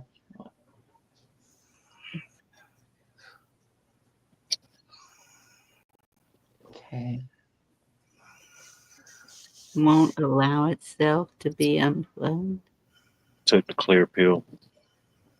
Took the placebo. Right. Aha. That's pretty deep, actually. Yeah. Wow. $4,000 rebate on income tax. Nobody makes $175,000 to get it. Okay. So $4,000 is only for that income bracket? Yeah, I think it's 30 to 60 or 80,000. 30 to, that's what this guy said. I don't know. He's giving savings accounts to the unborn. What does that Cutting mean? food stamps. Yeah, Oh, said he wouldn't do. Yeah, I think that's $1,000 they give you to start it off. Sounds kind of crazy.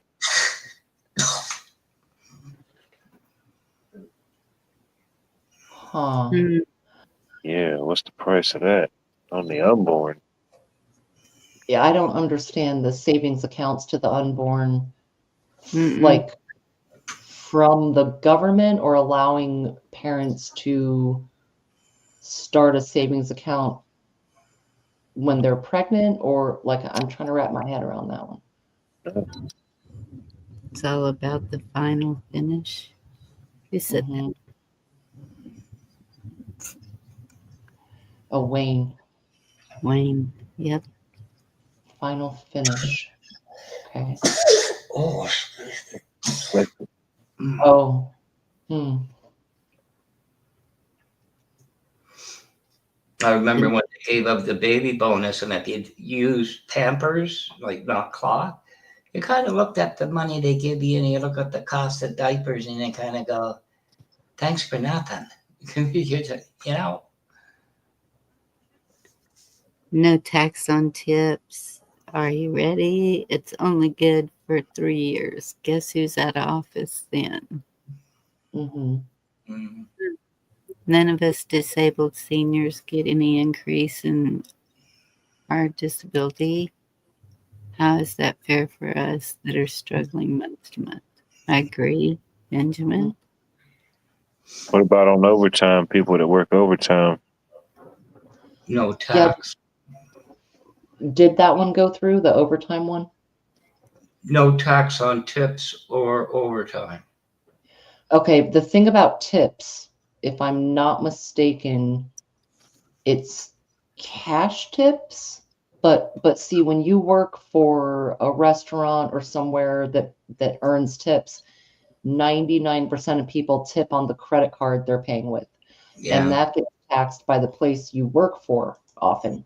You know, it already goes into the minimum. You have to declare a minimum amount of those credit card earnings, and a percentage of that goes to the business itself, quite frankly. So like anybody who uses services, tip in cash.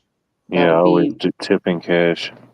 yep, give them a 5 spot. Don't put it on your credit card. But that's what I think one of the, and it could screw people who do Uber or Lyft or some of those things, because their income might be qualified as tip based, which makes it a hobby income and not.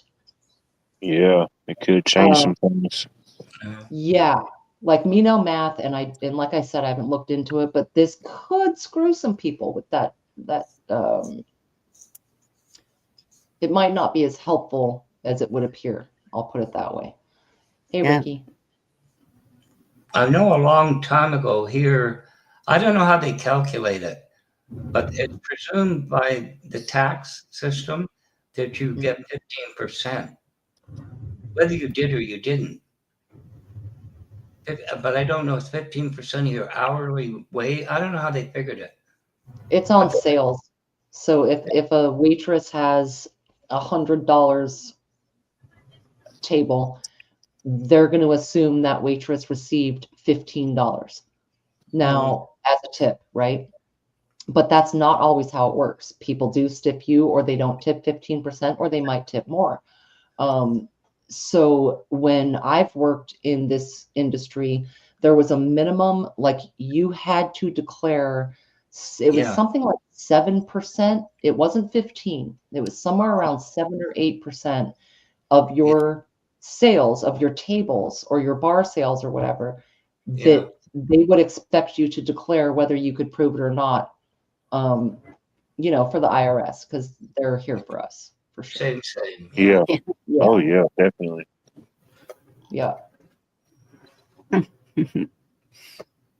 So here for us.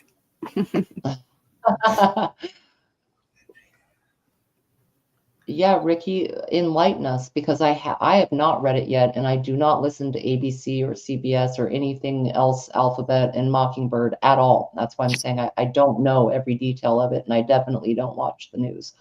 I'm just kind of reading between the lines. I'll be right back. Excuse me for just a second. Yes, ma'am. How would they do that, Virginia? I understand what you're saying, but then who would account For how many tables at so much money? The business?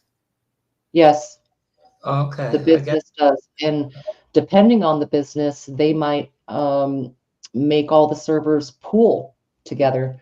And so how's that going to work? You know, I've worked at places like that and it's terrible because then the really shitty servers still make the same amount of money as the ones who are really good. But Yeah. so, you know, when you pool the entire night sales for, let's say, a dinner shift, and everyone gets an equal cut based on, and I mean, I'm talking, they got to put their cash into a kitty for everybody, and Yeah. then they go back and look at the credit card slips. You know what I mean? And that's a big disservice because you will have people that work harder than others get bent over. But yeah, it's the business, Blackwatch, because the government requires the businesses to put out a, I don't know if the word estimate is right, but they assume that a certain amount has come in that tip sense. And so the businesses will push that over onto the employees one way or another, for better or worse. There are some good systems and there are some bad ones, you know. It only makes sense, you know. They're the only ones keeping track, really. Yep. On the books. Absolutely. And a lot of it will get, what do you call it? Dark accounting. You know what I mean? You know, especially with the cash, it's all dark accounting. The only thing they ever really get stuck on is the credit card. Yeah. Things. Hopefully they'll never, no CRA, IRS, never catch up with the under the table. Right. You know, incomes, hopefully, the cash. They'd love Pretty to get much. a hold, but that's the only way you get by. Yep, that's a Was fact. under the table. In some states, they don't have to pay minimum wage. So let's say you're a bartender. When I started bartending in Virginia, it was like $2.25 an hour because they assume you're going to make that money in cash or whatever. And sometimes they're right, sometimes they're not. You can end up getting bent over. Some states you make minimum wage regardless, and you can actually make really good money being in the service industry. But Virginia is the only one I can say for sure. I know there are others that there's a different minimum wage for a worker versus a tipped worker. It's almost like you're more of a contractor than a worker, you know. I thought an at employee. one point bartenders got paid by the bottle that they open so much. Sometimes like No, you know. I never saw that, but well, they get so much money, then they get so much based on what they've opened, from what I heard some time ago. Now that could depend on whether the tender owned the establishment or, you know, if inventory goes wonky, it's coming out of someone's ass. But as a general level, not so much on that. Oh, this would be more or less where you say you had a wedding and you rent a place, but there's an independent bartender comes in that isn't employed by the place. You pay so much based on bottling and above, you know, whatever. Oh, that's true. Yeah. If you privately hire a bartender for a wedding or an event, a private event, there's negotiations that occur before, during, and after. And you're right in that sense. Yes. If something gets opened, they're absolutely going to get their money out of that for sure. And man, that's the way to go. Tell you what, working stuff like weddings and all of that is the way to go, because you can also set price it where even if they don't open the bottles, they're still going to pay this much XYZ for having a bar, you know? Yeah, so many per case of, say, 4 or 6 bottles per case. It's usually done per person. they will make an assumption. If you say that your party is going to have 100 people, they will make an assumption of the cost and consumption of that number of people. And so catering rates, a lot of times you go in and it'll be 50 people is this much money, 100 people is this much money, but Yeah. that doesn't mean that's what they consumed or used. It's just what you're going to pay, you know? Just the handling of the bottle. Uh-huh. Yep.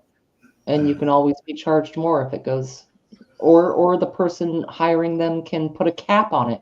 Be like, okay, whatever happens, I'm not spending more than $1,000. All right. Yeah, I've heard of some of them making $1,000 on the night. They can really do quite well, especially part-time. You do it under the table. Oh, yeah. Yeah. For sure. But anyway. Yeah. Wayne, I think, the tax on tip stuff and all of that, that's dandy if it works out. I don't know if it will the way it's written. I haven't looked, but property taxes and some of the stuff with income taxes, and I think we can all agree that we need to fund infrastructure and certain aspects of government for sure. But some of the taxation going on is total theft. Yeah, there's so much about buying a new car. I guess is it $10,000 is said you can be written off. I guess it's for car notes or something. Yeah, you mentioned that. That up can to be written off. Well, if it's possibly for a business expense. No, this is personal. You can $10,000 if you buy a new car. He never qualified it, like if you card notes or anything, just said 10 grand. That was in the bill as well. Oh, I guess it's to boost the automotive. Interesting. Yeah, Jerry, I agree. Believe me.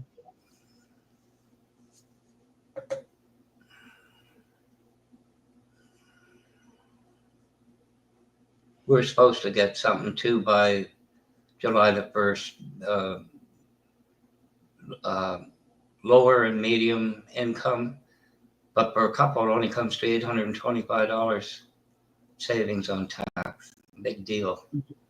How far does that go? One time, or however long that'll go. $825, big deal. Your food costs you almost 3 times what it did. Yeah. Yeah. But it's better than nothing, I suppose. So Kiss Off saying, is no tax on Social Security part of the big beautiful bill? No. Social Security programs cannot be changed through this budget reconciliation process.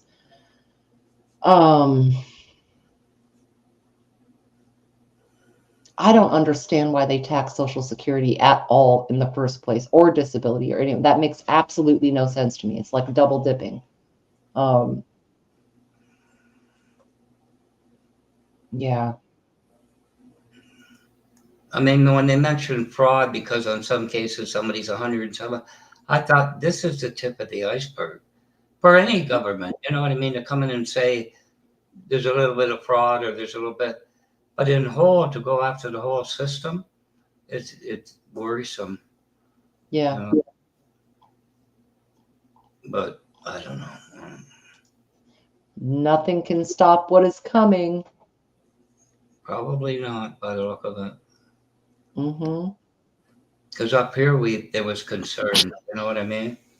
Are you Mm-hmm. guys going to go, this way because you see it elsewhere? Because so many are on the cusp of homelessness. Mm-hmm. Yeah. I saw a thing on that today. It must have been recent. I think it was a few weeks ago. The guy did this thing on homelessness. Of course, it was in his state, right? And there was one woman that was part of the Cuts Doge, She had 3 kids, single mom. She's living in her Toyota.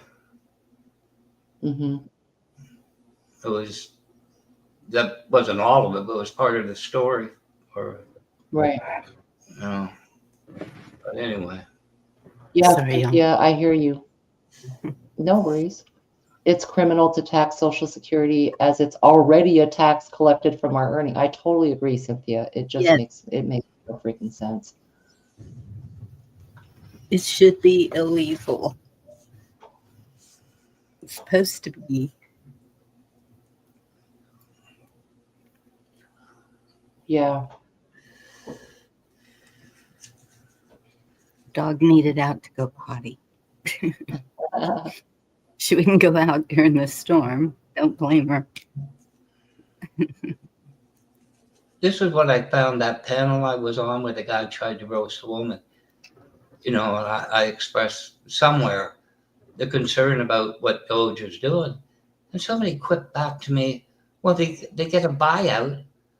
And I said, take whatever you're making a year. That's what you're going to get. How long is it going to last? It doesn't.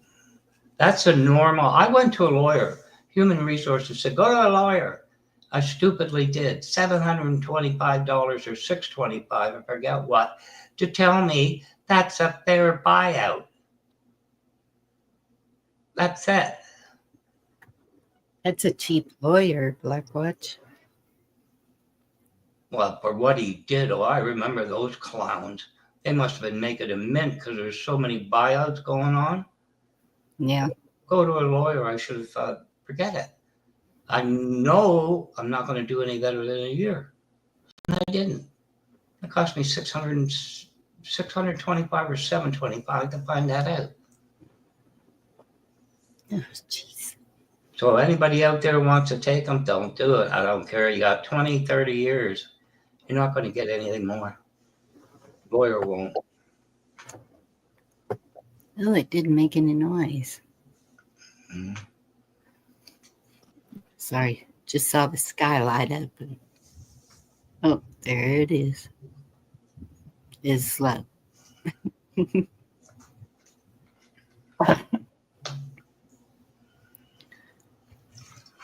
Goodness.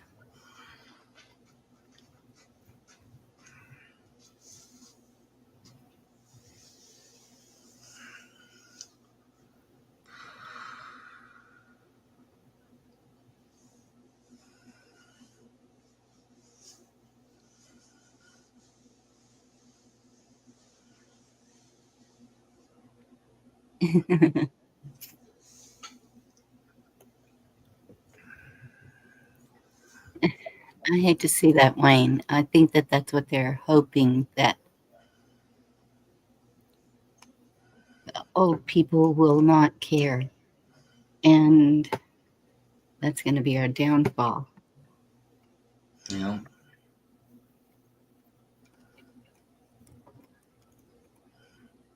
This is the thing. A lot of young people might not look at that, but some of these things last almost a lifetime. That's what you're going to inherit.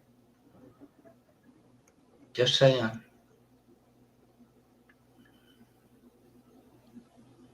Well,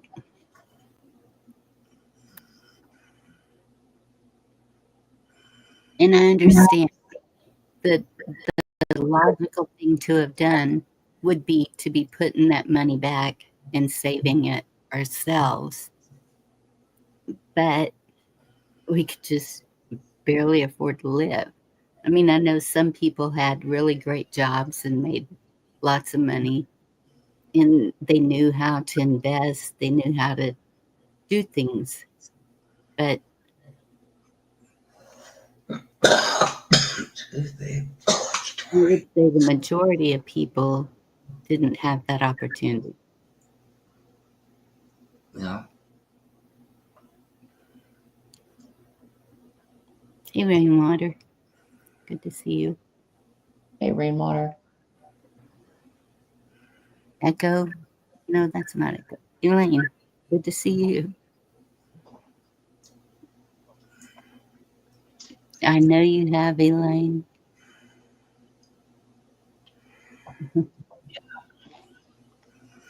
Nobody's doubting that, Elaine. Believe that. A lot more people were listening than you think. Yes, ma'am.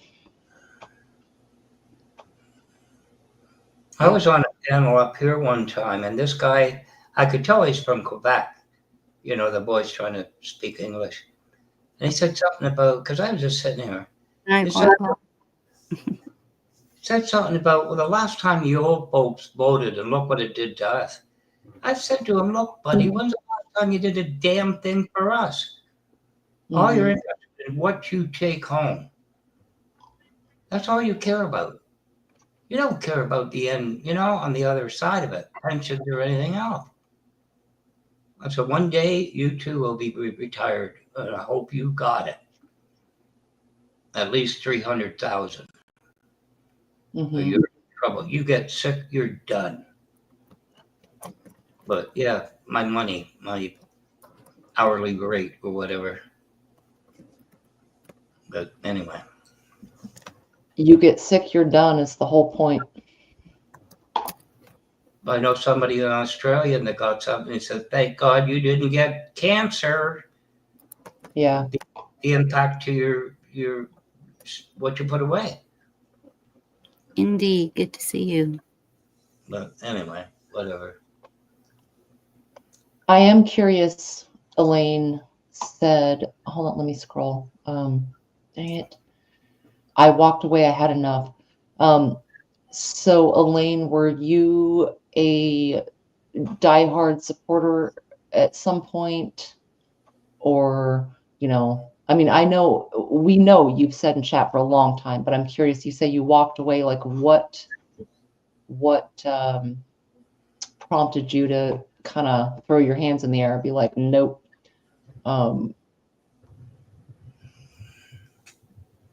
And yeah, to Bonnie's point, is there a solution, Elaine? Did we have a choice? And that's what the sick thing is over and over is we have a choice between the lesser of two evils. they're both still evil.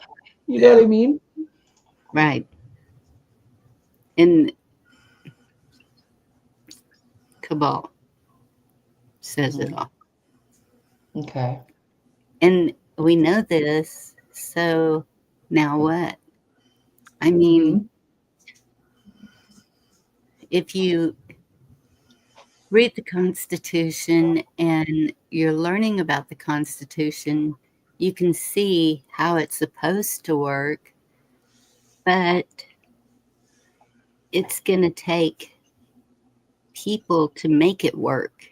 And I think that the people don't want to bother with it. I mean, there's some.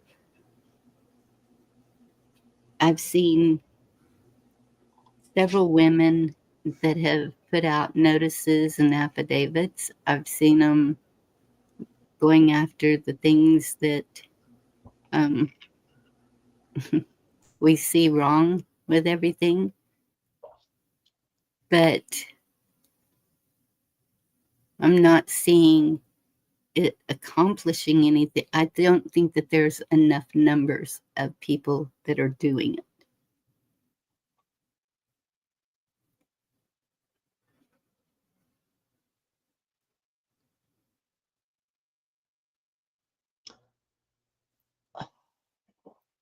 Well, what do we do in the meantime, you know? And I understand, Elaine, your frustration. I think elections are rigged heavily on all over the place, you know. I still think we're on a better trajectory. I think the other option would have burnt us to the ground faster. So essentially, we've bought time.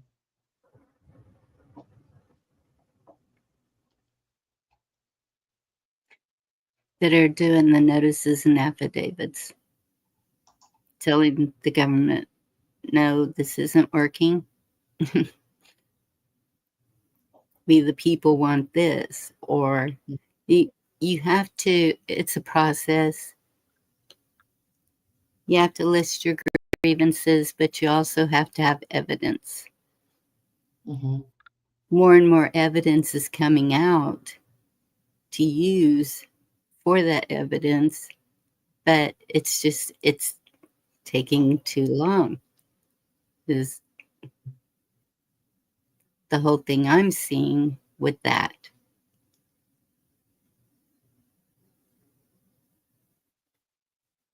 The Right, Chess? process is it just takes forever. Yes, unless we get more numbers of people doing it. If I keep going back to January 6th, if we had those numbers speaking up and more,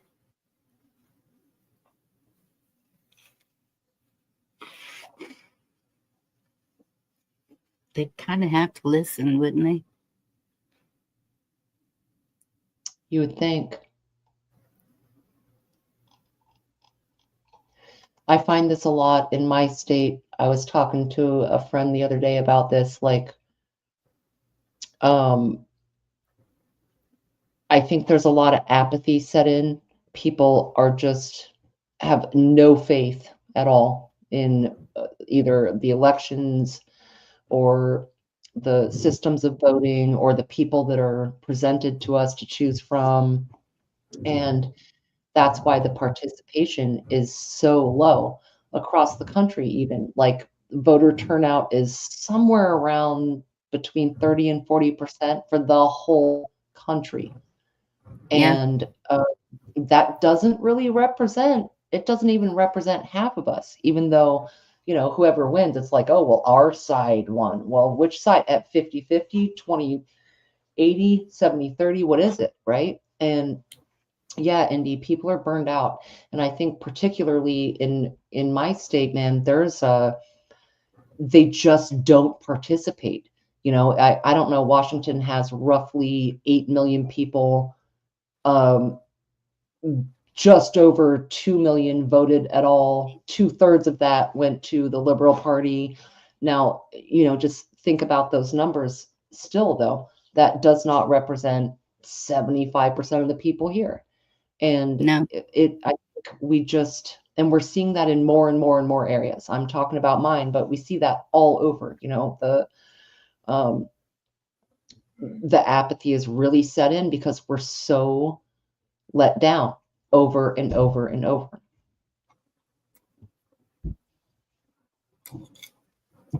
And know what they're up to and don't know Yeah. what to do. Pretty much. Yeah. We know what they're doing, but yeah.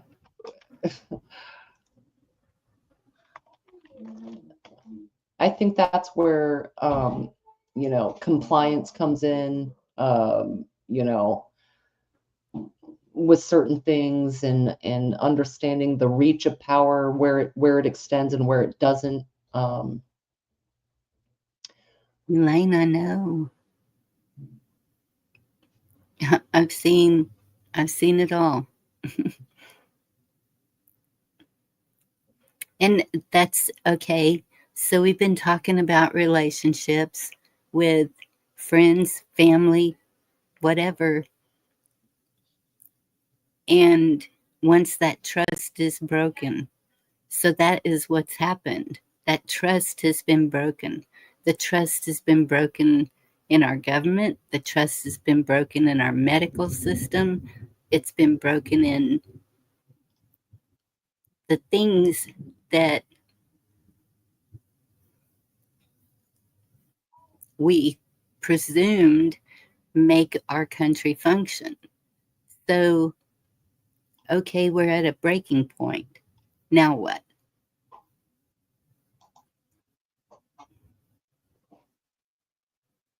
You know? Yes, we are. We've seen what the pharmaceuticals do. We've seen what the foods do. I mean, every single thing has been to get rid of us. So There's now what? fallout from COOF. there's, I mean, this is a great awakening in a sense, you know? Yeah. Mm-hmm. Well, you know, interesting thing happened, I think, last Thursday. Up in Kawarthas, there's a Meech, they call it Meech Lake. They have a Meech Lake Accord. And this is where remember the G20? If you remember in Toronto, they were up in Meech Lake, but they brought them down to Toronto and they invoked, like cops would people were going to work and they picked them up. They were gone for 2 weeks. But anyway, they all went up there and the Prime Minister put one up, recorded video about Meech Lake and, this is the major thing. So you know about Alberta, Danielle Smith up there wants to go to the States. So about 8 comments I put in, get rid of Danielle Smith. And I got a whole bunch of people replying to it. They removed comments, turned it off. I thought, you son of a gun, right? Is this what it's going to come down to? You can't comment on lives and you can't comment on videos. Okay. Yes. There's a Texas channel. When I put a comment in, they delete it immediately. Oh, this was turned right off, Bonnie. Obviously, they're all gone. Oh. Because it ran for a day or so. And I thought, I got a reply. And I went to it. They were all gone. They turned it off. You can't comment on that particular one. I don't know if this is the way they're going to go or not.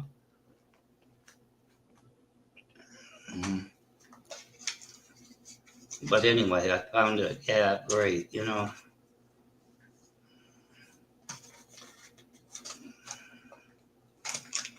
Anyway, not surprising.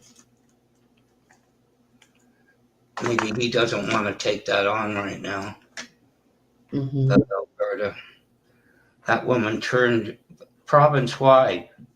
We have private help. You can go that way. You always could. She turned it all private. She passed it right through the House, provincial. Wow. But anyway, they turned off comment.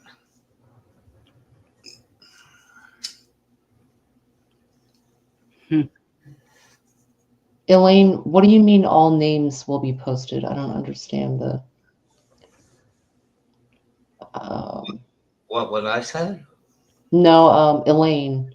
Oh, sorry. All names will be posted. Yeah, what does that mean? What do you mean? I think it means of all that have done this. But even still, then what?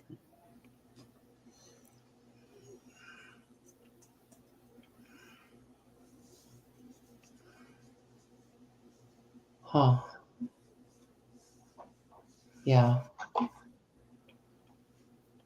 To make you.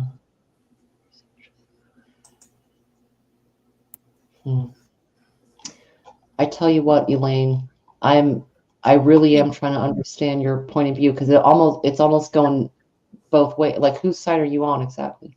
I don't know. I can't tell. I'm just being honest. I'm not trying to be rude. I'm really trying to understand where you're coming from. Hey, David.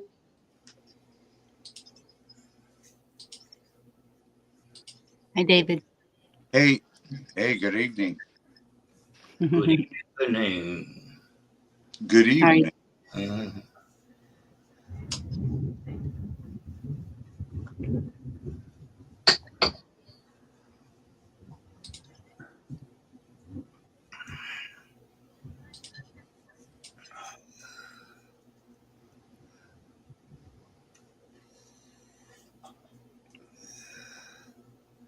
Did we lose Watt?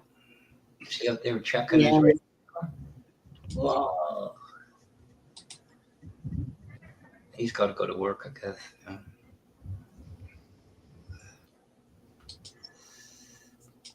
Whoops. They're not going to arrest themselves. That's the whole thing. Oh, there we go. Here's wildlife. You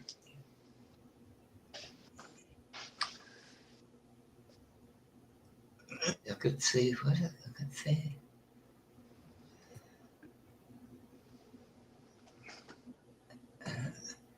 What's that? If I could save time in a bottle, the first thing. What's singing?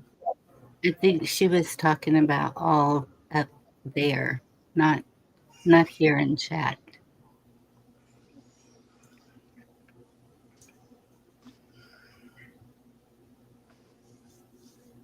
Remember I told you, Bonnie, 8 o'clock in the morning about, and I click a live and it take up the whole screen. We have discovered something about your comments that have been deleted. If you continue to do this, you could be banned, basically. That's from all the political ones I put up. I know it now. To the premier and federally and that. It's got to have been because it's all gone. I stopped doing it. And it went away, finally. Yeah.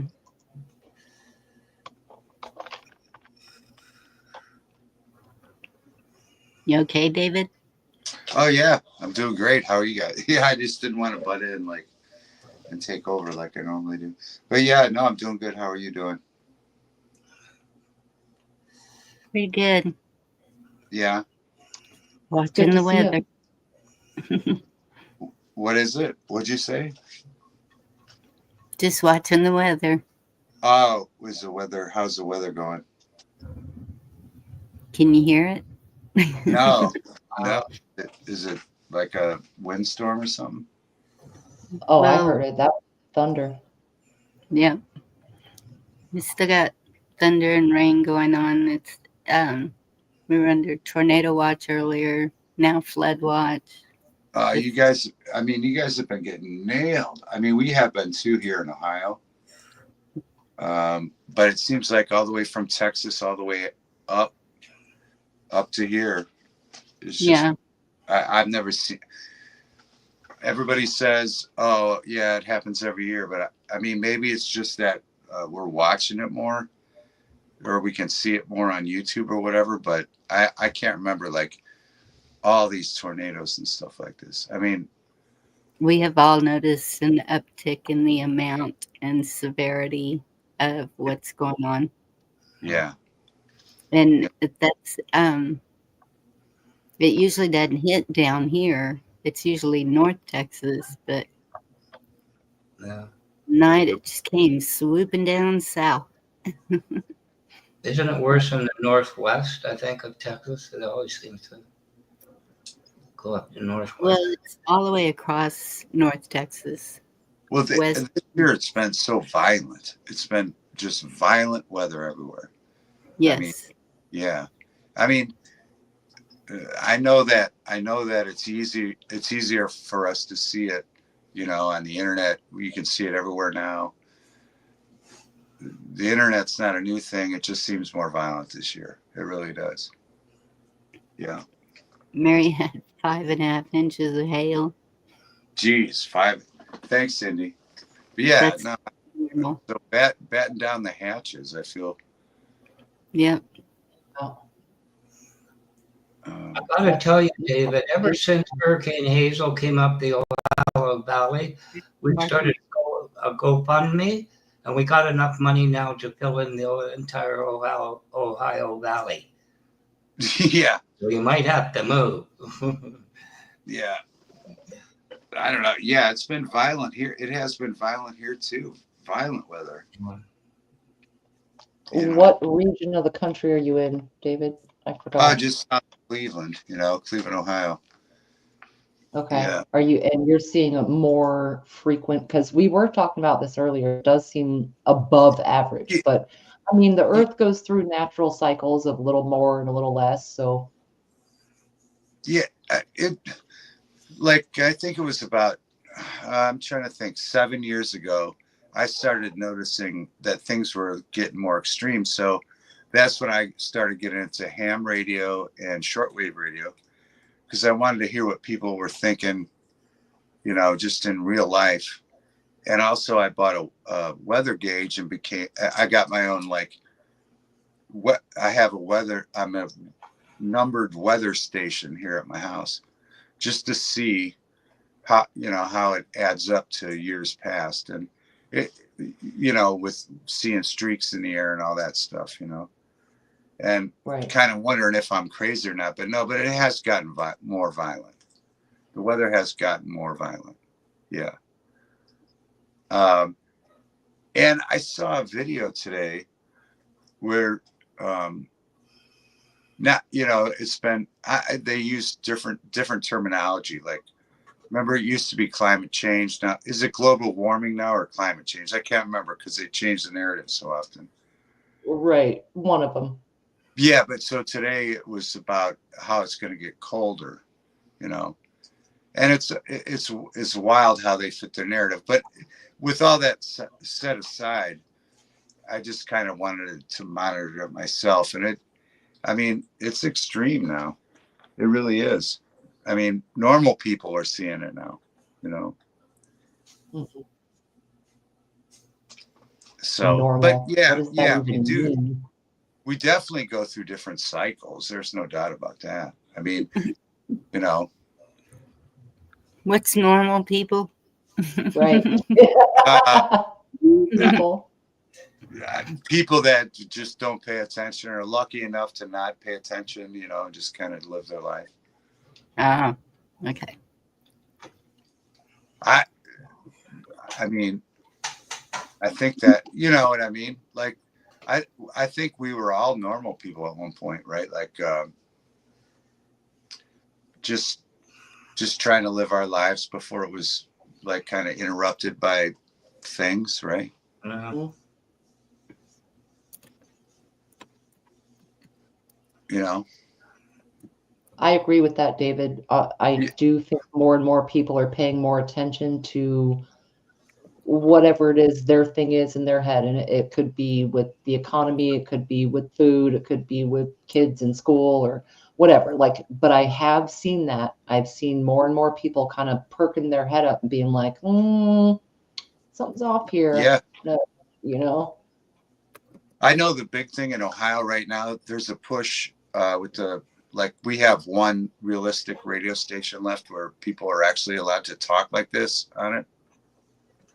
And they're pushing for no more property tax. Enough with the property tax. They you know,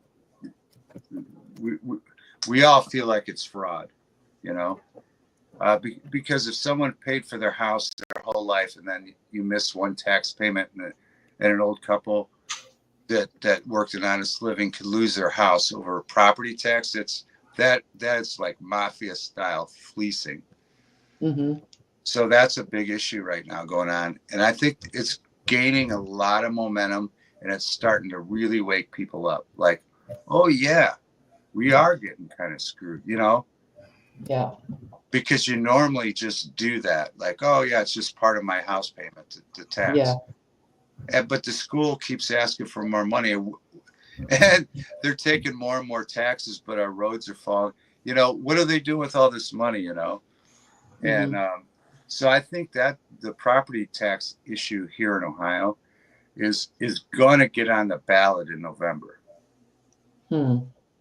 It's gonna, well, they're optimistic for 2026, possibly November. Good luck with that. It by 26 it will it's gaining massive momentum to the point that the fake media has to cover it now. Yeah. Mm-hmm. But I think that those sort of things are waking people up, like, oh yeah, you know, grandma shouldn't lose her house, you know, because the school levy, you know, upped her tax payment. Right. And she hasn't, and grandma and in fact, many people don't have kids in school. We've just been playing nice, playing along. But where's this money going? You know, so I think things like that are going to start waking people up. a little bit, hopefully.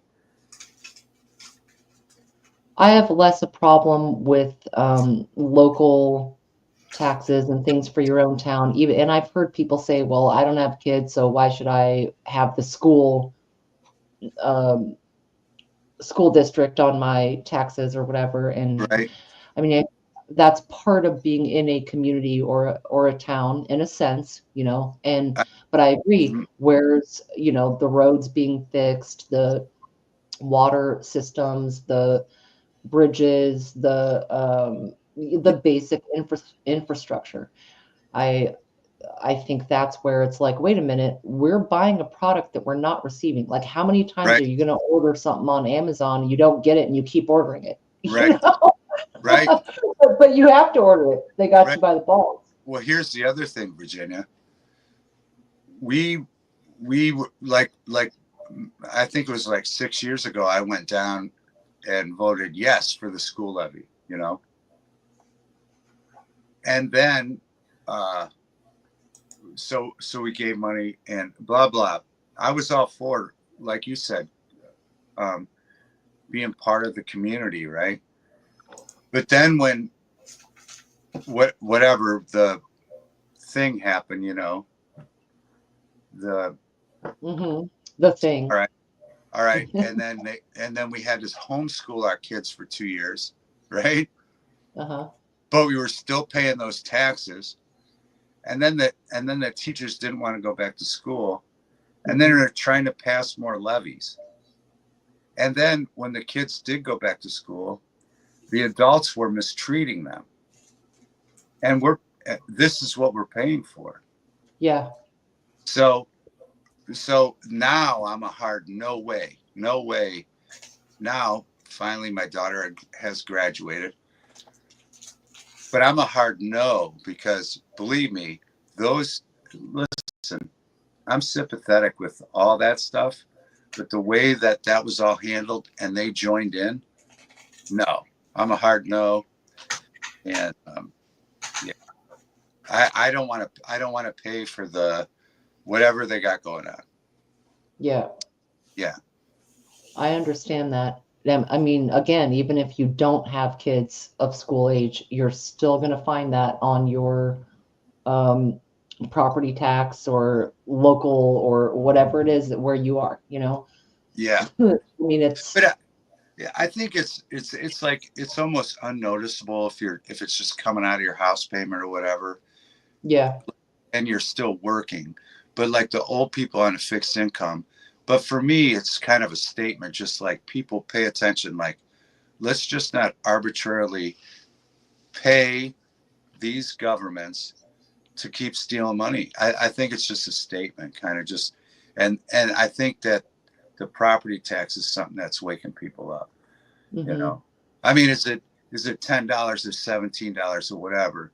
Is it life changing? For me at the moment, no, but for other people, yes, it is. Yeah. It is. And something you said a while ago. So when that happened, that thing, yeah, those schools were also given extra money. Yes. To teach through time. Yep. So they were stealing money. Yeah. Literally. Yeah, Bonnie. Yep. I'm sorry. I this subject gets me so fired up. But there's so many children that have massive mental problems because of the way they treated that whole situation. Mm-hmm. Yes. Yep. And that's what I said day one. And that aggravates me. Everybody was fighting me. And now they're like slowly that aggravates me. That subject irritates me. Because when you attack kids, I mean, what kind of psychopaths were these people? Yeah. Just, I mean, I never thought if you just said to me, being doubtful of government and everything my whole life, if you just said to me that they'd have pulled that off, I wouldn't have believed it.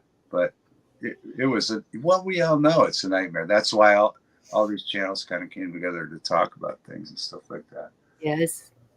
And not all of us agree on everything. Yeah. I mean, and especially no one agrees with me. No, I'm just kidding. Right. I mean, I say what I believe, and a lot of people disagree, and that's fine. Let me hear what you believe. And then let's see what happens, or meet in the middle. There's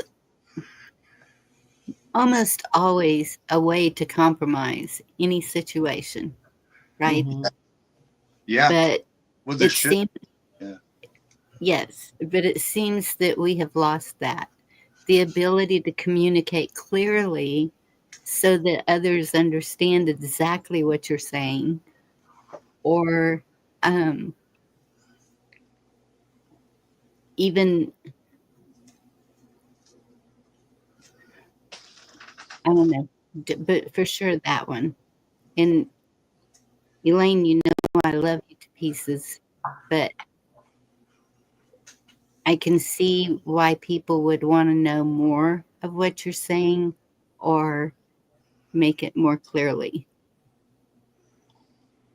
The fine art of listening seems to be lost sometimes.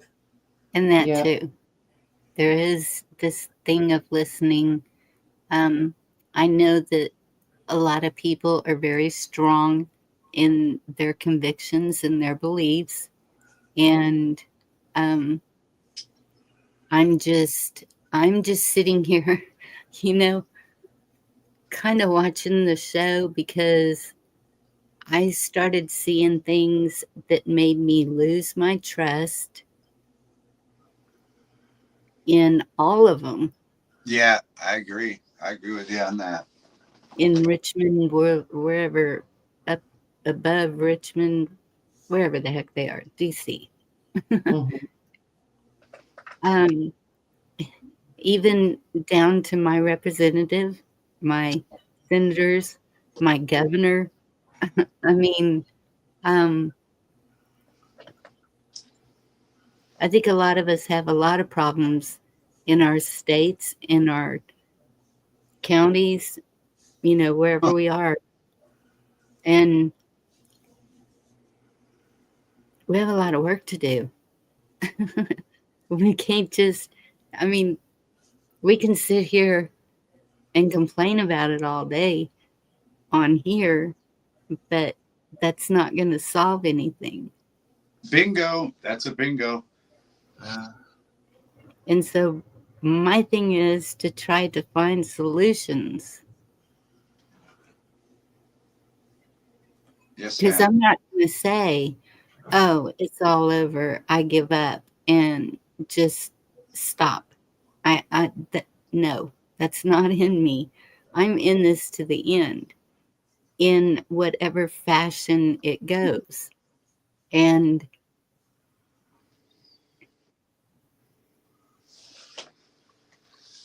that's just me, though. Because I love this country. I want to see my grandchildren, great grandchildren. I want to see everyone have a future here. And it's not looking like that's the goal up there.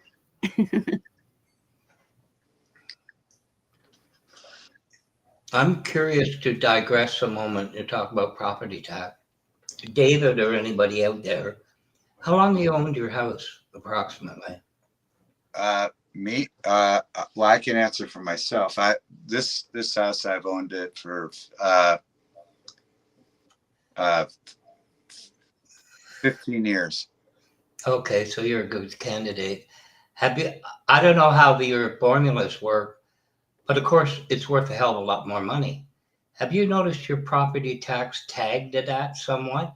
Yeah, well, yeah, because you know, if you do what, you know, you skate a lot. Of course, the scale is weird, Black Watch, because 2008 we had the crash here, you know. Yeah, but everybody had the Okay, and so we went through a bunch of foreclosures, and then things were priced at that price. Okay, and then so from kind of like 2000 to not 2000, 2010, say, to 2020, when we started going through all that stuff. Right before that, 2019 or something, they started snooping around and then realized that, you know, things were unbalanced, so to speak. Yeah. And that's when, you know, I mean, neighbors bought the house for twice as much money now. And so they started snooping around, and did you do this improvement or that improvement? And so they started inflating these ridiculous prices on things, like doubling the price of your house, basically, that you're paying taxes on now. You know? The reason I asked is I had to move. So I moved, I remember when I was married, December 31st, 84. Yeah. I was there for 8 years, divorced, The house roughly doubled. Yeah. Went from 126.1 to 230, 240. But recently I looked there, the average across the board, that same house is 880 to 1.2 million. Yeah. Yeah. Well, yeah. I think the property tax, if it's tied to it, I struggled to do what I did. And my dad gave me about 15 grand, so I paid cash. I could imagine with the mortgage and everything, school tax and everything, it'd be outrageous. No, that's what I always say. Like the neighbors that live next, obviously right next to me, a young couple, they bought their house for over twice what I bought my house for. Yeah. And you got to think, wages haven't went up twice, you know. But picture this: 1985, January 126.1. You go up to last year, $1 million. Yeah. Holy, and I think I can't remember how the tax took. It was a corner lot, but it was around 4,500. Well, I think from what I've noticed, like 15 years we've been here. That's a long time now. That's like a Hollywood lifetime. Yeah. You know, people are just, they're buying in over their head, living there till they can, and then they're just out, you know. I think that they're out with marriages, mortgages. People are just, you know, So today, I know a guy in a Chicago suburb, and he's thinking of going elsewhere. It's over $9,000. Yeah. Today, like, holy crap. No, I just wondered. No, I think that, like I know last time when we talked, my grandparents, they bought the house and they were going to live there forever. And then my parents came from the divorce age. My mindset when I bought this house was I was going to live here forever too. I mean, and so we bought it at a price we could afford. Yeah. And although you could sell it and make money, I'm not tempted because, you know, I've done a lot to the property. I've made it my house, you know, and I just think that with all the, you know, the instantaneous, the constant moving and stuff like that, people aren't doing that anymore. They're buying obviously way over their head, because I know that, like I said, the neighbors they're not making twice as much money as we're making, you know, that they could even afford a house that's the same house for twice as much. It's just it's a weird structure.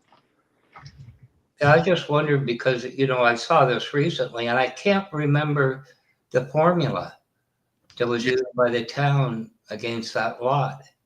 But I think there was something about projected selling price. I'm just curious, you know.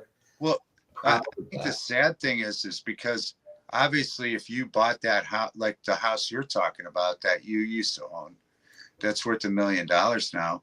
That house, if you bought that house, you would lose money because it will never appreciate at that point.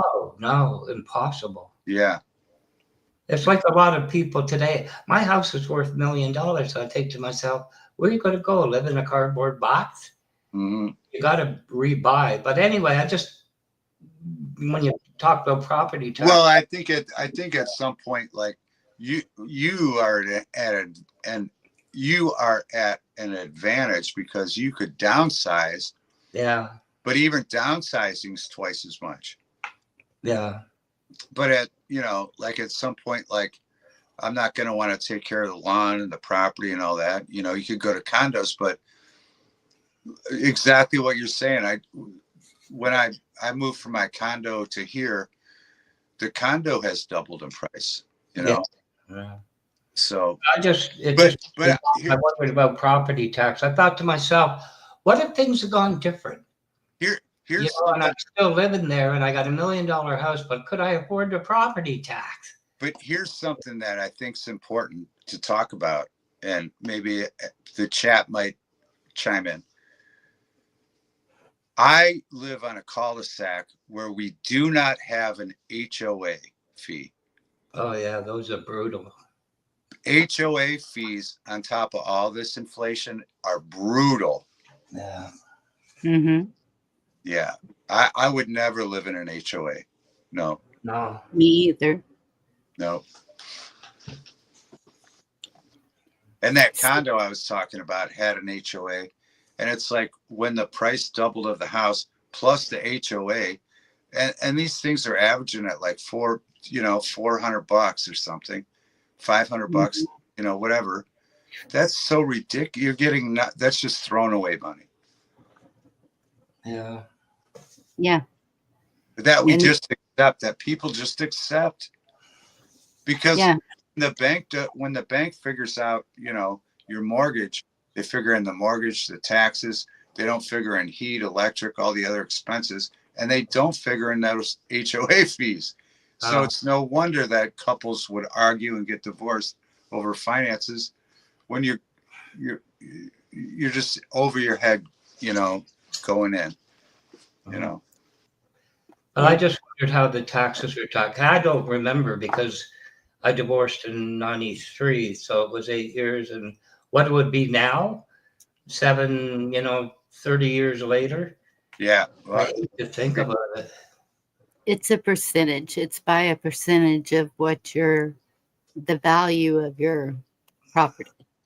And so there is a market value formula. Is that what you're saying? Yeah. There's yeah. Yeah.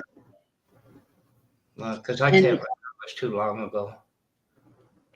So even the renting, if you're renting something, the person who owns what you're renting is having to pay those higher taxes. Yeah. But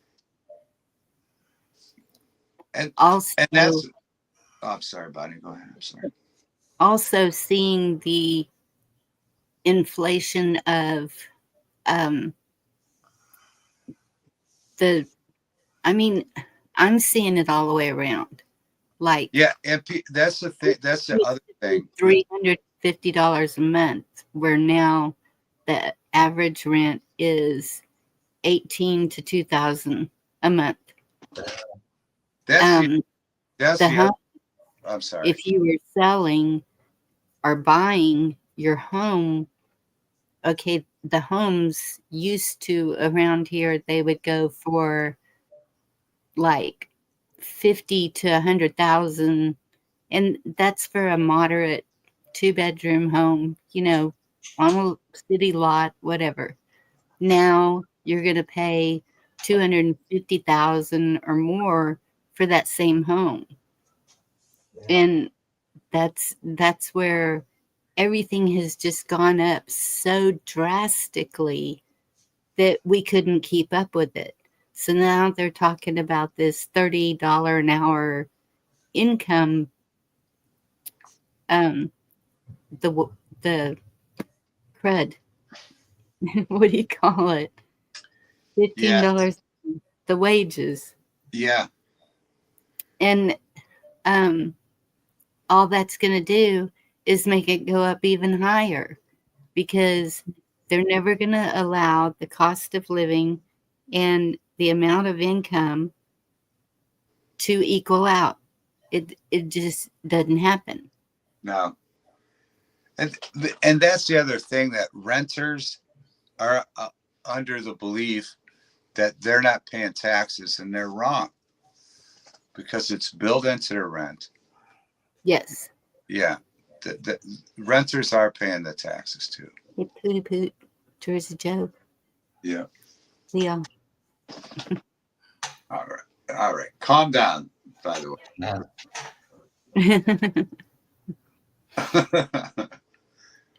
Now I know why you always say that. You're calming yourself down. That's why I'm doing it. I'm calming myself down. That's why I collect. I collect movies, movie memorabilia, because it calms me down. It puts me in my own fantasy world, and I love it. Yeah. Yeah. I'm curious, not to open too much of a can of worms. This whole removal of, because we have similar things, I'm curious, of the federal education thing, is that financially going to impact your taxes statewide? You know, they eliminated the federal education system. Are you going to get a break for that? I don't know if this might upset people, Blackwatch. Yeah, I know. But it's financially. I'm under the belief that, I mean, there's so many code words I don't want to use. Yeah. But by the looks of things, in my opinion, and this is only my opinion because of the way things look to me, and they have Agenda 2030, right? Yeah. And that's easily looked up. I'm seeing red right now. I can't even remember your original question, but I just think I think it's like Bonnie said earlier, I think they're all just pushing it all forward, you know? Mm-hmm. Well, some might say, why do you care? You're in Canada. Because the Conservatives lost. They were 20 points ahead. Even that the leader of the Conservatives had to go to Alberta. He lost his seat, but he was talking about the universities and everything. Same thing. That's why I'm wondering. Well, yeah. I mean, sometimes you wonder why I got to do things. When I was traveling a lot, I would go to different countries and I would see where they were building, where things were falling apart, you know, and you can kind of get to the agenda by looking at just that, you know. Yes. All right. The millionaires and billionaires are putting money here. They're keeping it from here. And I remember back then I would always come home and tell my daughter, you got to learn Spanish. That's where they're putting a lot of money in Spain. They're putting a lot of money in South. And then you go to American airports and they're falling apart, you know. Mm-hmm. So they're detracting from, in my opinion, our infrastructure. But these things, I mean, I just think that we're the things that we all feel, like the old traditions and this stuff. I think that they're trying to outlaw that and eliminate that, you know. I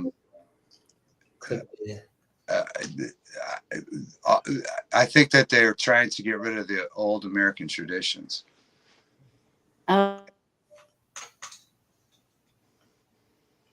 Did she leave? Everything is just out the door. Yeah. Yeah. Like thinking for yourself, right? Common sense. Yeah. Yeah. Common sense. Being independent, being strong, being able to take care of yourself, not needing government. All the people that think like that are outlaws, you know? Yeah. I believe that in my heart. I really do. I just don't see it. I mean, personally, I was in favor of, for example, because you'd have provincial, you had 10 provinces, territories, and they had a tax system, right? And a certain amount of money, and they're paying Ottawa on that.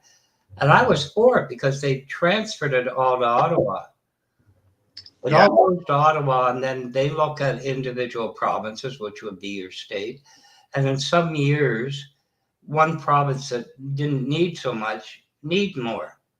Yeah. They balanced it on a countrywide scale, which made more sense. You know, why not, province transit? It was double dipping, double jeopardy, right? Well, that was the whole thing when, like, for instance, I live outside of Cleveland. This is something simple and arbitrary, but they renamed the Cleveland Indians to Cleveland Guardians. They were basically saying that we're going to try to eliminate history, and also we're only catering to the younger people that we're going to brainwash into buying our product. We no longer care about the history or the old people's opinions. No. And not that, you know, my age is old, but they don't care about my focus group anymore because they've used us and abused us, and now they're moving on. Yeah, maybe. And even if they take an initial loss, they know that they'll, in a 20-year span, will die off, and then they'll have brainwashed the younger kids. And that's the way this system works, and it's sad. It's sad when you start eliminating history.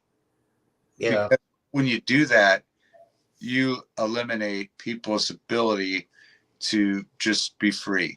Freedom is going to be eliminated. No, you're right. I think about, because I won't mention names, but there's some that go on these channels from Canada. Oh, bunch of Canadians. But they don't know squat about Canadian history. And it seems to me, is this the future of what it's going to be? They have no clue of how they got, well, exactly what you said. There's no history. There's no, you know. You have to wonder. You have to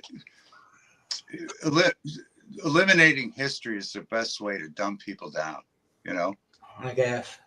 And separating people. You know. Yes. You eliminate it, and they don't know the truth of how everything actually went. Yeah. Yeah. Or just anything. And then keep repeating over and over and over to these people that this is the way it is through the mainstream media, through the school system, through every facet of life, to where they finally believe it. Yeah. Yeah. And you can't blame the people that don't realize what's happening. You know, you got to, I don't know, you got to try to wake them up a little bit or whatever. Yes. But it's frustrating. It's so frustrating. It really is so frustrating. I got to get my phone charged. I'll be right back.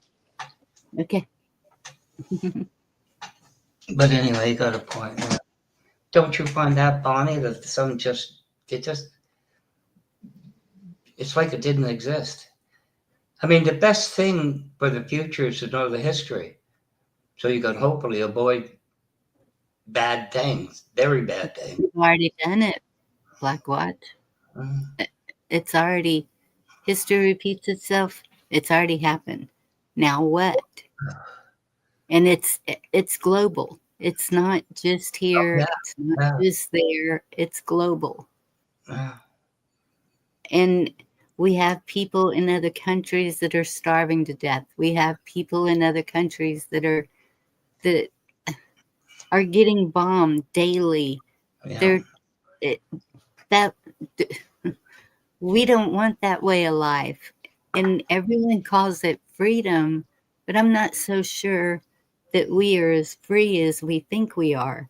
I think that we have been fooled in that even. So what is it? We do have, we're not being bombed daily, not by the real thing. We're not starving to death.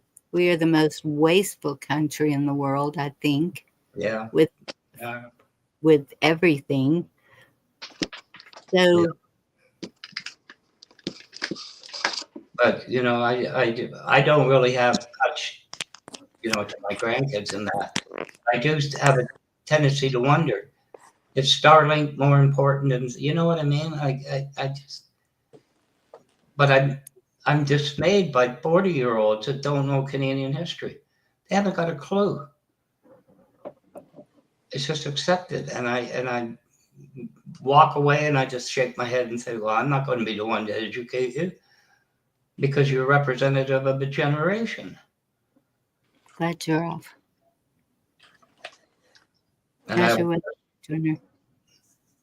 I'll touch lightly on it because we don't want to go there. What's happening in the Middle East? My jaw dropped. Oh, I know. Genocide.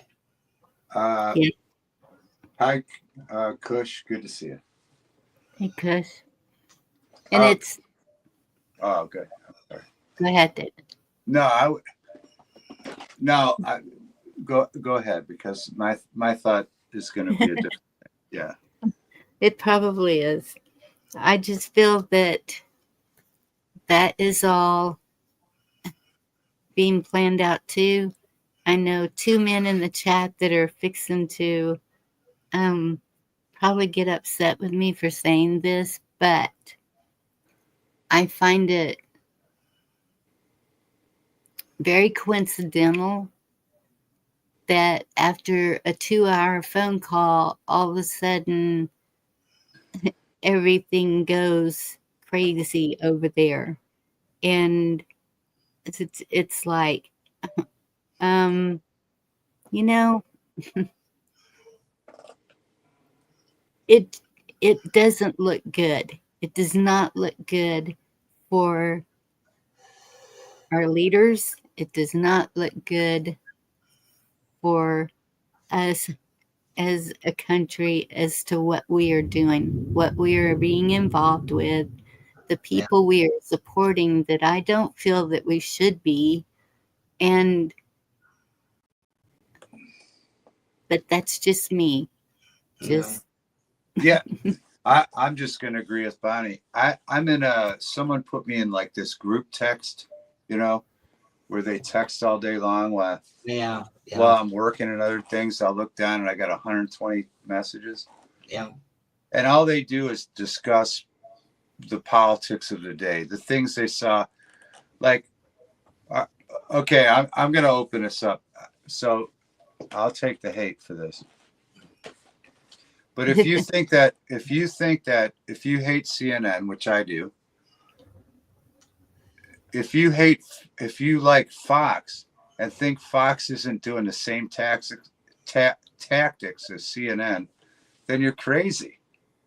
They're both, as a matter of fact, in the year 2000, there was a documentary called Outfoxed, where they just repeated and regurgitated shit, just like people say about CNN now,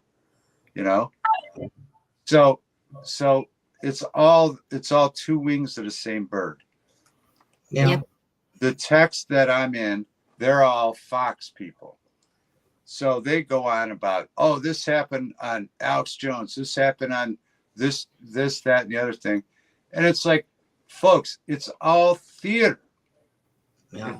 If you can't see that it's all theater for the mind, then I can't. And I respond once in a while. They get me so upset that I'm like, you guys realize that you should put down your phones and turn off all that bullshit and go outside and dig in the grass and plant some flowers and come to terms with reality. Because Tucker, I don't even know the names, but these people are all in on it. They're all part of the game, dude. Yeah. There's no way you can make it onto TV. Believe me, I've been in the entertainment business for 30 years. You cannot become part of the system unless you're playing along. Yeah. That's the truth. Anything you watch that's paid for look, is all paid for, guys. Oh yeah. And I try to tell this group text who are relatively intelligent people, but they think that they're right because they're on the right side. But they're being played just like the left. It doesn't matter if you paint your fingernails and you're on the left and being lied to, or if you think you're being patriotic on the right and being lied to. Yeah. You have to talk to good people and turn that fucking shit off. Apologize, the F word.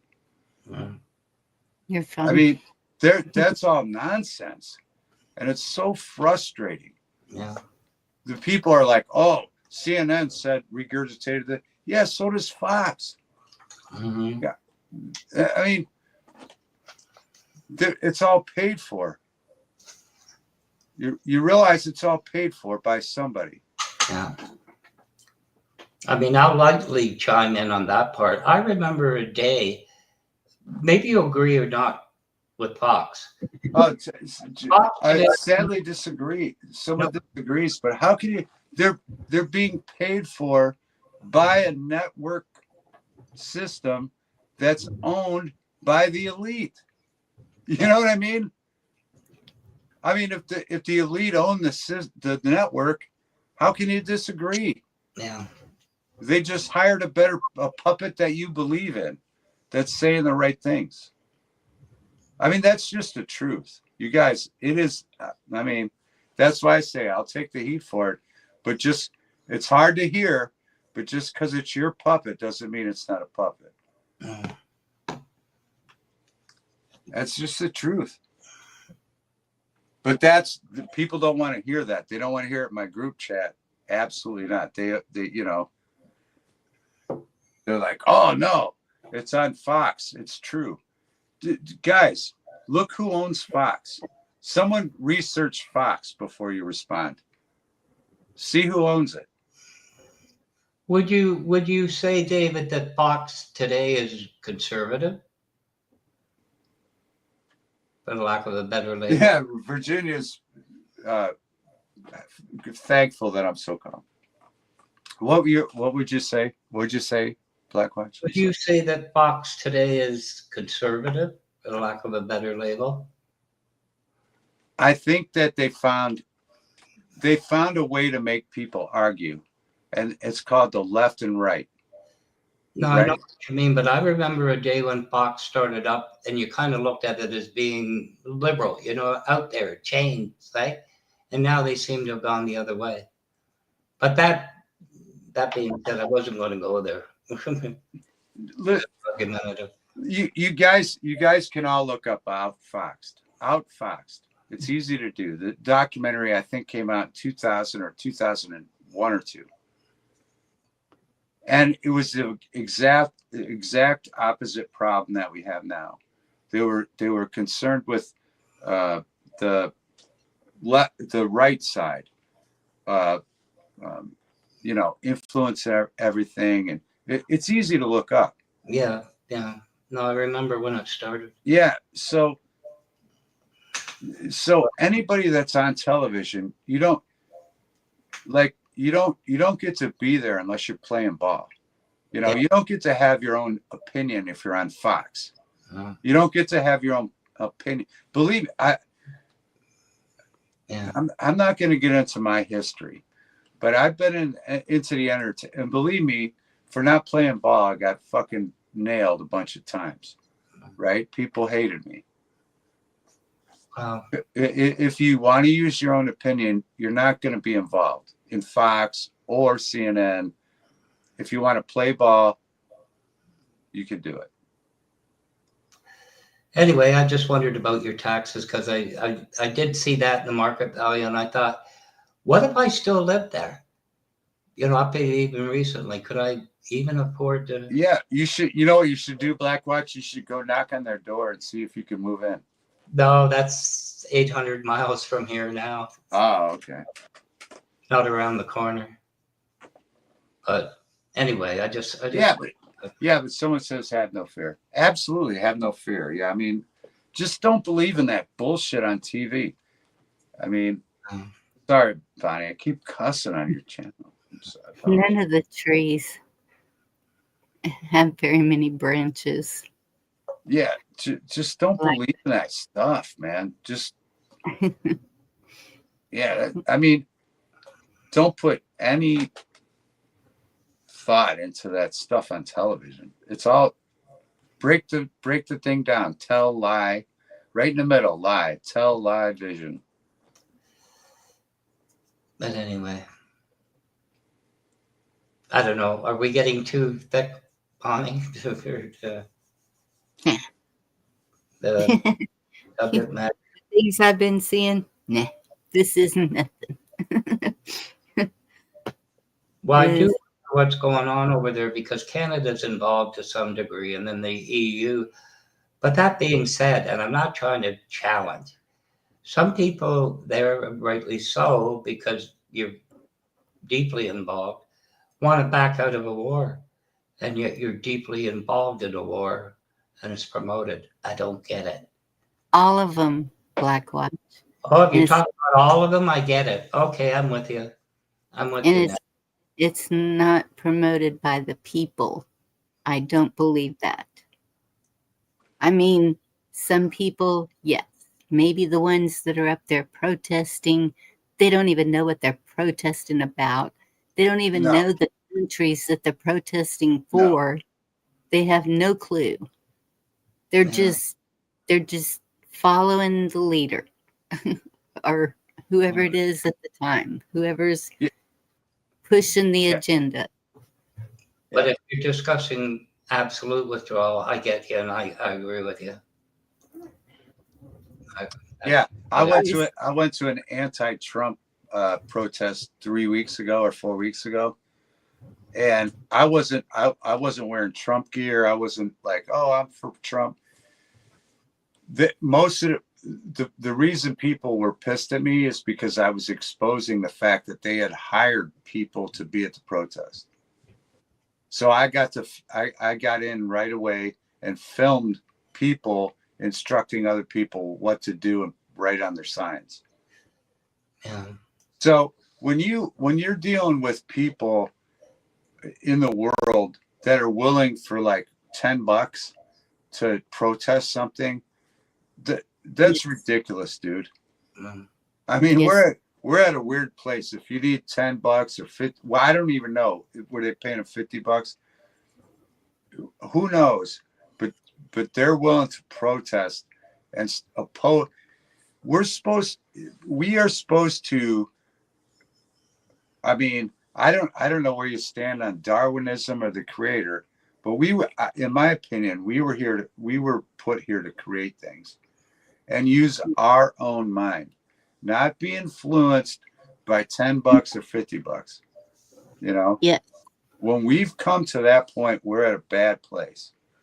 And then on my other channel, I have the video where they were calling me a Nazi. I wasn't dressed as Trump or even opposing them, but because I had a camera and making them uncomfortable for being phonies, they all started to call me a Nazi.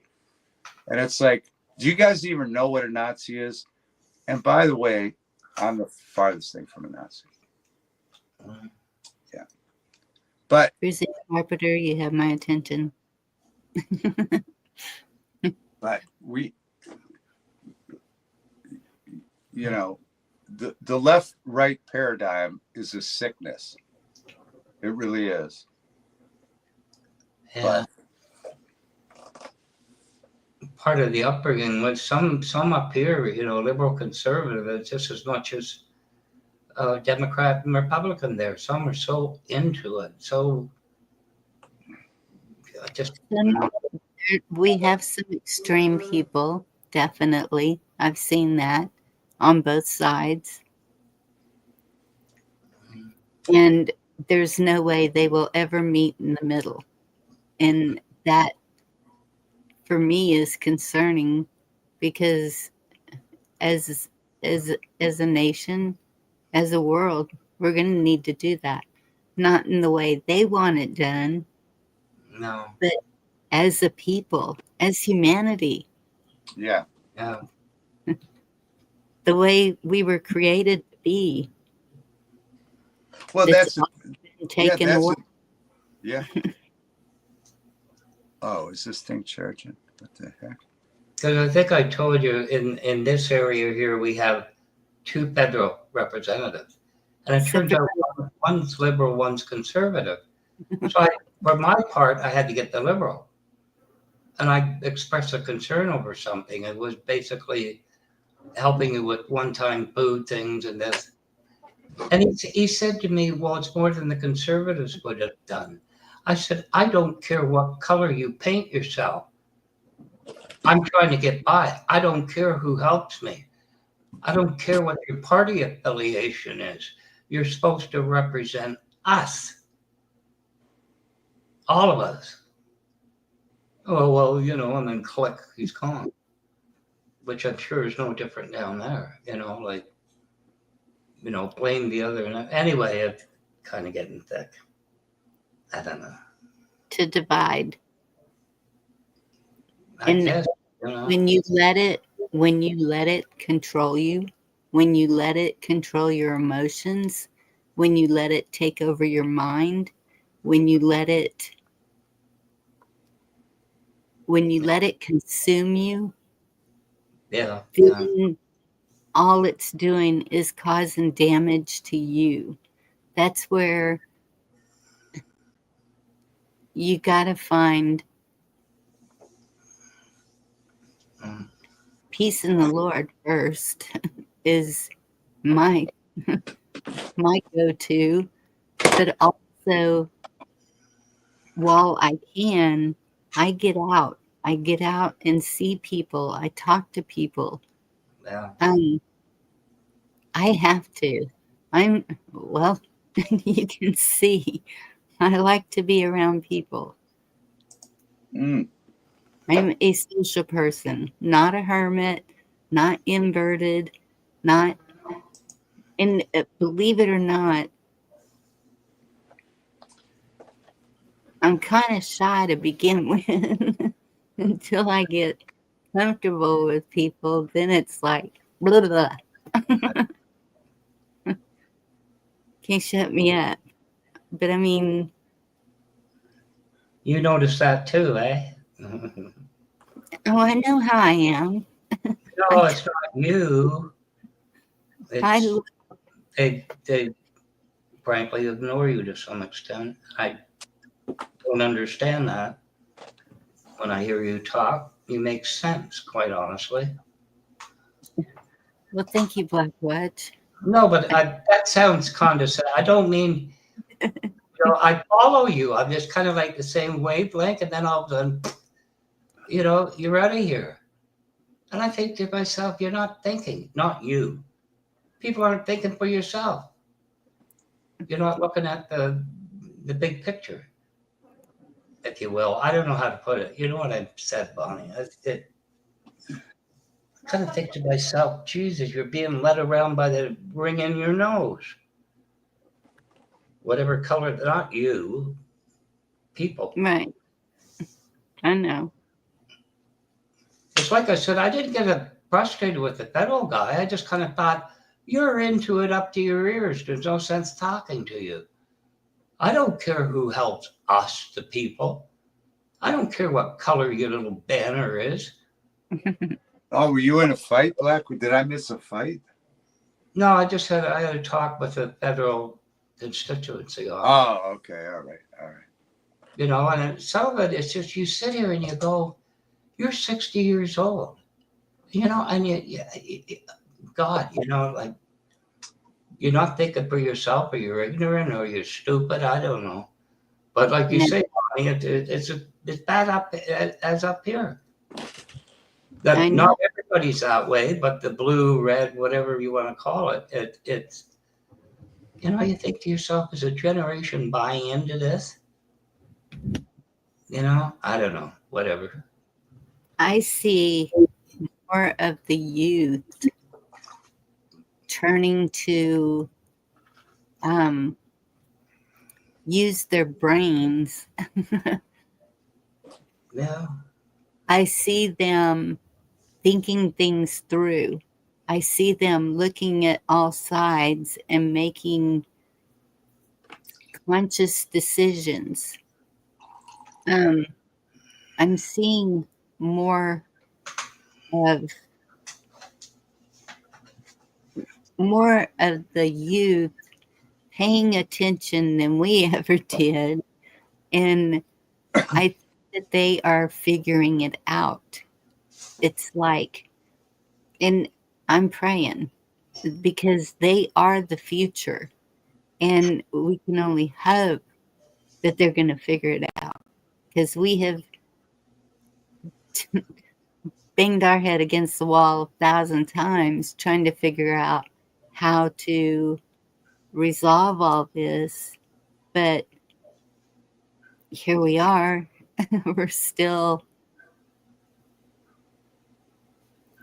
We can't even agree on that. So I'm hoping that they're the ones that are going to figure out the solutions, how to proceed from here where we're at, because it's a mess. I don't care what anybody says. It's a mess.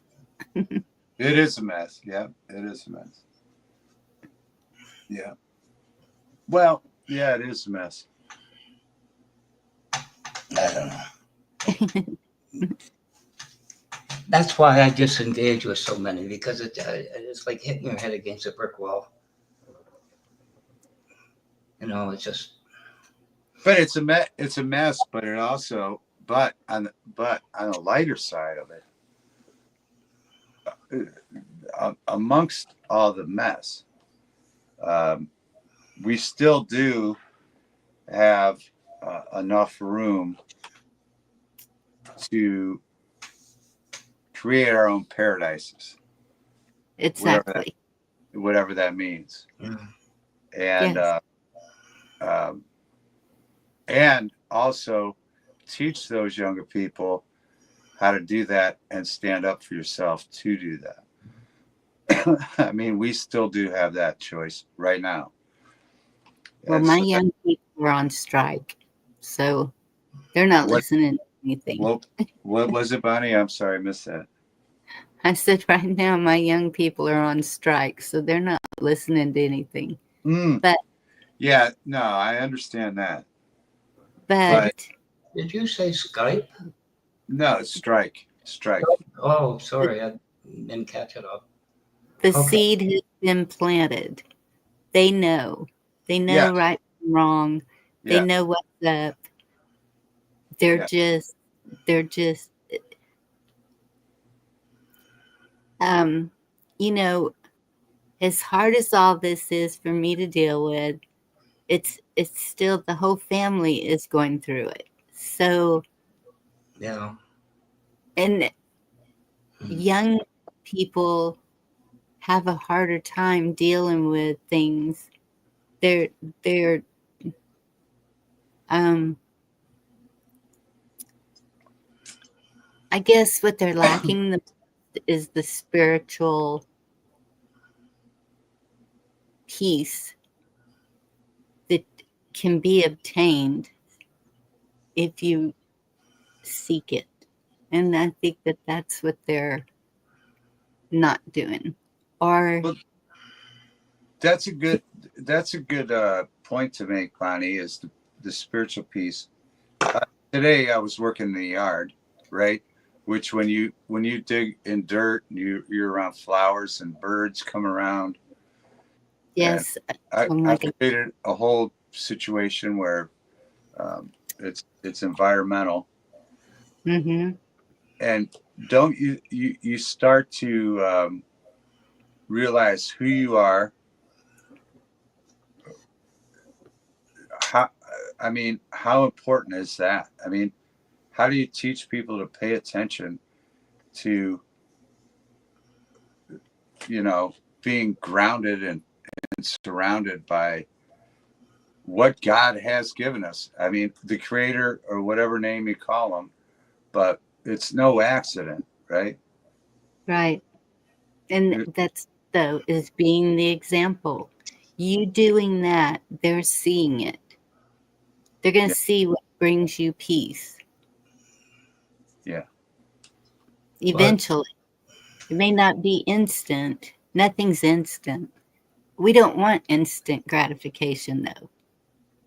Right. Because that's what's got us here, kind of, sort of. Yeah. But David, I'm assuming you're Well, I can see Monty's comments. I seen the last comment, but I didn't see all the other ones. Yeah. But anyway, I'm sorry. I assume you're somewhat retired, David. No, I'm retired. I'm working like 3 jobs, dude. Okay. Well, the point was, I don't know where you are in the life. Well, I probably should be retired, but no, I'm not. My point is this: I don't know if the younger ones have this, because I've looked at it myself, and I think it began when I was 14. You're talking about the movies, some place to go to, whether you're planting things, whatever you do, to get away from it all, to recharge things, to feel in touch with why you're here. Yes. A place of peace. Yeah. Something that for whatever mindset, thoughts, actions, whatever it is. And I worry if the young ones don't have, you're going to burn out. You know. Well, you wrote something, Black Watch. I apologize, Bonnie. I stepped over you. I'm sorry. It's okay. Full Monty's long-time listener, full-time caller. No, I was in entertainment business for years, worrying about what you could do to better yourself. I found comfort in the place I'm at, you know. Mm-hmm. And I would watch all these people would post, "I'm doing this today. I'm doing that today. They're trying to outdo everybody on Facebook and this book and that Instagram." This, and you're just trying. People. It seemed like people's main goals was like to outdo everybody they ever knew. I'm so, and it's like I didn't want to be part of that, so I took like, I don't know, 5, 6, 7 years off. Yeah. I no longer cared to impress people with what I was doing today. I just wanted to plant more flowers and trees and now I have all the happiness of living with what my decisions, and I love it, Yes. And now I'm trying to do some more creating, but I don't care. Like I would never do it to impress I don't care. It's for you. You do it for you. Yeah. It's like you have to come to that spiritual place. And but I think what I'm saying, cost me a lot of relationships because people wanted to continue to rag on me for not, but I just don't care. And when you back away for a minute, you realize that people are just manipulated by things that they think that they have to do or say, and people are mean, man. They rag on, instead of doing their own thing, they have to rag on you to build themselves. Like that whole shit is so stupid. True. But one thing I should point out, I'll take a scenario. When you want to go to some place, some guys might, well, I got a race car or I got this. I'm talking about a simplistic place. Yeah. I mean, not one that drags you, just a simplistic, easy to go to mindset, if you will. And you know what? You can do that. Even, okay, David, it sounds like you have made my sanctuary outside your home. Yes, ma'am. Yeah. I have another channel which I'm going to. The butterflies come and the bees come. Yep. And you're enhancing nature. You're building up the earth as it was meant to be. But it's also that's what's helping you spiritually because you're closer to nature. Yeah. So even if you're in a place all alone where you can't do that, and you don't have the means or whatever to grow something to make that peaceful place, to make your room a beach room, to whatever, Right. you can still, if you close your eyes and picture it. Yeah, And exactly. that is kind of the meditation that these videos have That's been, why I love Bonnie's channel. Tell me, I promote. That's is why I love Bonnie's. you can close your eyes, because I used to do that. You just try and relax Yeah. as much as you can, close Yeah. your eyes and picture the place you want to be. Yeah. Mine was always on the beach with hibiscus and flowers Yeah. growing up around. Yeah.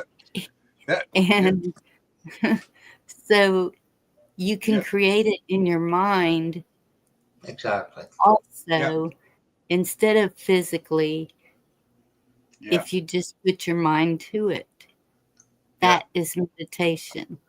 Yeah. Bonnie, this is why I love Bonnie's channel. Okay, folks. Yorga, Hey, baby. Because that's exactly it, Bonnie. I do, in fact, I have another channel where I'm gonna videotape all the stuff that I create to make a garden, because for some it's just important to me.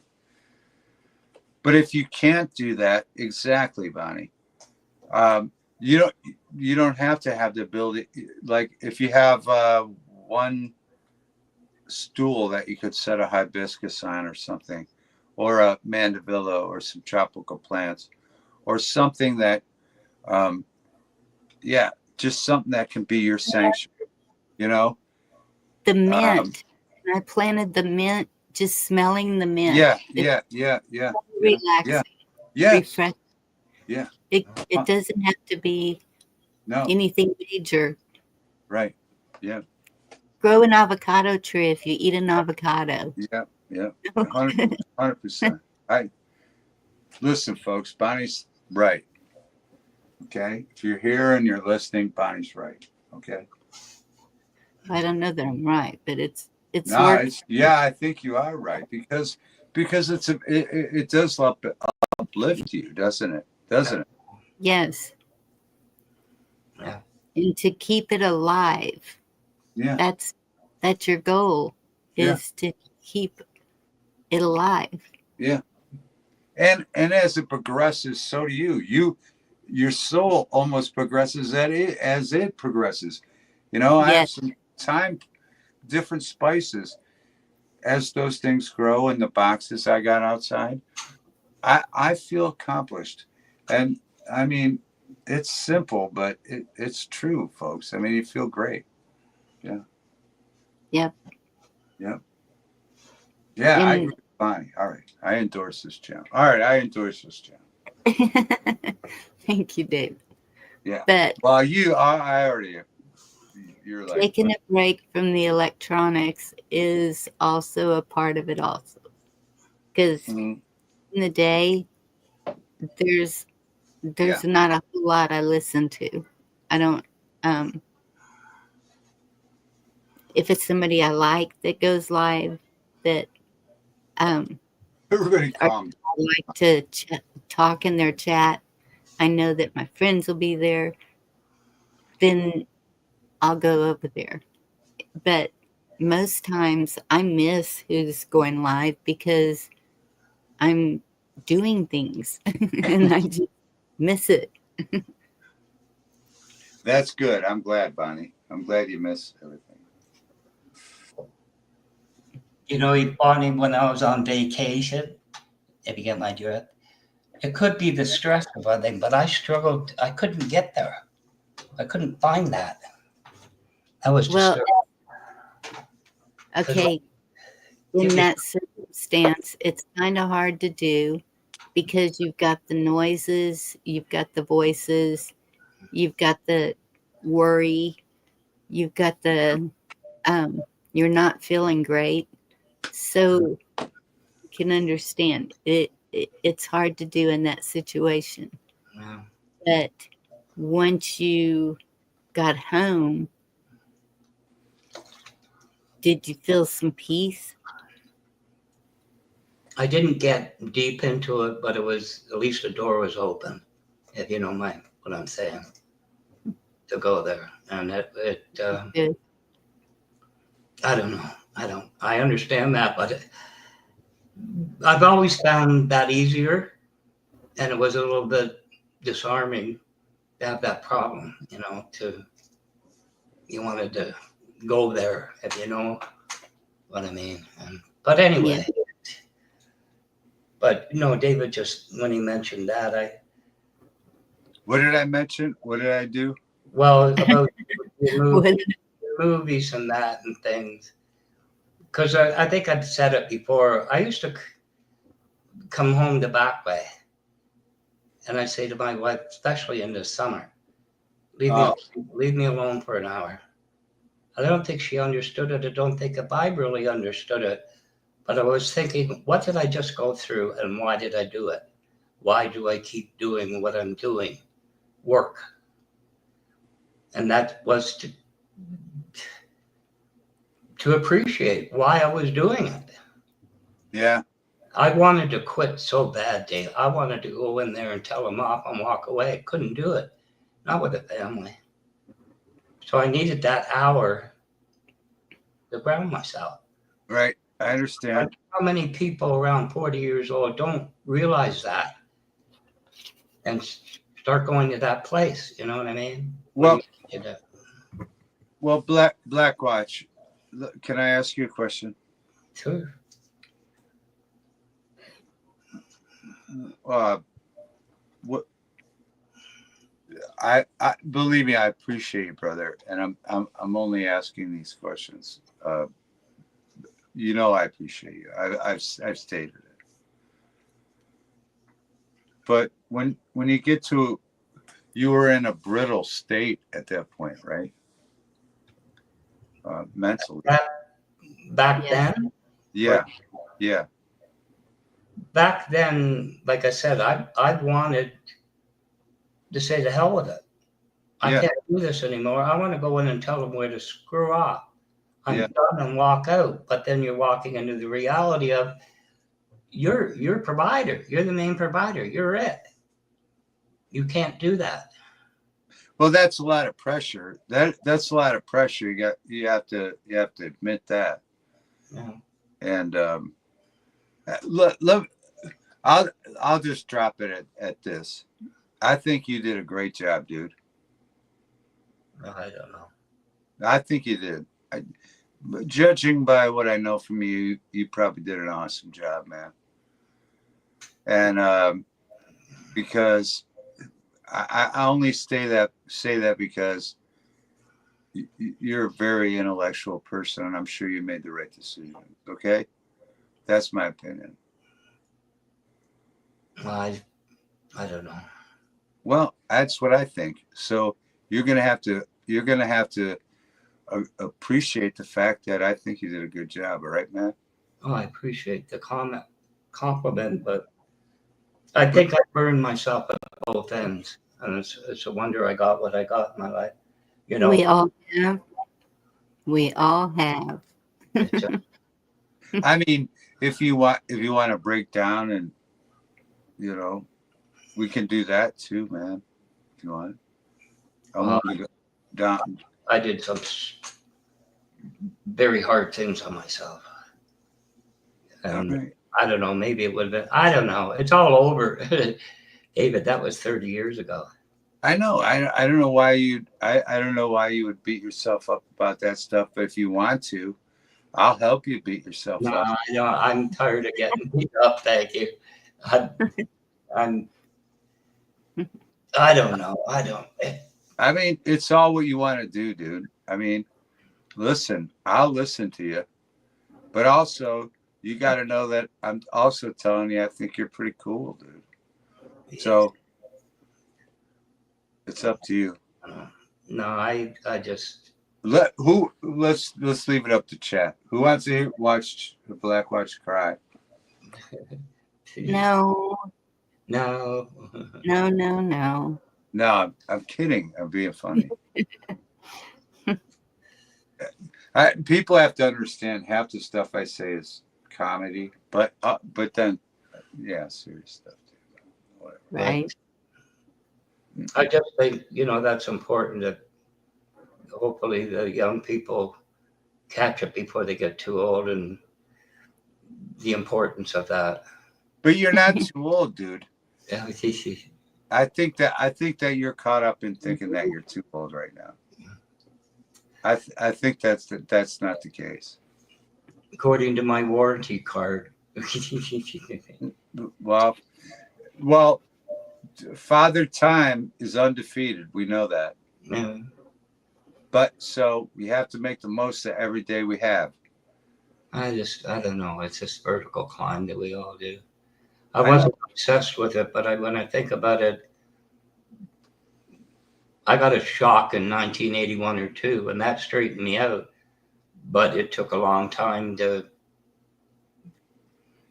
recognize that, if you know what I mean. Give yourself the break.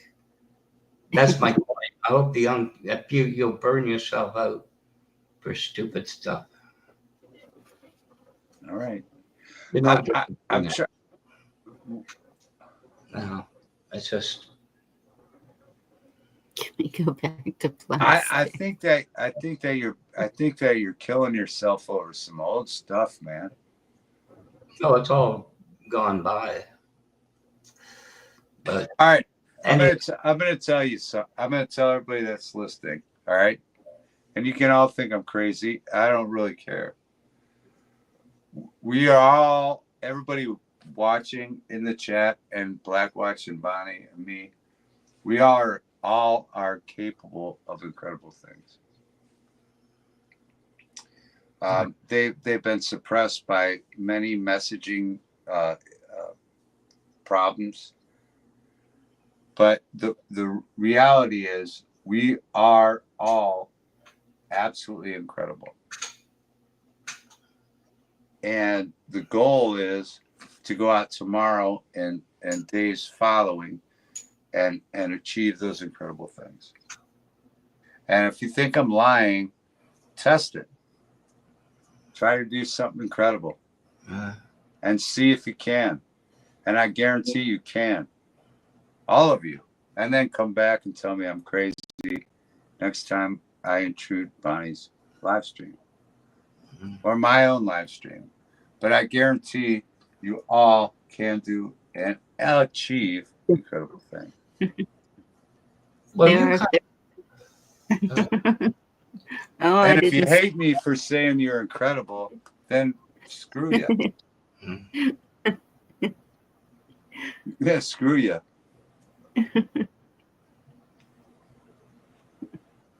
I think every generation has their trials, but I think about it today. Like you said, just live your life. That's what you did. You kind of thought, if you have the kids and everything, and you kind of put your money away for retirement, things like, what would they do today? Look how complicated the world is now. The normal life patterns don't apply. But it doesn't. But here's the thing. Even though all the shit we've said about the left and right, Black Watch, you tried to do the right thing. We know that you did because we've talked to you and we know that you're an honest person, right? I'd like to. So, as most of the people in chat, except for a couple of those scurvy pirates. So, I mean, if we're all trying to do the right thing, that's what I mean. That's it, dude. I mean, whatever. I don't know. But anyway, you did the right thing. There's no reason to feel sadness. Like you know, yeah, obviously we all think we could have done more. Obviously we do. Yeah. You know, oh, I could have done this or that or said that or this or that. You can't dissect life like that. No, but I guess what I'm saying, David, the more you could have done is take care of yourself. Well, you did. I'm sure you did, didn't you? This upward spiral of, and I see it today. Maybe they want to get ahead and they beat themselves up and they overwork themselves. And Just take time to remember why you're doing it and enjoy it. Yeah, of course. No. Enjoy yourself. Yeah, have some fucking. I'm sorry, Bonnie, for the F word again, but have some, pasta salad and have a hot dog and you know what I mean? All this nonsense with the constant stress is ridiculous. Yeah, exactly. But obviously pay attention, but have a hot dog with your neighbor, man. Not your neighbor's wife, but your neighbor. It's funny you mentioned that. I had the corner lot. See, I knew Blackwatch would have the hot dog story with his neighbor. I don't like hot dogs. Maybe a beef sausage, that's been warm that up and put it on a hot dog. All right, calm down, Blackwatch, with your hot dog.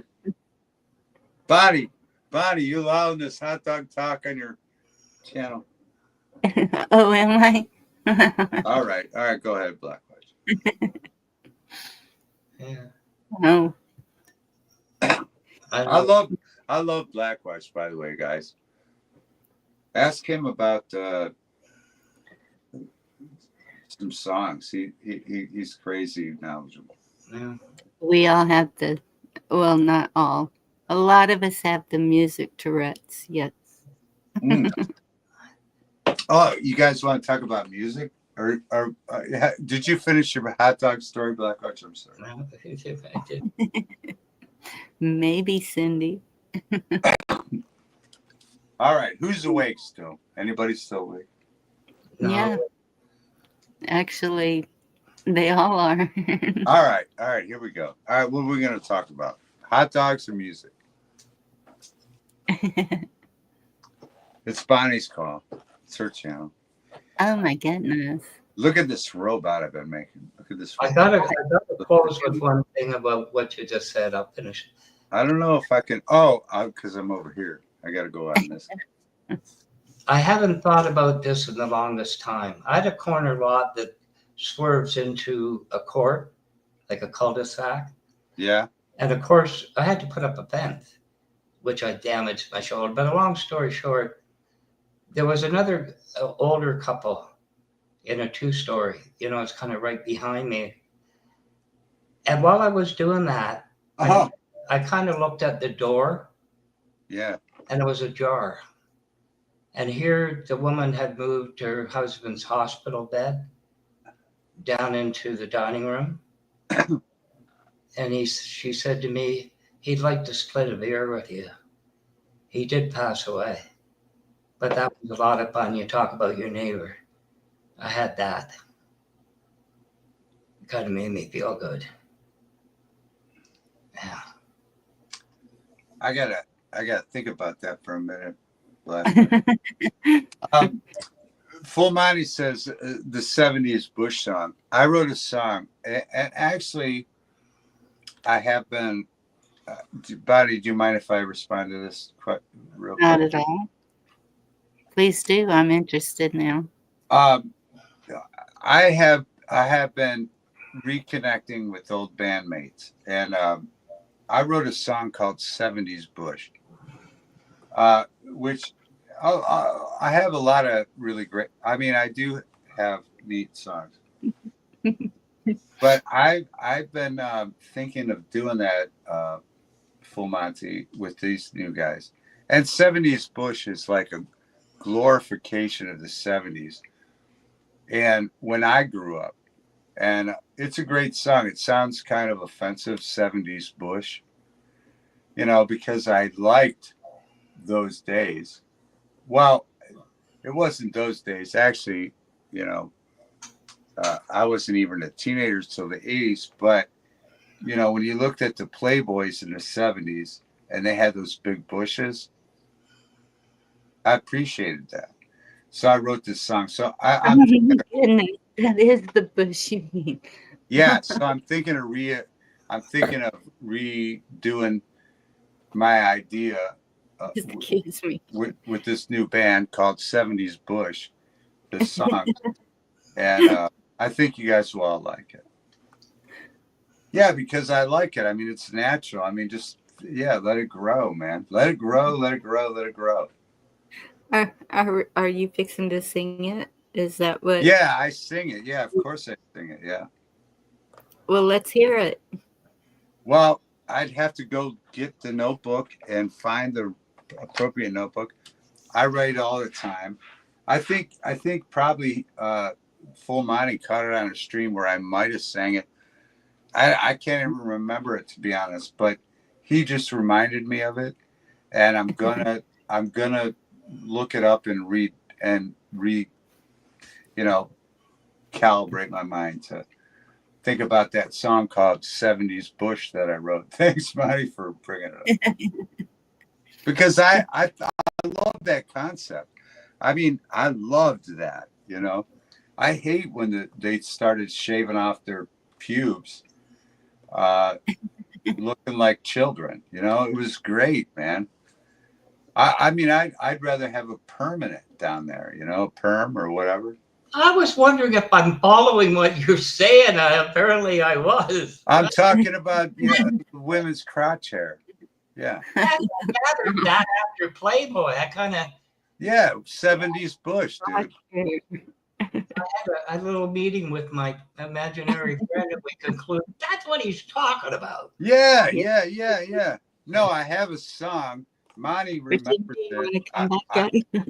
I can't remember how it goes, but I'm reestablishing a thing with the band, and I might bring this song out if I can find it. But Monty reminded me of it. Yeah. That's great. I love a 70s Bush. I'll tell you, I think it should be celebrated.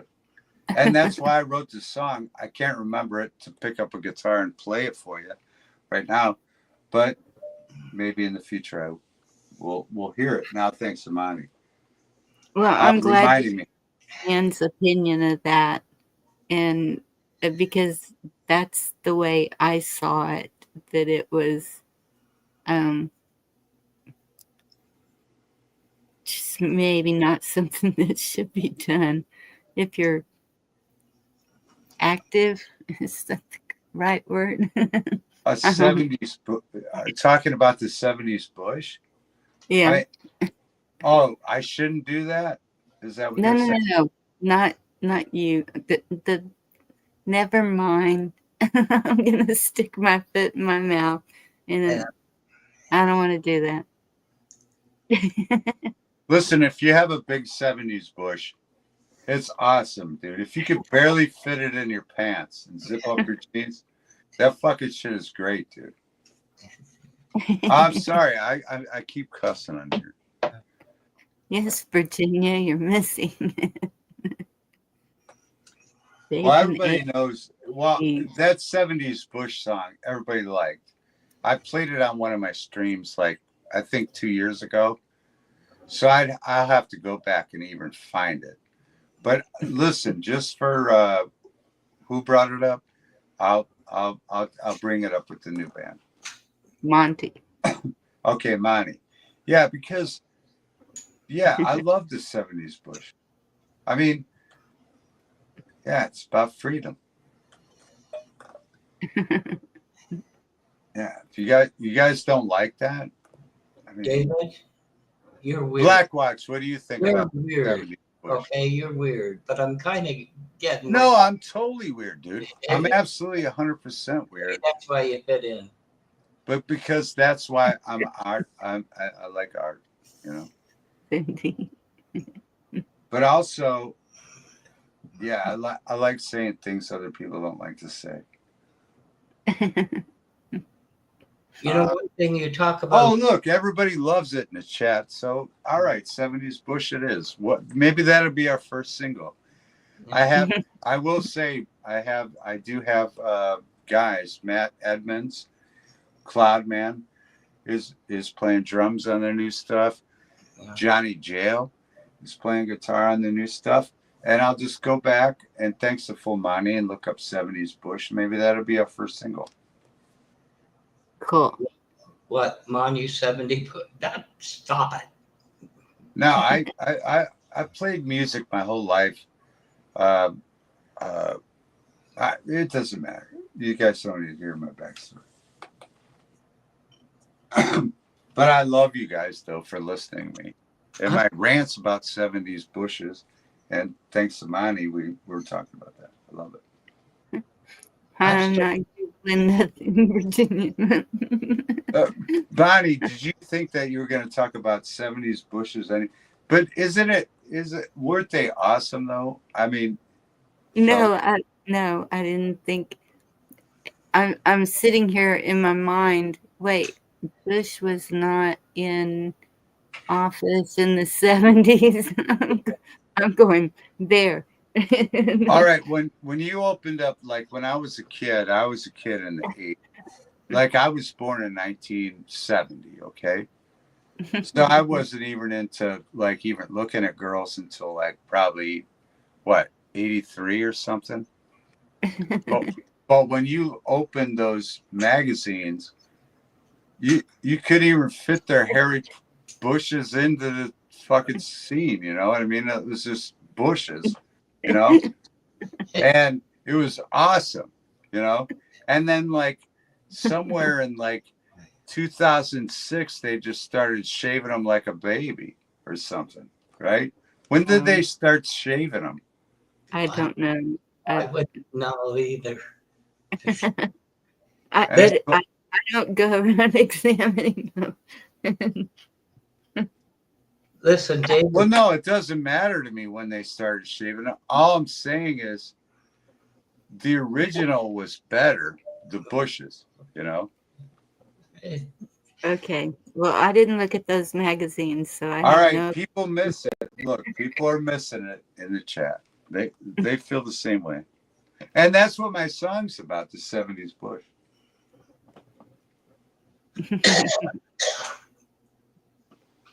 I got to tell you, David, shortly after you were born, all I could think of, they say this kid has colic. When's you going to shut up? I wasn't worried about bushes. I'll tell you. Just saying. I'm just saying, artistically, I'm saying that, you know, whatever, guys. It doesn't matter. I'm not trying to push an agenda. I'm just saying that I liked it better with the bush. We were going to talk. Someone was 10 years old in the 70s. Yeah, they like the bush. All right, I do too. That's why I wrote the song. How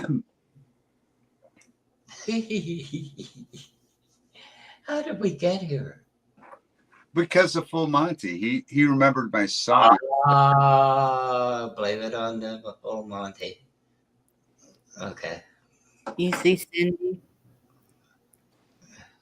Yeah, 70s Bush. It's going to be a great song. It doesn't, you know, and these people I have to bring it up with. You got to realize, like the drummer has kids, you know, and a wife, and so I have to bring this stuff up to these people.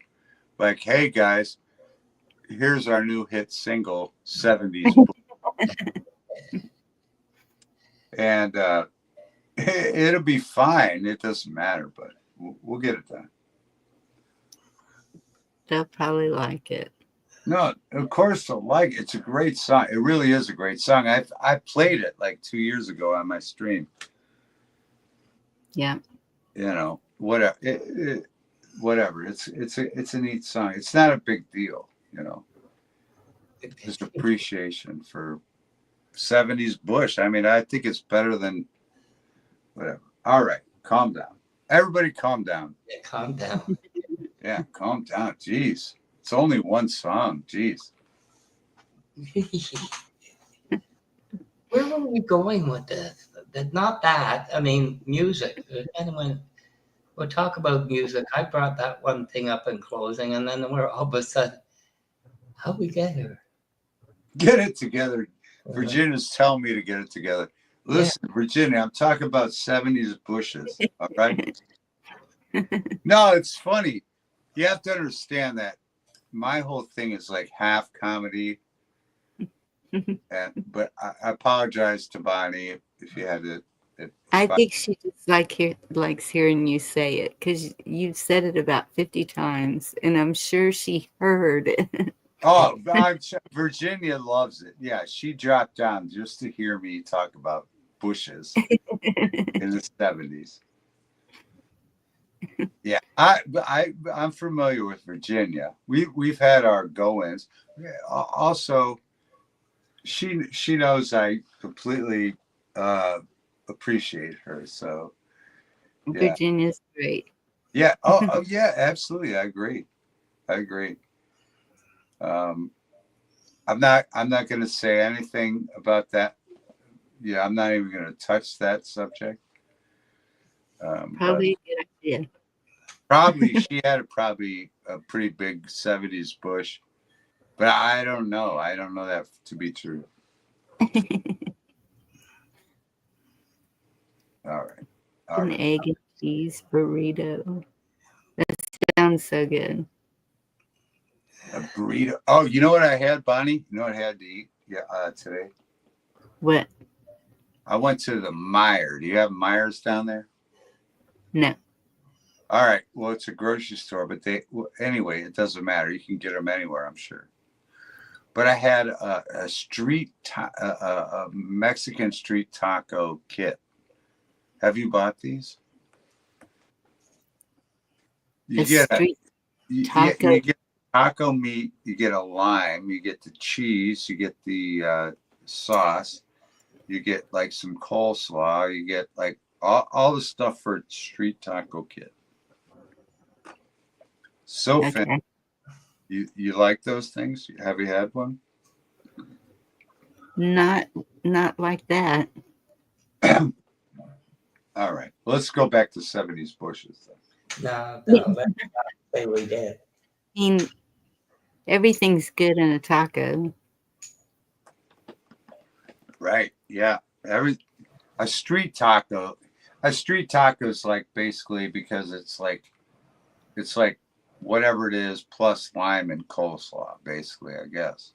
You know, whatever. And 70s bush hairs. All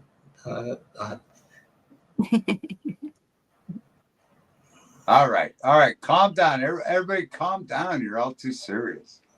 Cilantro. Yeah, absolutely. Cilantro. So good. I'd like to know if anybody ever managed a hard taco to eat it without ending up with it on your shirt. I could never do it. All right. Calm down. Calm down. Black Box is eating tacos. Everybody calm down. I don't want tacos. Burritos. Calm down.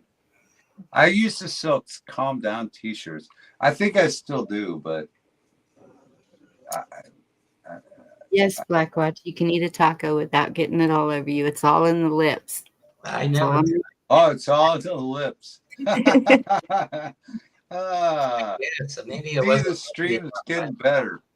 I like this stream. Soft tacos and soft burritos. Yeah, come on, eat some tacos. I gotta quit swearing.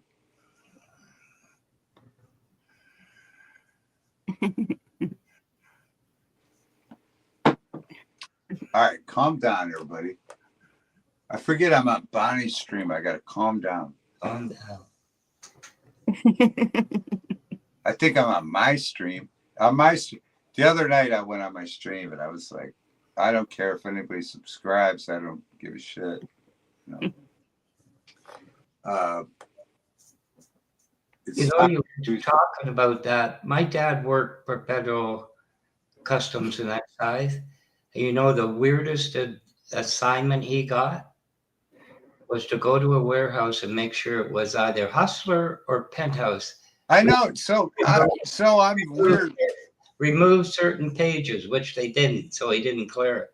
Which I was just talking about 70s Bush, and you're like a clam. I mean, come on. Your dad is promoting porn. Come on. No, he was. His job was to make sure that the pages were removed from the magazine or it couldn't go out, which they didn't remove, so it didn't go out. He said, "You'll never guess what I did today," and I don't know. It wouldn't let the magazines go out. No, here's the thing. It's all your fault, David. How the hell did we get? No, I was just talking about a song that I made called 70s Bush. Yeah, I know. Which Monty brought up, which I played on my stream a couple years ago, which I think people like. Or they didn't like, or I didn't play, or I can't remember. I have to go back and watch, but we'll recreate it with the new band. All right. So I'm gonna have to go to the band and say, hey man, we're gonna write, here's a song about 70s Bush. But no, it's funny, dude. It's funny and cool, actually. ZZ Top did the exact same thing with Tush. Remember Tush? I'm just looking for some Tush. It's the same thing. Only my song's just looking for some push. I never cared. And who cares? I mean, you're not actually, assaulting people. You're appreciating long P-word hairs. Now I know why I didn't care for ZZ Top. Why? That's the greatest band ever made. No. ZZ Top, Bonnie. Blackwatch, I just unfriended you. Bonnie's from Texas, right? Blackwatch. Bonnie, is ZZ Top the greatest band ever? No, you know who I think it is was Queen. I wasn't asking Blackwatch. I was asking Bonnie. Listen, you stuffed your bush in my face. I get to say what my favorite band is. Well, I was asking Bonnie though. But anyway, I'm not saying ZZ Top is my favorite band. I'm just saying you can't knock ZZ Top. Yes. I didn't. Didn't get Blackwatch. My favorite band is ZZ Top. I could never get my guitar to spin on my belt buckle, so I guess. Well, because never. I bet you sing every word to Legs. Oh, Legs! Come on. All right. Time out, if you don't mind, Bonnie. All right. Time out. If Bonnie doesn't mind, could we start naming off the greatest ZZ Top in chat songs ever? Bonnie started with Legs. Let's go. And listen, there's so many. This should last a while. I thought Legs was a good song. I'll admit that. That was a good song. Of course, Legs was a good song, friend. They're the greatest band ever. ZZ Top. There you go. That's a good one. Which one, Bonnie? Sharp Dressed Man. Oh, Sharp Dressed Man. All right, there you go. But you keep it coming, because ZZ Top has hundreds of great songs. All right. I'm going to calm down. Dress me. I forgot this is Bonnie's channel. I got to stop. All right. What other songs we got? David, this is Bonnie's channel. I know. I forget. Because I just talk, friend. Oh, Monty's naming a few of I them. apologize. I do apologize. Pearl Necklace. Oh, Pearl Necklace. All right, keep them coming. LaGrange. Oh, someone hum LaGrange. Dun, dun, dun, dun, dun, dun, dun, dun, dun, dun. Come on, guys. Bonnie. Dun, dun, dun, dun. LaGrange. Oh, forget it. ZZ Top is the greatest American band ever. From Texas. Greatest, but they're up there. Yeah, Billy Gibbons is my favorite guitar player ever. Come on. I wish he would play on 70s Bush. If me and Billy Gibbons could get maybe we'll email him. There you go. Doesn't hurt to ask. Mm-hmm.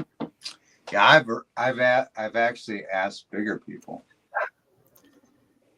2 years ago, they did a concert.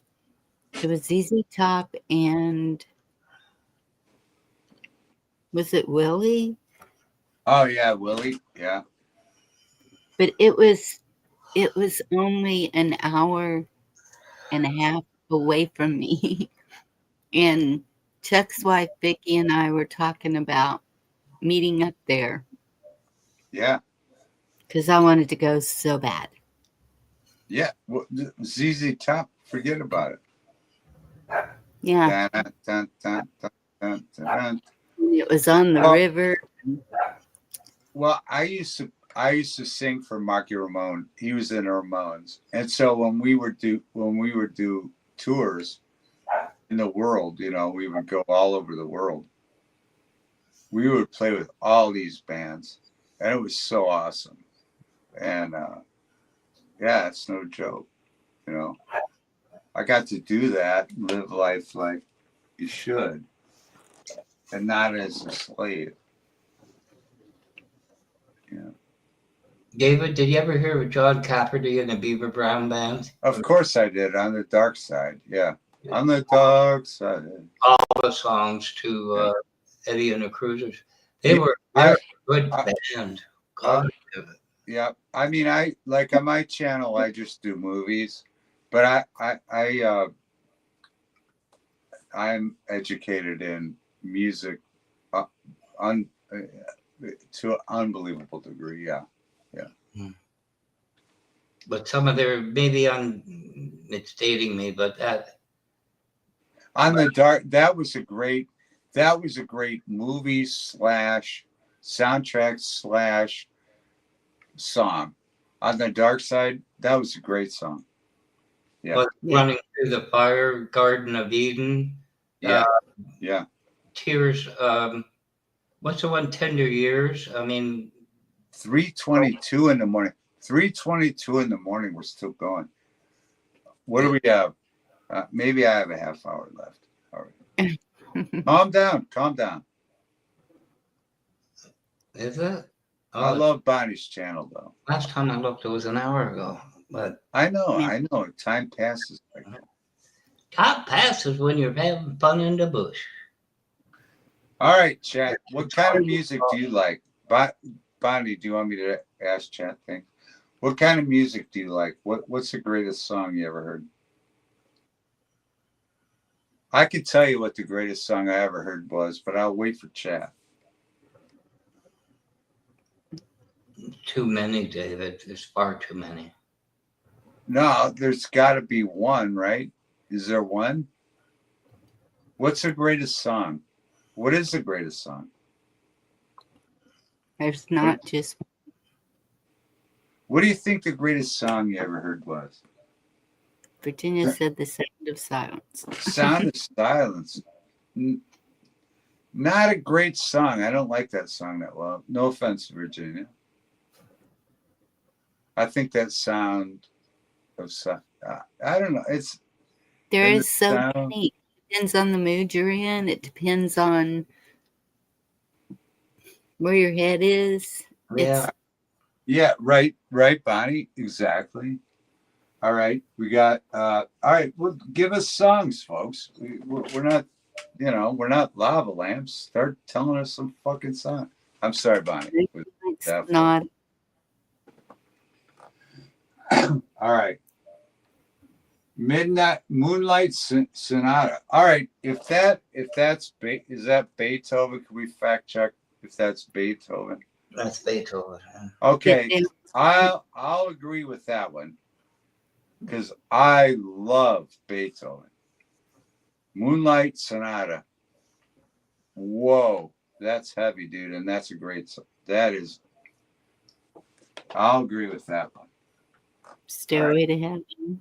I'll agree with Moonlight Sonata. All right. Calm down. Give it.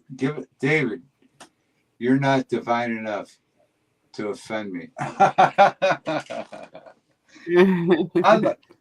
Listen, folks, I think that we know that Virginia and I have disagreed on whatever channels. But then she said, David, are you mad at me? I'm never mad at her. Virginia knows that I think highly of her. You know what I mean, Bonnie? Yes. She knows. So she's not soft-skinned enough to be offended by me, you know. This can go on all night. They told me Because she knows that I think highly of her. I hope she does anyway. Will you think, Bonnie, or maybe you could tell her? I think she knows. Yeah. All right. Calm down, Virginia. All right. Moonlight Sonata is a great one. I love that one, Bonnie, by the way. What else we have? Depends on the mood. She's absolutely right. Oh, maybe Virginia hates me. I don't care, though. I still like her, though. I still think highly of her. David, you're not divine enough. Jeremy Devin was mentioned. Oh, I said that right.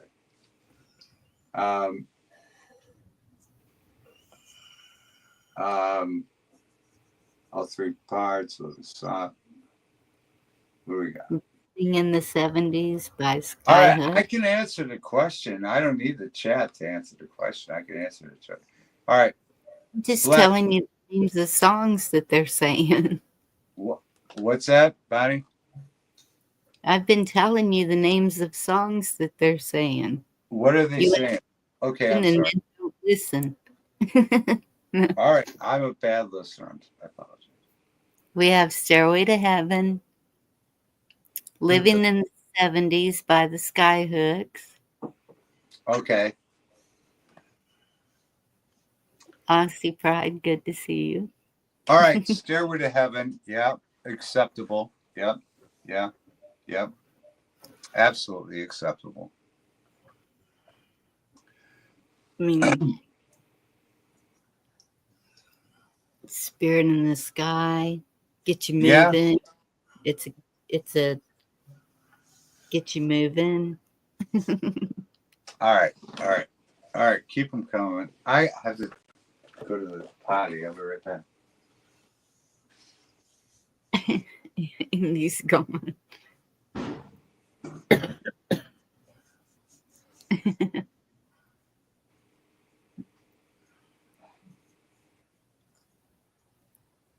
If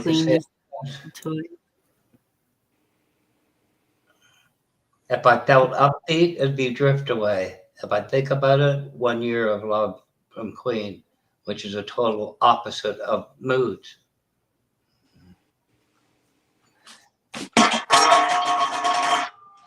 Whoops.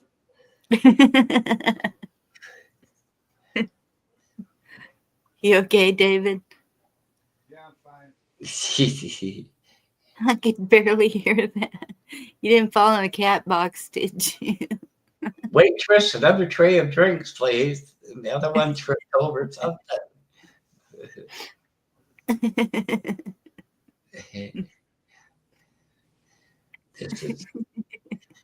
I'm still trying to figure out where the hell he got it. All right. I'm okay. It's all right. Nothing to see here. Move along. All right, calm down. Calm down. What songs we have? What do we?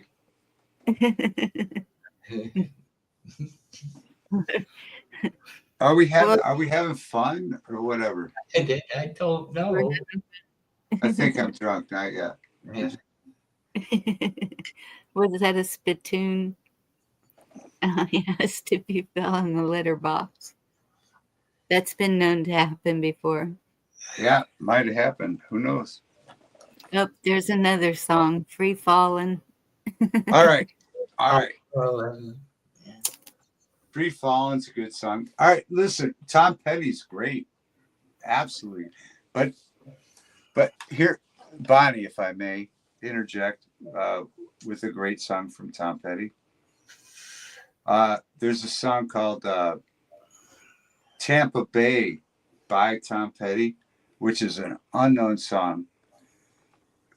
Absolutely fantastic. Beautiful. Beautiful. You know, beautiful song. Well, you got to pick the genre, David. Is it upbeat? No, I don't have to do anything, Black Watch. No, I'm just kidding. I'm just kidding. 3 Steps to Heaven. Yeah, listen. If they said Eddie Cochran, absolutely, yes. Absolutely, Eddie Cochran, phenomenal. Southern Accents by Tom Petty. Which one, Bonnie? Southern Accents. Oh, who said that? Monty. Monty, if you said Southern Accents, that's one of the best songs ever written. Bar none. Hands down. Thank you. Bonnie, Southern Accents, one of the best songs ever written. Yeah. All right, we're starting to get some good ones. You guys are starting to do some good stuff. Yeah, Southern Act. There's it. Do you know that song, Bonnie? I don't. Bonnie. I don't know if I know it. Well, I'm really in this song he says, "There's a Southern accent where I come from." In other words, he's saying all the good things in life come with that Southern accent. It's so beautiful. Bonnie, you have to look it up. Please tell me you'll look it up and listen to it. If you haven't heard that song, it's so beautiful. We got it. He says in the lyrics, he says, "We got our own way of talking." You know what I mean? Do you know Dolly Parton does it also? He does, yeah. And they do it but Tom Petty delivers it with such an innocence. It's so beautiful. It's beautiful. I don't mean to be over dramatic about it, but Southern accents, like Monty said, is amazing. So whose song was it originally? Tom Petty's. And he says in it, Bonnie, we got our own way of talking. And he's saying that we have established this. It's beautiful. Bonnie, you have to hear it. Does it have to be a guy? Does it have to be a guy? What do you mean? You sing it. Well, Tom Petty wrote it. Right. Yeah, so I would do his song first because he's the source. Because I can't play his song, so we'll play somebody. Bonnie, do whatever you want, honey. There you go. All right. Can you play somebody's version of it? Yes. All right, here we go, chat. This is awesome. Brought to you by Monty. Hold on.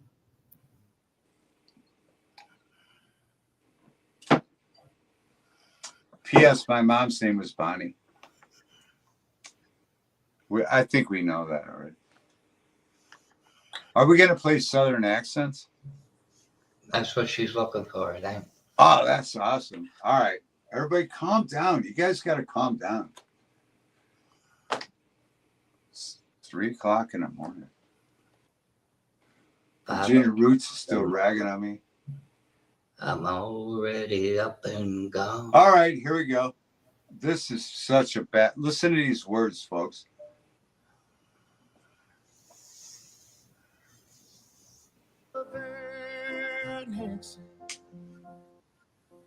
Where I come from, the youngins call me country, the eggs call me dumb. I got my old way of talking, but everything's done with a southern accent. Where I come from.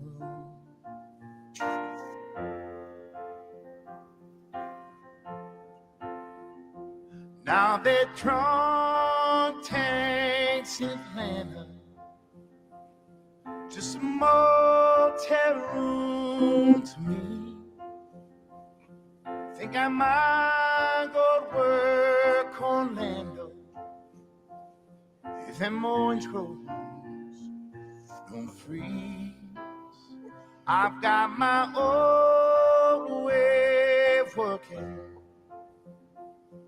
with everything's wrong with a southern accent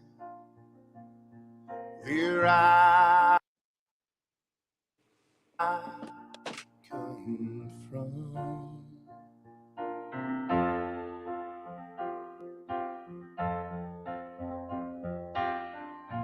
For a minute I was dreaming, for just a minute it's all so real. For just a minute she was standing there with me.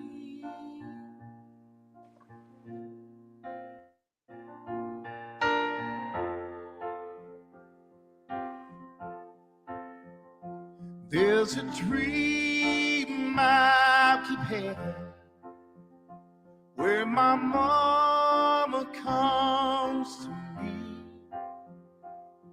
kneels down on her by the window, and she says a prayer for me.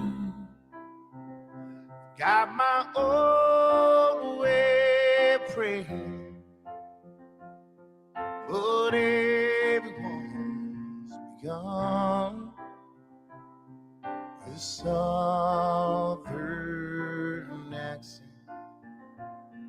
where I come from.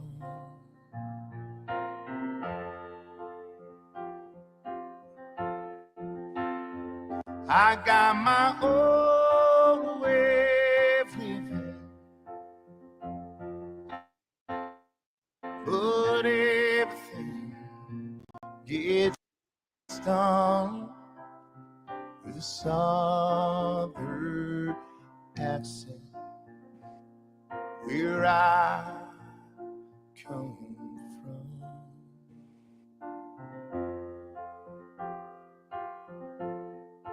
What a great song. Southern accent. What a great song. Tom Petty. Yeah. He had Tom Petty got inducted, Tom Petty got inducted into the Hall of Fame the same year. I think it was 2001 or 2, the same year as the Ramones, which then I went on to sing for Marky Ramone. And it was so incredible. But Full Monty said, I got a room at the top of the world tonight. That song is just mind-boggling. Great. That was a pretty song. Yeah, it's so pretty, Bonnie. It's so pretty when Tom... And that's not even... And yes, I'll listen to it by Tom Petty, but I just can't play Tom Petty. Right. But that's... Southern accent is such a beautiful... But then again, another Tom Petty song, I Got a Room at the Top of the World Tonight, is so beautiful because it's like it's a defiant song, like F you guys, I got a room at the top of the world tonight. It's so beautiful. Tom Petty was so brilliant, you guys. Yeah, he was. Yeah. Gainesville. He was from Gainesville. Beautiful. So many were in their own right, David. No, but these are artists, like, these are people that created things that, you kind of take for granted, but they wrote such beautiful stuff. And like, I met several of them through my career, which is a lousy career. But the thing is, I keep creating for that, because it's like you got to keep like reaching for these parts of beauty, Yep. Yeah, you have to do that. And they are definitely can be found in songs also. Yeah. Music. Yeah. Just certain instruments, certain notes. Yep. Yeah. So this is why I love Bonnie. But whatever. You guys know I love Bonnie. Virginia knows that. Black Watch. Virginia's ragging on me. Maybe. Who knows? Who cares? All right. Last leg. Memorial Day. What is it, Bonnie? I'm sorry. Virginia's not ragging on you. No, I do that. That's common. Okay. Yeah. One thing I noticed, Brian May talked about Freddie Mercury, and most of his songs he was never happy with until he was in the studio for like forever. And a few of them are all sharp notes. He was a fanatic for detail and exactly the way it would have to sound. To me, he was the greatest front man ever. Well, yeah, I mean, that would have to be debated on different levels. Brian May wasn't a front man, but... Oh, not Brian May. Freddie Mercury was a front man. man. Freddie Mercury, yeah. The jumpsuit. Well, that's the thing. That's the thing, like, when they had the whole gay issue, that was just brought up recently. We had already solved that problem, and you just brought that up, Black Watch. Freddie Mercury was outwardly gay in the 70s. He was bisexual. So there was no gay issue. The gay issue had been solved. That was a whole ridiculous point. Yeah. No one cares about if you're gay or not. No one cares. I just like the songs, and a lot of it for him. And there's a guy called Rag and Bone Man, if you look him up. And it's about their lives. That's all his songs ever were, about his life. Yeah. If you look up Rag and Bone Man, I don't know that. Rag. Yeah, Rory Graham. It's about his life. That's all it is. And that's the beauty in it, to me, in a song. A lot of male are fluffy. Yeah, of course. A lot of people are gay. Who cares if people are gay? Yeah. I was at work the other day, and some dude, like all these DI hires or whatever they call them now, and one dude came in with painted nails, and it's like, dude, I was in a glam band like 30 years ago, and he was like prancing around like he needed special attention. It's like, dude, we used to calm down. Yeah, calm down. We used to do this 30 years ago. Calm down. Yeah. But that's my point. If you look at the Man in Black, blah, blah, blah, blah, blah, blah. Banana Black. Bonnie, is he naming off bands we never heard of? I can't think of his name. I just went, but his song. Banana Black. Who the hell is that? What's his name? Banana Black. The man. Cash. All right, let's go. What's his name? June Carter's cat. Banana Black. What the hell is he talking about? I guess Johnny Cash. Johnny Cash. His song "Hurt" is the same thing to me. Tighten up, Dave. Virginia's yelling at me to tighten it up. All right, I don't know. All right, Virginia, get back up here. We need more. He's Canadian. I got my own way to talk. All right, I'm about to bust out some 70s Bush for you folks. I'm going to go get the guitar. Maybe we'll do that on Bonnie's next live stream.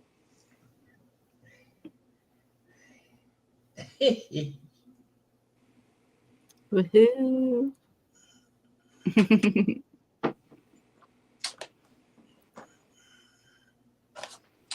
David has cannabis. Yeah, I do. I haven't smoked any tonight, though. Yeah, I've been just drinking wine. Bonnie, everybody's worried about what I'm drinking and smoking.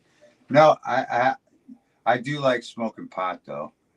I haven't smoked any tonight, though. But that's a good reminder that I should go get some and smoke it. I mean, I do like smoking pot. Yeah, yeah, I love it. Was Tiny Tim Fluffy? I would say so. You lost your way. Johnny Cash, Banana, Honey Savers. Yeah, Black Watch, how did you get that? Get what? Johnny Cash, Banana Black. Tell me how that goes together in any way. Because I used to. I got my own way of talking. This might surprise you, and I told you, Bonnie, I didn't choose the name for the obvious. I love black, and I always said Cash wasn't the first. I was. But where'd the banana come in? No, the man in black. That's what I said. Who said banana? He knows I'm drinking wine. It kept because I'm drinking wine. I was saying the man in black, not the banana in black. Who said that? Yeah, Cynthia, I'm drinking wine. I'm drinking wine. It sounded like you were saying banana. I just thought about it. Where the hell's the banana come from? But when I think about it, I couldn't run the words together. The man in. I got my own. David is the one that said banana black. Oh, okay. I'm drinking. Yeah, of course. I'm drinking wine. I'm saying banana black. Whatever. Calm down, folks. David. Calm down with my name, for heaven's sake. Bonnie, don't. She was 10 at the time. Have you ever seen the video of what the heck? Tina S? Virginia. Video. I got my own way of talking. I lost them. I'm trying to think of the 70s Bush song. Yeah, I know. This is a weird broadcast. Yes. Yeah, calm down, folks. Yeah, give me some Joe. Oh, I can't wait for coffee time tomorrow. I don't have to work tomorrow, which is awesome. Hey, Bonnie, you want to do I don't even know if I'll be awake, but would you like to do an afternoon? I don't know. I don't know if I'll be awake. Wayne, what is your question? I keep. Oh, everybody keeps putting David's calling us weird. Calm down, Virginia. Calm down. I love to be the enemy. I love to go on people. I love it. But Virginia knows I like her, so it falls on deaf ears. David, have you ever seen the video? She was 10 years old. Well, I don't want to talk about 10-year-old people. Listen, she was 10 years old. No. Shush. She played Beethoven's Fifth on a guitar. Even the most experienced guitarist said, hell, I can't even play the wrong notes that fast. Nobody knows where she went. Let me tell you something about this Black Watch that I do know to be true. All right? Calm down. Everybody calm down. I know people are putting David, blah, blah, David. Let me ask you a question, Black Watch.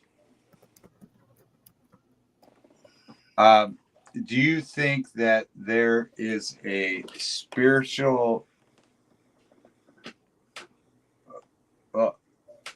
aura of music? Yes. Okay. I've said it. So Music a is 10-year-old that hasn't been. I know you're going to say right. She was a mechanical guitarist at the time. I get what you're saying, but it was still incredible to watch. No, absolutely, it's incredible. Yeah, but it's possible. It's possible with everybody. That's my point. My point is everybody could do that if they would expand their minds. No, but a 10-year-old doesn't have it. It's like a 17-year-old singing. No, everybody. I'm telling you, everybody in chat, everybody has that capability if they just listen instead of listening to the corporate nonsense. It's a gift. Yes. Well, we all have gifts because we have been created. We're not. Darwinism is fucking bullshit. I'll show you something. You're gonna say what? Yeah. All right. David, what David this, David that. Yeah. Blah blah blah. All right. No, you all have the gifts. All I'm saying is everybody in the chat has that same gift. Black, watch. No, they don't. If they open their mind. No, they don't. Yeah, they do. Oh no, they don't. That's false. You don't. So, I could go through my professional career where I got to travel all around the world. Was I more special than everybody in chat? You and Bonnie? No. No, I'm not. But the fact that I left my mind open to it, I got to do that. Okay. You think that's you think that I had something like I had some amazing flashpoint from the gods that I got to go to literally every country in the world? No. It's just that I was open to it, right? I don't know. It's a very subjective topic. It's not that subjective. I mean, yes, it is.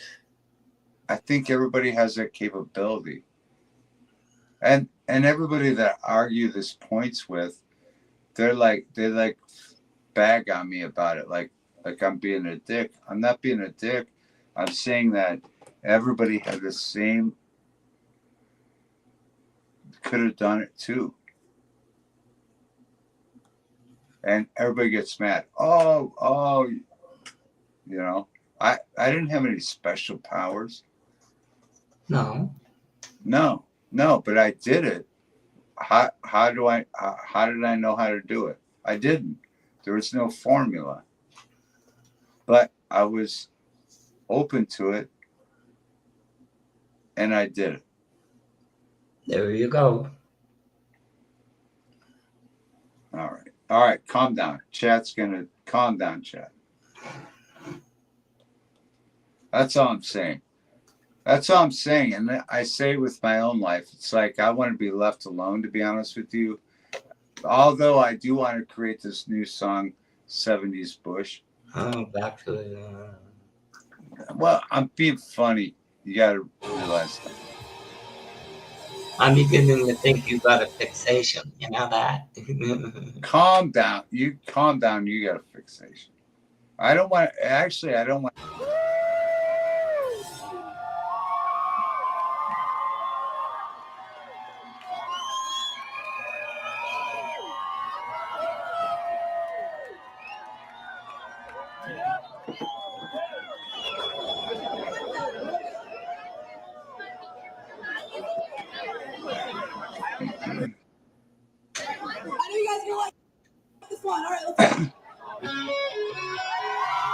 I was playing Sweet Child of Mine.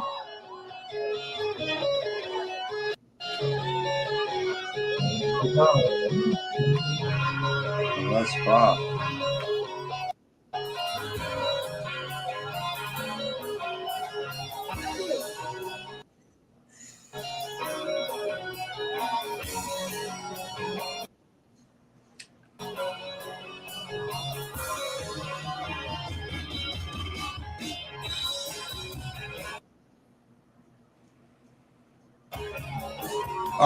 Who Wayne wanted to be a rock star?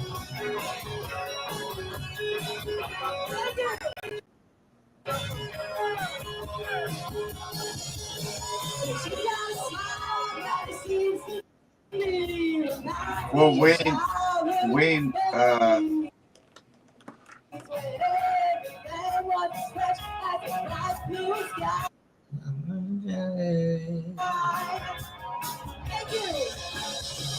being a rock star is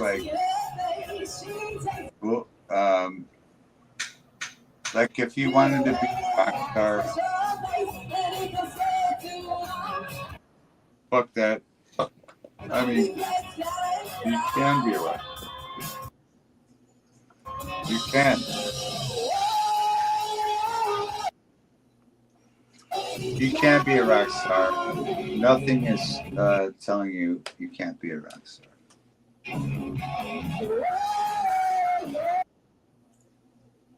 Virginia, whatever, I don't know. Virginia band. But Wayne, you can be a rock star. Yeah, you can. Who's saying you can't be a fucking rock star? Look at these kids. Start a band and be a rock star. Who cares?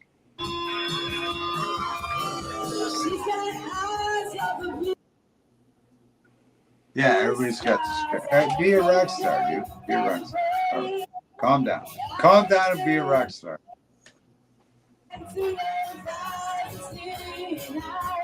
Dog.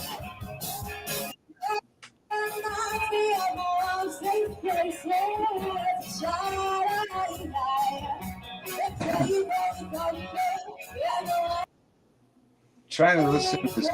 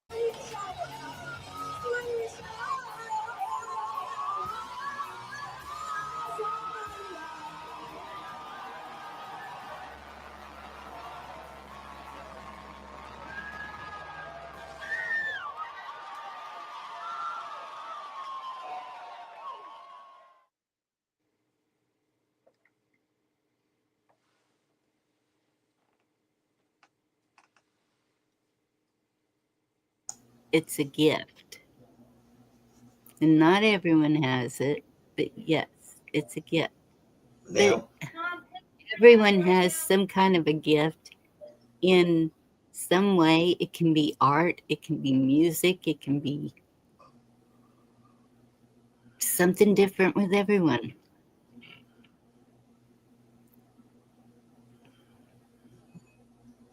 That's true.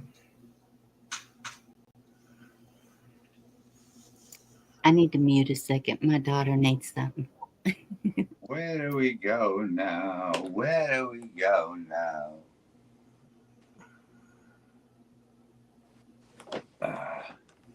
Sweet child, where do we go?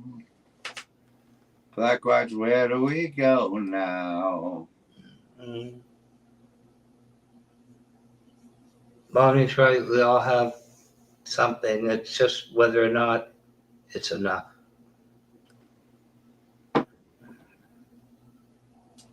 Where do we go now?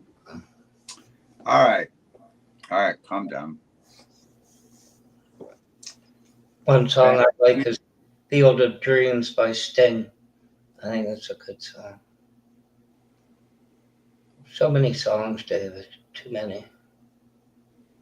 Well, yeah. Are there a lot of songs? Yeah, there's so many songs. What do you think of musical theater, David? I think any expressionism is awesome. Oh, it is, but not people care for it. Yeah, I think any way you can express yourself musically or any other way is fantastic. Mm. You know. So calm down. I think of Les Mis is full of great songs. If you listen to it. You know, People's Empty Chairs, Bring 'Em Home, Stars. Yeah. Okay. Whatever. Emergency thwarted. Yeah. No. All right. All right. Calm down. All right.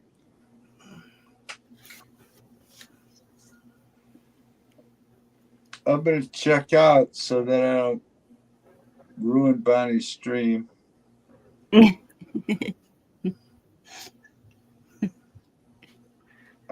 appreciate everybody. Appreciate you, David. You okay? Yeah. Oh, yeah. Yeah. I mean, yeah. I'm just, yeah. It's just that time of night. I understand. Yeah. I mean, it's like 4 a.m. Yep. And I appreciate being here. Thank you for being here. Yeah. I enjoyed it. It was awesome. Yeah. A memorable Memorial Day. Yeah, definitely. Memorial Day. Yeah. Awesome. Yep. I have one more song to play.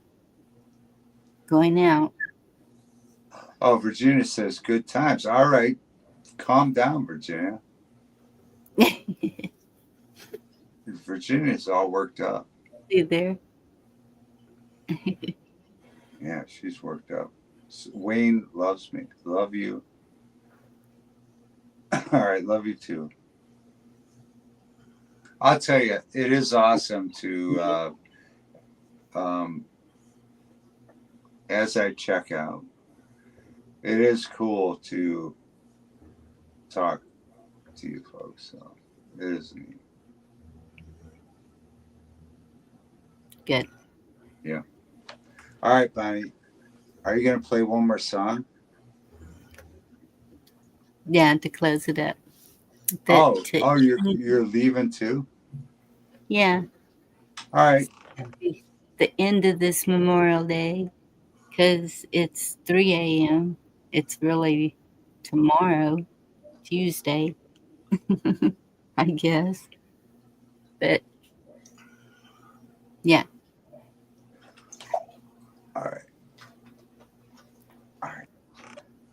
Well, I'll stick around for the end then. Oh, you're going to stick around? Okay.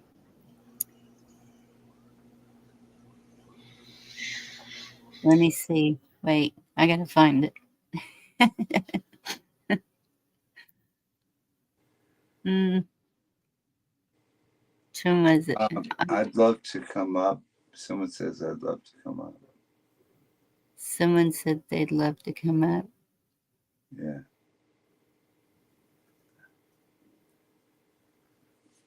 Not sure. All right. Happy Memorial Day, everybody. And thank you for being a part.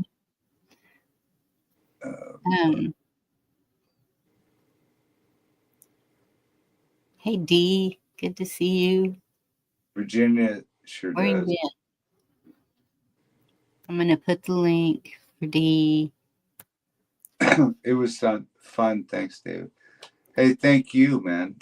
Yeah. I think I am. No, I do love and appreciate Bonnie and all the chat. Appreciate you too, David. Yeah. Okay, I'm going to mute and go find this song. This is by We're getting another song, folks. This is by Tony. Is it Tony? Howie? Wait. You guys are awesome.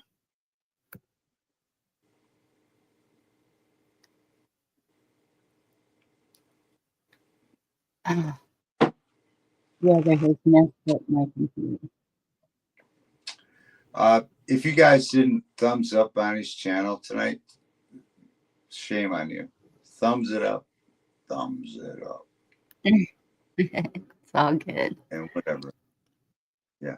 All right. No, I'm just shaming. I found the song.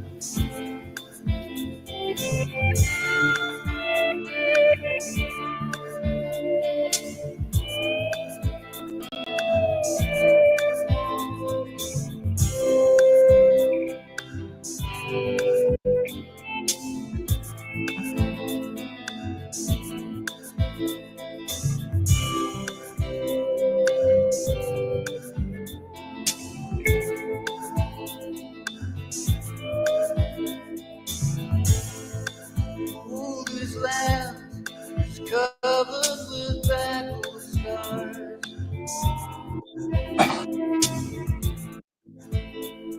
And the past cries out through the trees.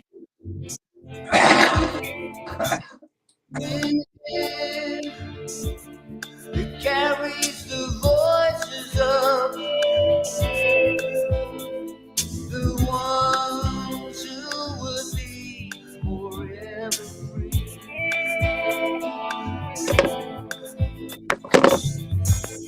from ancient walls, a lone sentry stands to watch, looking over the fields down to the sea. He's still waiting for the sound of a victory cheer from the ones who would be forever free. Forever free. That's how we'll be. Forever free. My country and me. They will live forever in memory. They are the ones who will be forever free.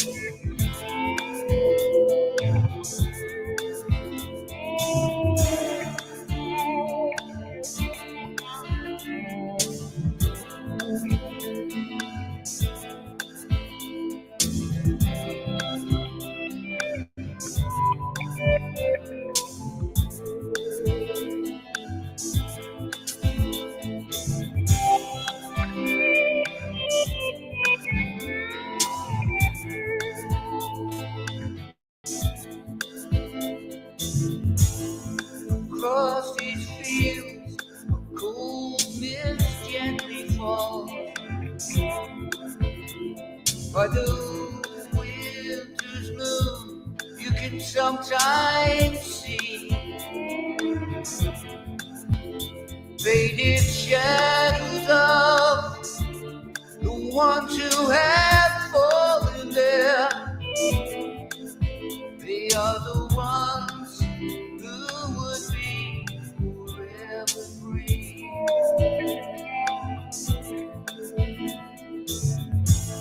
Young boys and girls who fought for our liberty, who gave it all so that we may see. They paid the price for you and for me, to be the ones who would be forever free. Forever free. That's how we'll be. Forever free.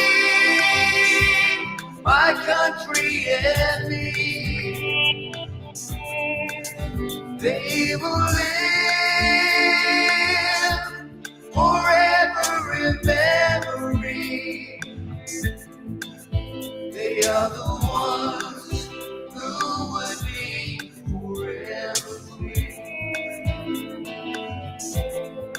Forever free. Yeah, that's how we'll be. Forever free. My country and me. They will live forever in memory. They are the ones who would be forever free. Because of them, we will be forever free.